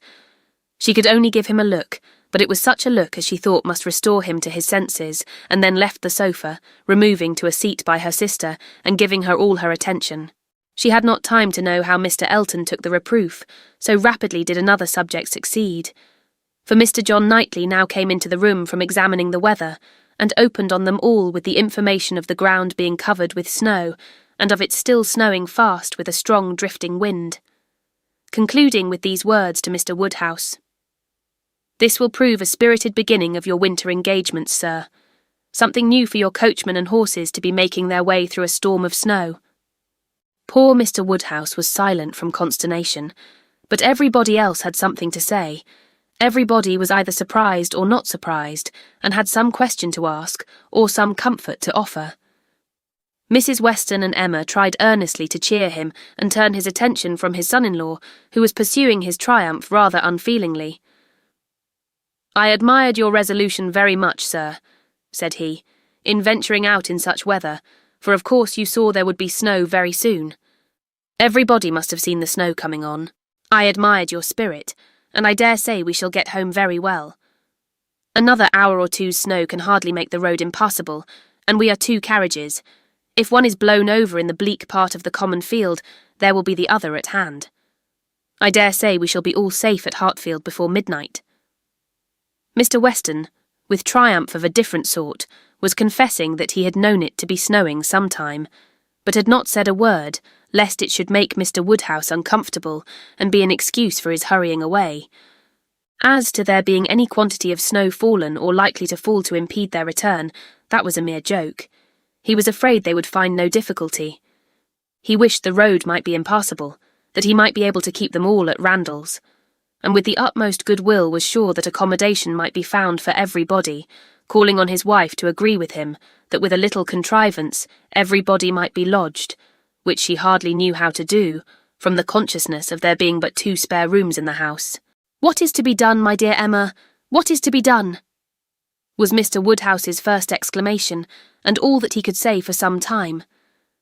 To her he looked for comfort, and her assurances of safety, her representation of the excellence of the horses, and of James, and of their having so many friends about them, revived him a little. His eldest daughter's alarm was equal to his own. The horror of being blocked up at Randalls, while her children were at Hartfield, was full in her imagination. And fancying the road to be now just passable for adventurous people, but in a state that admitted no delay, she was eager to have it settled, that her father and Emma should remain at Randalls, while she and her husband set forward instantly through all the possible accumulations of drifted snow that might impede them. "You had better order the carriage directly, my love," said she. "I dare say we shall be able to get along if we set off directly, and if we do come to anything very bad I can get out and walk. I am not at all afraid. I should not mind walking half the way. I could change my shoes, you know, the moment I got home, and it is not the sort of thing that gives me cold." "Indeed," replied he.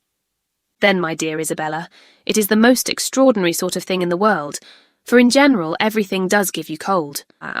Walk home. You are prettily shod for walking home, I dare say.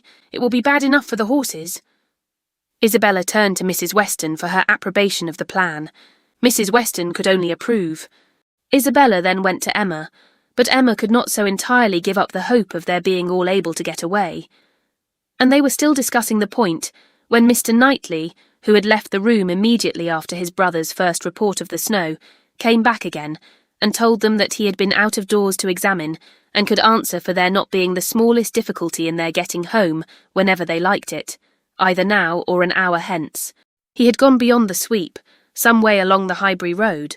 The snow was nowhere above 1/2 inch deep, in many places hardly enough to whiten the ground. A very few flakes were falling at present, but the clouds were parting, and there was every appearance of its being soon over. He had seen the coachman, and they both agreed with him in there being nothing to apprehend. To Isabella, the relief of such tidings was very great, and they were scarcely less acceptable to Emma on her father's account, who was immediately set as much at ease on the subject as his nervous constitution allowed. But the alarm that had been raised could not be appeased so as to admit of any comfort for him while he continued at Randalls. He was satisfied of there being no present danger in returning home, but no assurances could convince him that it was safe to stay. And while the others were variously urging and recommending, Mr. Knightley and Emma settled it in a few brief sentences. Thus: "Your father will not be easy. Why do not you go? I am ready, if the others are. Shall I ring the bell? Yes, do." And the bell was rung, and the carriages spoken for. A few minutes more, and Emma hoped to see one troublesome companion deposited in his own house to get sober and cool, and the other recover his temper and happiness when this visit of hardship were over. The carriage came, and Mr. Woodhouse, always the first object on such occasions, was carefully attended to his own by Mr. Knightley and Mr. Weston. But not all that either could say could prevent some renewal of alarm at the sight of the snow which had actually fallen, and the discovery of a much darker night than he had been prepared for.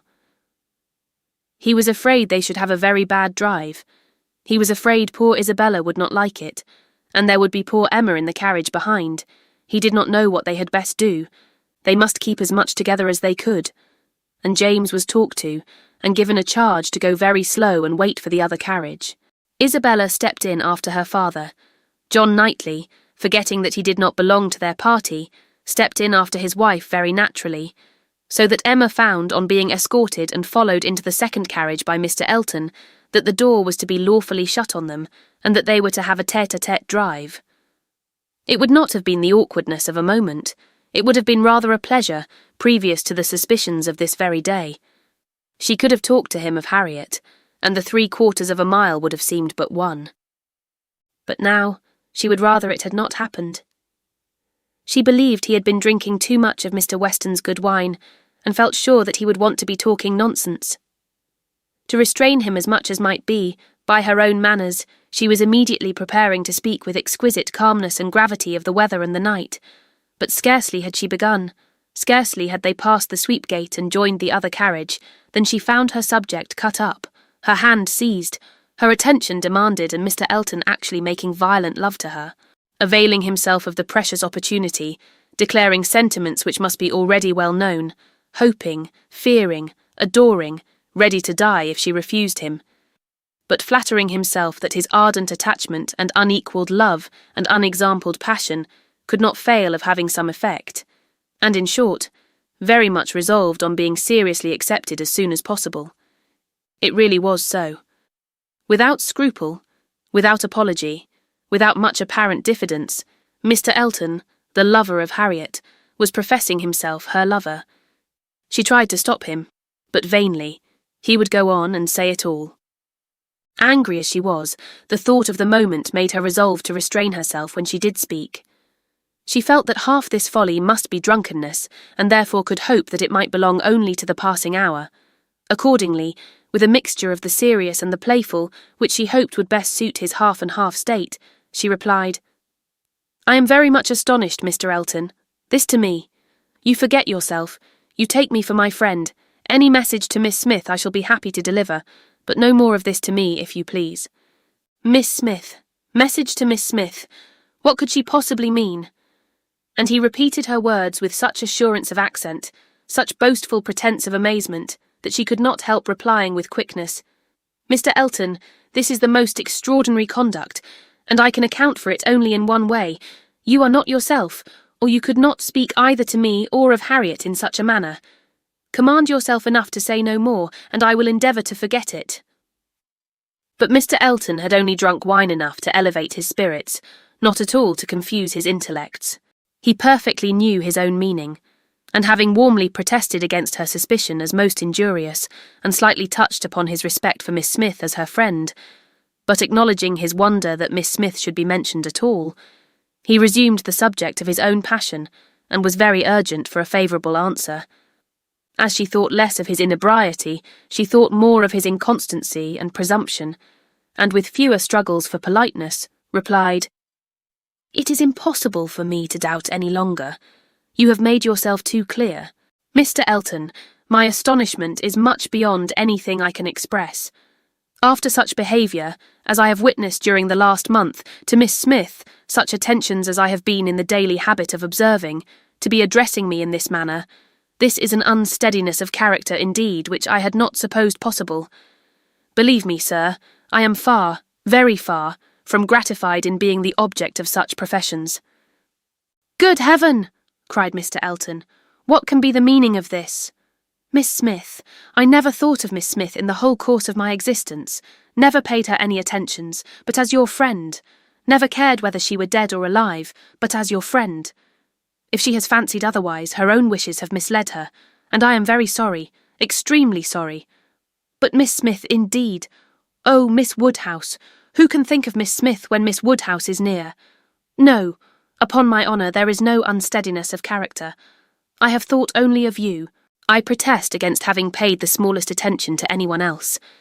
Everything that I have said or done, for many weeks past, has been with the sole view of marking my adoration of yourself. You cannot really, seriously, doubt it. No," in an accent meant to be insinuating, "I am sure you have seen and understood me." It would be impossible to say what Emma felt on hearing this, which of all her unpleasant sensations was uppermost. She was too completely overpowered to be immediately able to reply, and 2 moments of silence being ample encouragement for Mr. Elton's sanguine state of mind, he tried to take her hand again, as he joyously exclaimed, "Charming Miss Woodhouse! Allow me to interpret this interesting silence. It confesses that you have long understood me." "No, sir," cried Emma, "it confesses no such thing. So far from having long understood you, I have been in a most complete error with respect to your views, till this moment. As to myself, I am very sorry that you should have been giving way to any feelings. Nothing could be farther from my wishes. Your attachment to my friend Harriet, your pursuit of her, pursuit it appeared, gave me great pleasure, and I have been very earnestly wishing you success. But had I supposed that she were not your attraction to Hartfield, I should certainly have thought you judged ill in making your visits so frequent. Am I to believe that you have never sought to recommend yourself particularly to Miss Smith, that you have never thought seriously of her?" "Never, madam," cried he, affronted in his turn. "Never, I assure you. I think seriously of Miss Smith. Miss Smith is a very good sort of girl, and I should be happy to see her respectably settled. I wish her extremely well. And no doubt there are men who might not object to. Everybody has their level, but as for myself, I am not, I think, quite so much at a loss. I need not so totally despair of an equal alliance as to be addressing myself to Miss Smith. No, madam, my visits to Hartfield have been for yourself only, and the encouragement I received— Encouragement! I give you encouragement. Sir, you have been entirely mistaken in supposing it. I have seen you only as the admirer of my friend. In no other light could you have been more to me than a common acquaintance. I am exceedingly sorry, but it is well that the mistake ends where it does. Had the same behaviour continued, Miss Smith might have been led into a misconception of your views, not being aware, probably, any more than myself, of the very great inequality which you are so sensible of. But as it is, the disappointment is single, and I trust will not be lasting. I have no thoughts of matrimony at present." He was too angry to say another word, her manner too decided to invite supplication. And in this state of swelling resentment and mutually deep mortification, they had to continue together a few minutes longer, for the fears of Mr. Woodhouse had confined them to a footpace. If there had not been so much anger, there would have been desperate awkwardness, but their straightforward emotions left no room for the little zigzags of embarrassment. Without knowing when the carriage turned into Vicarage Lane, or when it stopped, they found themselves all at once at the door of his house, and he was out before another syllable passed. Emma then felt it indispensable to wish him a good night. The compliment was just returned, coldly and proudly, and under indescribable irritation of spirits she was then conveyed to Hartfield. There she was welcomed with the utmost delight by her father, who had been trembling for the dangers of a solitary drive from Vicarage Lane, turning a corner which he could never bear to think of, and in strange hands, a mere common coachman, no James, and there it seemed as if her return only were wanted to make everything go well. For Mr. John Knightley, ashamed of his ill humour, was now all kindness and attention, and so particularly solicitous for the comfort of her father, as to seem, if not quite ready to join him in a basin of gruel, perfectly sensible of its being exceedingly wholesome, and the day was concluding in peace and comfort to all their little party, except herself. But her mind had never been in such perturbation, and it needed a very strong effort to appear attentive and cheerful till the usual hour of separating allowed her the relief of quiet reflection. Chapter 16. The hair was curled and the maid sent away, and Emma sat down to think and be miserable. It was a wretched business indeed, such an overthrow of everything she had been wishing for, such a development of everything most unwelcome, such a blow for Harriet, that was the worst of all. Every part of it brought pain and humiliation, of some sort or other.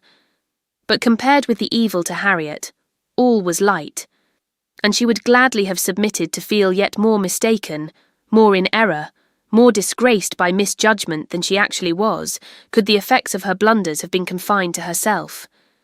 If I had not persuaded Harriet into liking the man, I could have borne anything. He might have doubled his presumption to me, but poor Harriet! How she could have been so deceived! He protested that he had never thought seriously of Harriet. Never. She looked back as well as she could, but it was all confusion. She had taken up the idea, she supposed, and made everything bend to it. His manners, however, must have been unmarked, wavering, dubious, or she could not have been so misled. The picture. How eager he had been about the picture, and the charade, and 100 other circumstances. How clearly they had seemed to point at Harriet. To be sure, the charade with its ready wit, but then the soft eyes. In fact, it suited neither. It was a jumble without taste or truth. Who could have seen through such thick-headed nonsense? Certainly she had often, especially of late, thought his manners to herself unnecessarily gallant. But it had passed as his way, as a mere error of judgment, of knowledge, of taste, as one proof among others that he had not always lived in the best society, that with all the gentleness of his address, true elegance was sometimes wanting. But, till this very day, she had never, for an instant, suspected it to mean anything but grateful respect to her as Harriet's friend. To Mr. John Knightley was she indebted for her first idea on the subject, for the first start of its possibility. There was no denying that those brothers had penetration. She remembered what Mr. Knightley had once said to her about Mr. Elton, the caution he had given, the conviction he had professed that Mr. Elton would never marry indiscreetly, and blushed to think how much truer a knowledge of his character had been there shown than any she had reached herself. It was dreadfully mortifying, but Mr. Elton was proving himself, in many respects, the very reverse of what she had meant and believed him. Proud, assuming, conceited, very full of his own claims, and little concerned about the feelings of others. Contrary to the usual course of things, Mr. Elton's wanting to pay his addresses to her had sunk him in her opinion. His professions and his proposals did him no service. She thought nothing of his attachment, and was insulted by his hopes. He wanted to marry well, and having the arrogance to raise his eyes to her, pretended to be in love. But she was perfectly easy as to his not suffering any disappointment that need be cared for.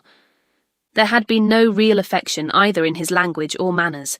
Sighs and fine words had been given in abundance, but she could hardly devise any set of expressions or fancy any tone of voice less allied with real love. She need not trouble herself to pity him. He only wanted to aggrandize and enrich himself. And if Miss Woodhouse of Hartfield, the heiress of £30,000, were not quite so easily obtained as he had fancied, he would soon try for Miss Somebody else with 20 or with 10. But that he should talk of encouragement, should consider her as aware of his views, accepting his attentions, meaning, in short, to marry him, should suppose himself her equal in connection or mind, look down upon her friend, so well understanding the gradations of rank below him, and be so blind to what rose above as to fancy himself showing no presumption in addressing her. It was most provoking. Perhaps it was not fair to expect him to feel how very much he was her inferior in talent and all the elegancies of mind.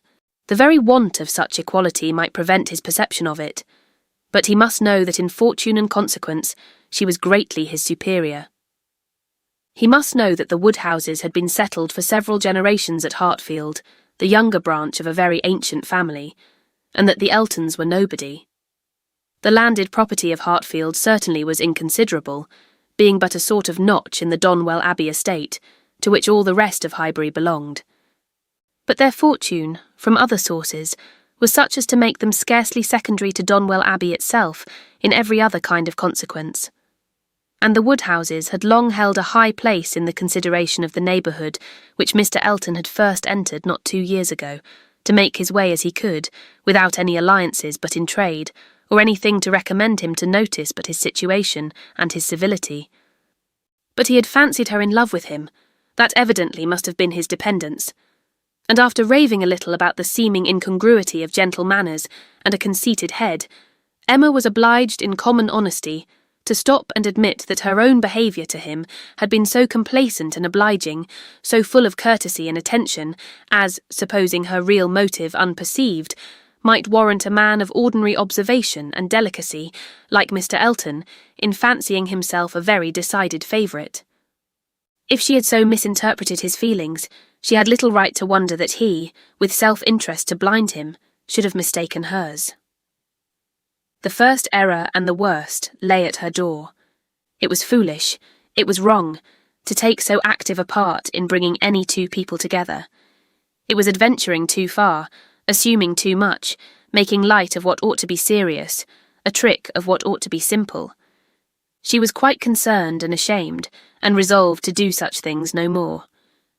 "Here have I," said she, "actually talked poor Harriet into being very much attached to this man. She might never have thought of him but for me, and certainly never would have thought of him with hope if I had not assured her of his attachment, for she is as modest and humble as I used to think him. Oh, that I had been satisfied with persuading her not to accept young Martin. There I was quite right. That was well done of me, but there I should have stopped, and left the rest to time and chance. I was introducing her into good company, and giving her the opportunity of pleasing someone worth having. I ought not to have attempted more. But now, poor girl, her peace is cut up for some time. I have been but half a friend to her, and if she were not to feel this disappointment so very much, I am sure I have not an idea of anybody else who would be at all desirable for her. William Cox. Oh no, I could not endure William Cox, a pert young lawyer. She stopped to blush and laugh at her own relapse, and then resumed a more serious, more dispiriting cogitation upon what had been, and might be, and must be. The distressing explanation she had to make to Harriet, and all that poor Harriet would be suffering, with the awkwardness of future meetings, the difficulties of continuing or discontinuing the acquaintance, of subduing feelings, concealing resentment, and avoiding éclat, were enough to occupy her in most unmirthful reflections some time longer, and she went to bed at last with nothing settled but the conviction of her having blundered most dreadfully. To youth and natural cheerfulness like Emma's, though under temporary gloom at night, the return of day will hardly fail to bring return of spirits. The youth and cheerfulness of morning are in happy analogy, and of powerful operation, and if the distress be not poignant enough to keep the eyes unclosed, they will be sure to open to sensations of softened pain and brighter hope. Emma got up on the morrow more disposed for comfort than she had gone to bed, more ready to see alleviations of the evil before her, and to depend on getting tolerably out of it. It was a great consolation that Mr. Elton should not be really in love with her, or so particularly amiable as to make it shocking to disappoint him, that Harriet's nature should not be of that superior sort in which the feelings are most acute and retentive, and that there could be no necessity for anybody's knowing what had passed except the three principals, and especially for her father's being given a moment's uneasiness about it. These were very cheering thoughts, and the sight of a great deal of snow on the ground did her further service, for anything was welcome that might justify their all three being quite asunder at present. The weather was most favourable for her, though Christmas Day she could not go to church. Mr. Woodhouse would have been miserable had his daughter attempted it, and she was therefore safe from either exciting or receiving unpleasant and most unsuitable ideas. The ground covered with snow, and the atmosphere in that unsettled state between frost and thaw, which is of all others the most unfriendly for exercise, every morning beginning in rain or snow, and every evening setting into freeze, she was for many days a most honourable prisoner. No intercourse with Harriet possible but by note, no church for her on Sunday any more than on Christmas Day, and no need to find excuses for Mr. Elton's absenting himself. It was weather which might fairly confine everybody at home, and though she hoped and believed him to be really taking comfort in some society or other, it was very pleasant to have her father so well satisfied with his being all alone in his own house, too wise to stir out, and to hear him say to Mr. Knightley, whom no weather could keep entirely from them, "Ah, Mr. Knightley, why do not you stay at home like poor Mr. Elton? These days of confinement would have been, but for her private perplexities remarkably comfortable, as such seclusion exactly suited her brother, whose feelings must always be of great importance to his companions. And he had, besides, so thoroughly cleared off his ill humour at Randalls that his amiableness never failed him during the rest of his stay at Hartfield. He was always agreeable and obliging, and speaking pleasantly of everybody. But with all the hopes of cheerfulness, and all the present comfort of delay, there was still such an evil hanging over her in the hour of explanation with Harriet as made it impossible for Emma to be ever perfectly at ease. Chapter 17.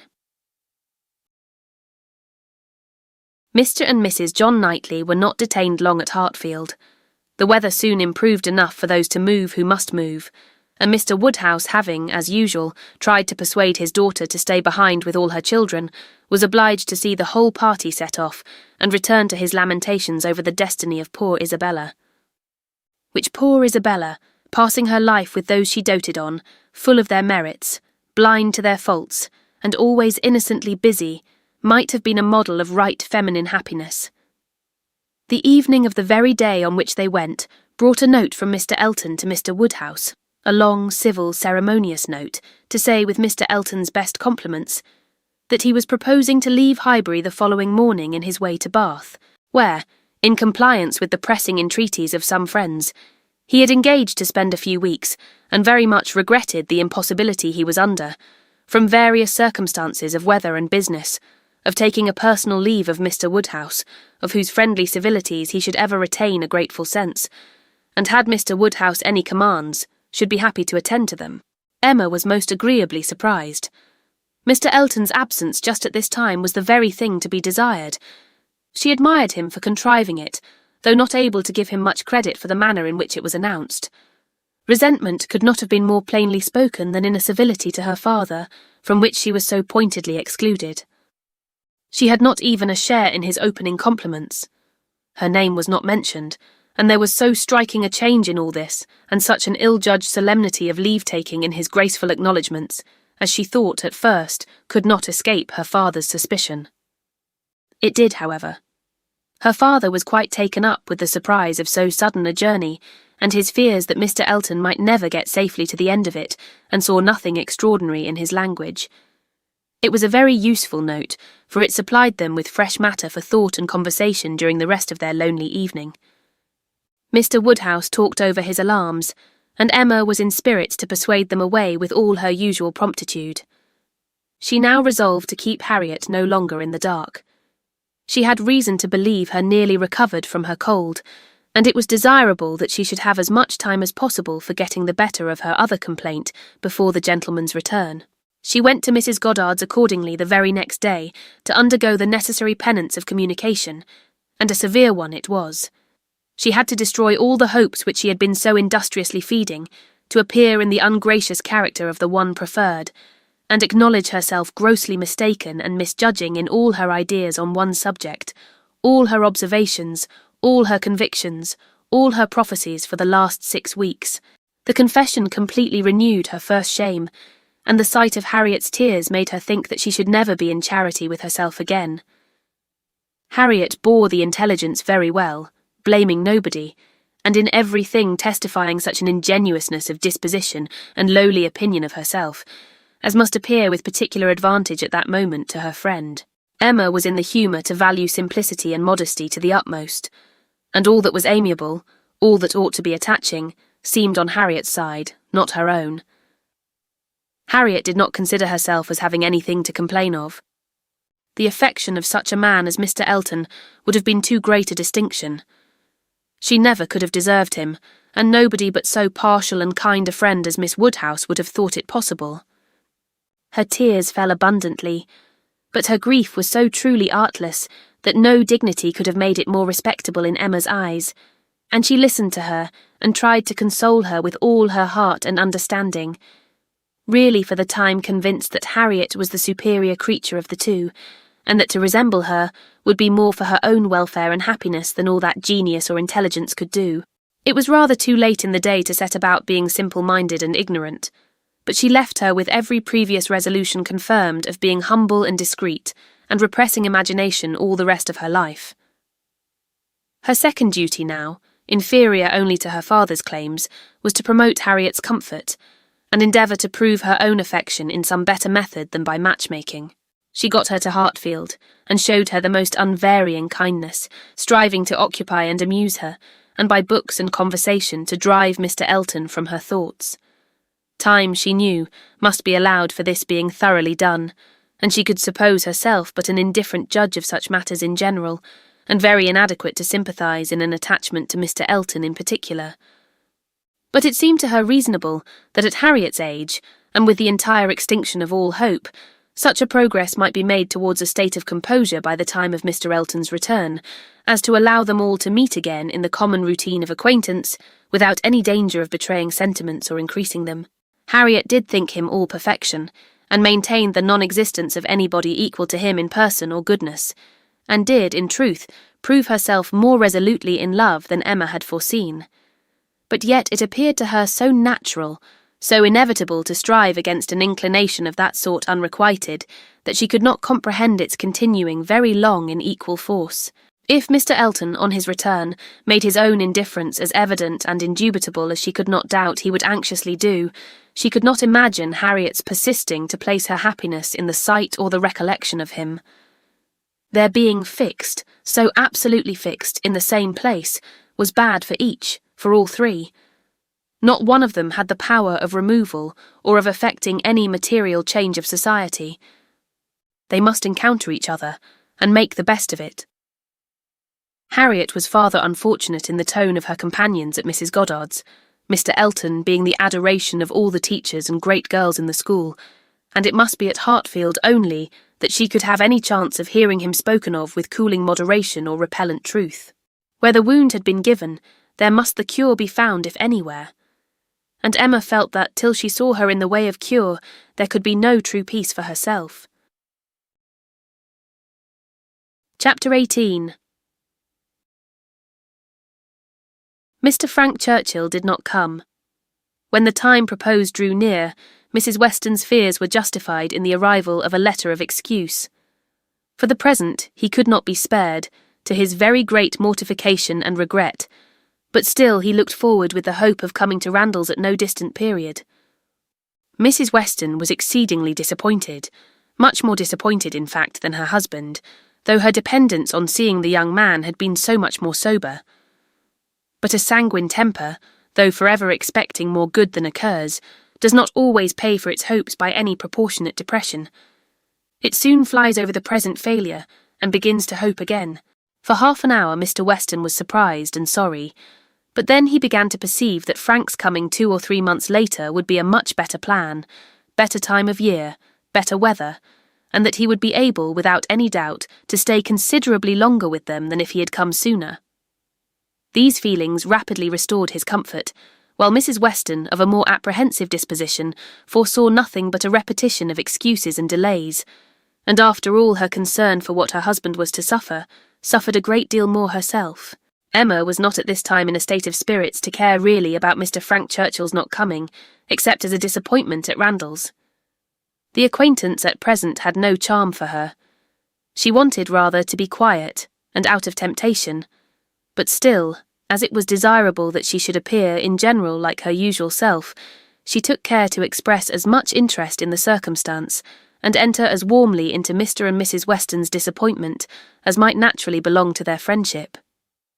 She was the first to announce it to Mr. Knightley, and exclaimed quite as much as was necessary, or being acting a part, perhaps rather more, at the conduct of the Churchills, in keeping him away. She then proceeded to say a good deal more than she felt, of the advantage of such an addition to their confined society in Surrey, the pleasure of looking at somebody new, the gala day to Highbury entire, which the sight of him would have made, and ending with reflections on the Churchills again, found herself directly involved in a disagreement with Mr. Knightley, and, to her great amusement, perceived that she was taking the other side of the question from her real opinion, and making use of Mrs. Weston's arguments against herself. "The Churchills are very likely in fault," said Mr. Knightley coolly, "but I dare say he might come if he would. I do not know why you should say so. He wishes exceedingly to come, but his uncle and aunt will not spare him. I cannot believe that he has not the power of coming, if he made a point of it, It is too unlikely for me to believe it without proof. How odd you are! What has Mr. Frank Churchill done to make you suppose him such an unnatural creature? I am not supposing him at all an unnatural creature, in suspecting that he may have learnt to be above his connections, and to care very little for anything but his own pleasure, from living with those who have always set him the example of it. It is a great deal more natural than one could wish, that a young man brought up by those who are proud, luxurious, and selfish, should be proud, luxurious, and selfish too. If Frank Churchill had wanted to see his father, he would have contrived it between September and January. A man at his age, what is he, 3 or 4 and 20, cannot be without the means of doing as much as that. It is impossible. That's easily said, and easily felt by you, who have always been your own master. You are the worst judge in the world, Mr. Knightley, of the difficulties of dependence. You do not know what it is to have tempers to manage. It is not to be conceived that a man of 3 or 4 and 20 should not have liberty of mind or limb to that amount. He cannot want money. He cannot want leisure. We know, on the contrary, that he has so much of both, that he is glad to get rid of them at the idlest haunts in the kingdom. We hear of him forever at some watering place or other. A little while ago he was at Weymouth. This proves that he can leave the Churchills. Yes, sometimes he can, and those times are whenever he thinks it worth his while, whenever there is any temptation of pleasure. It is very unfair to judge of anybody's conduct without an intimate knowledge of their situation. Nobody, who has not been in the interior of a family, can say what the difficulties of any individual of that family may be. We ought to be acquainted with Enscombe, and with Mrs. Churchill's temper, before we pretend to decide upon what her nephew can do. He may, at times, be able to do a great deal more than he can at others. There is one thing, Emma, which a man can always do if he chooses, and that is his duty. Not by manoeuvring and finessing, but by vigour and resolution. It is Frank Churchill's duty to pay this attention to his father. He knows it to be so by his promises and messages, but if he wished to do it, it might be done. A man who felt rightly would say at once, simply and resolutely, to Mrs. Churchill, "Every sacrifice of mere pleasure you will always find me ready to make to your convenience, but I must go and see my father immediately." I know he would be hurt by my failing in such a mark of respect to him on the present occasion. I shall therefore set off tomorrow. If he would say so to her at once, in the tone of decision becoming a man, there would be no opposition made to his going. "No," said Emma, laughing, "but perhaps there might be some made to his coming back again. Such language for a young man entirely dependent to use. Nobody but you, Mr. Knightley, would imagine it possible. But you have not an idea of what is requisite in situations directly opposite to your own. Mr. Frank Churchill to be making such a speech as that to the uncle and aunt who have brought him up and are to provide for him. Standing up in the middle of the room, I suppose, and speaking as loud as he could. How can you imagine such conduct practicable? Depend upon it, Emma, a sensible man would find no difficulty in it. He would feel himself in the right, and the declaration, made, of course, as a man of sense would make it in a proper manner, would do him more good, raise him higher, fix his interest stronger with the people he depended on, than all that a line of shifts and expedients can ever do. Respect would be added to affection. They would feel that they could trust him, that the nephew who had done rightly by his father would do rightly by them, for they know, as well as he does, as well as all the world must know, that he ought to pay this visit to his father, and while meanly exerting their power to delay it, are in their hearts not thinking the better of him for submitting to their whims. Respect for right conduct is felt by everybody. If he would act in this sort of manner, on principle, consistently, regularly, their little minds would bend to his. I rather doubt that. You are very fond of bending little minds, but where little minds belong to rich people in authority, I think they have a knack of swelling out, till they are quite as unmanageable as great ones. I can imagine that if you, as you are, Mr. Knightley, were to be transported and placed all at once in Mr. Frank Churchill's situation, you would be able to say and do just what you have been recommending for him, and it might have a very good effect. The Churchills might not have a word to say in return, but then you would have no habits of early obedience and long observance to break through.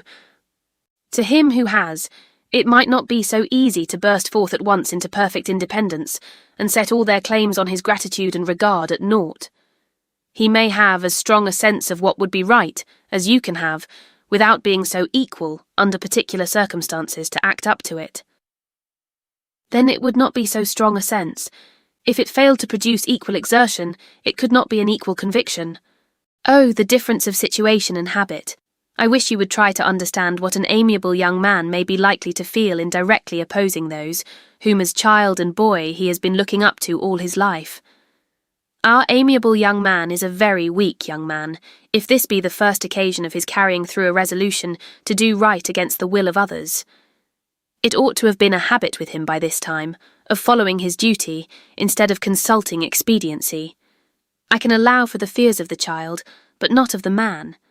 As he became rational, he ought to have roused himself and shaken off all that was unworthy in their authority. He ought to have opposed the first attempt on their side to make him slight his father. Had he begun as he ought, there would have been no difficulty now. "We shall never agree about him," cried Emma, "but that is nothing extraordinary. I have not the least idea of his being a weak young man. I feel sure that he is not. Mr. Weston would not be blind to folly, though in his own son, but he is very likely to have a more yielding, complying, mild disposition than would suit your notions of man's perfection. I dare say he has, and though it may cut him off from some advantages, it will secure him many others. Yes, all the advantages of sitting still when he ought to move, and of leading a life of mere idle pleasure, and fancying himself extremely expert in finding excuses for it. He can sit down and write a fine, flourishing letter, full of professions and falsehoods, and persuade himself that he has hit upon the very best method in the world of preserving peace at home, and preventing his father's having any right to complain. His letters disgust me. Your feelings are singular. They seem to satisfy everybody else. I suspect they do not satisfy Mrs. Weston. They hardly can satisfy a woman of her good sense and quick feelings, standing in a mother's place, but without a mother's affection to blind her. It is on her account that attention to Randalls is doubly due, and she must doubly feel the omission. Had she been a person of consequence herself, he would have come, I dare say, and it would not have signified whether he did or no. Can you think your friend behindhand in these sort of considerations? Do you suppose she does not often say all this to herself? No, Emma, your amiable young man can be amiable only in French, not in English. He may be very amiable, have very good manners, and be very agreeable, but he can have no English delicacy towards the feelings of other people, nothing really amiable about him. You seem determined to think ill of him. Me? Not at all, replied Mr. Knightley, rather displeased. I do not want to think ill of him. I should be as ready to acknowledge his merits as any other man, but I hear of none, except what are merely personal, that he is well grown and good-looking, with smooth, plausible manners. Well, if he have nothing else to recommend him, he will be a treasure at Highbury. We do not often look upon fine young men, well-bred and agreeable. We must not be nice and ask for all the virtues into the bargain. Cannot you imagine, Mr. Knightley, what a sensation his coming will produce? There will be but one subject throughout the parishes of Donwell and Highbury, but one interest, one object of curiosity. It will be all Mr. Frank Churchill. We shall think and speak of nobody else. You will excuse my being so much overpowered. If I find him conversable, I shall be glad of his acquaintance, but if he is only a chattering coxcomb, he will not occupy much of my time or thoughts. My idea of him is that he can adapt his conversation to the taste of everybody, and has the power as well as the wish of being universally agreeable. To you, he will talk of farming, to me of drawing or music, and so on to everybody, having that general information on all subjects which will enable him to follow the lead or take the lead just as propriety may require, and to speak extremely well on each. That is my idea of him. And mine, said Mr. Knightley warmly, is that if he turn out anything like it, he will be the most insufferable fellow breathing. What, at 23 to be the king of his company, the great man, the practised politician, who is to read everybody's character and make everybody's talents conduce to the display of his own superiority, to be dispensing his flatteries around, that he may make all appear like fools compared with himself. My dear Emma, your own good sense could not endure such a puppy when it came to the point. I will say no more about him, cried Emma. You turn everything to evil. We are both prejudiced, you against, I for him, and we have no chance of agreeing till he is really here. Prejudiced. I am not prejudiced, but I am very much, and without being at all ashamed of it. My love for Mr. and Mrs. Weston gives me a decided prejudice in his favour. He is a person I never think of from one month's end to another, said Mr. Knightley, with a degree of vexation, which made Emma immediately talk of something else, though she could not comprehend why he should be angry.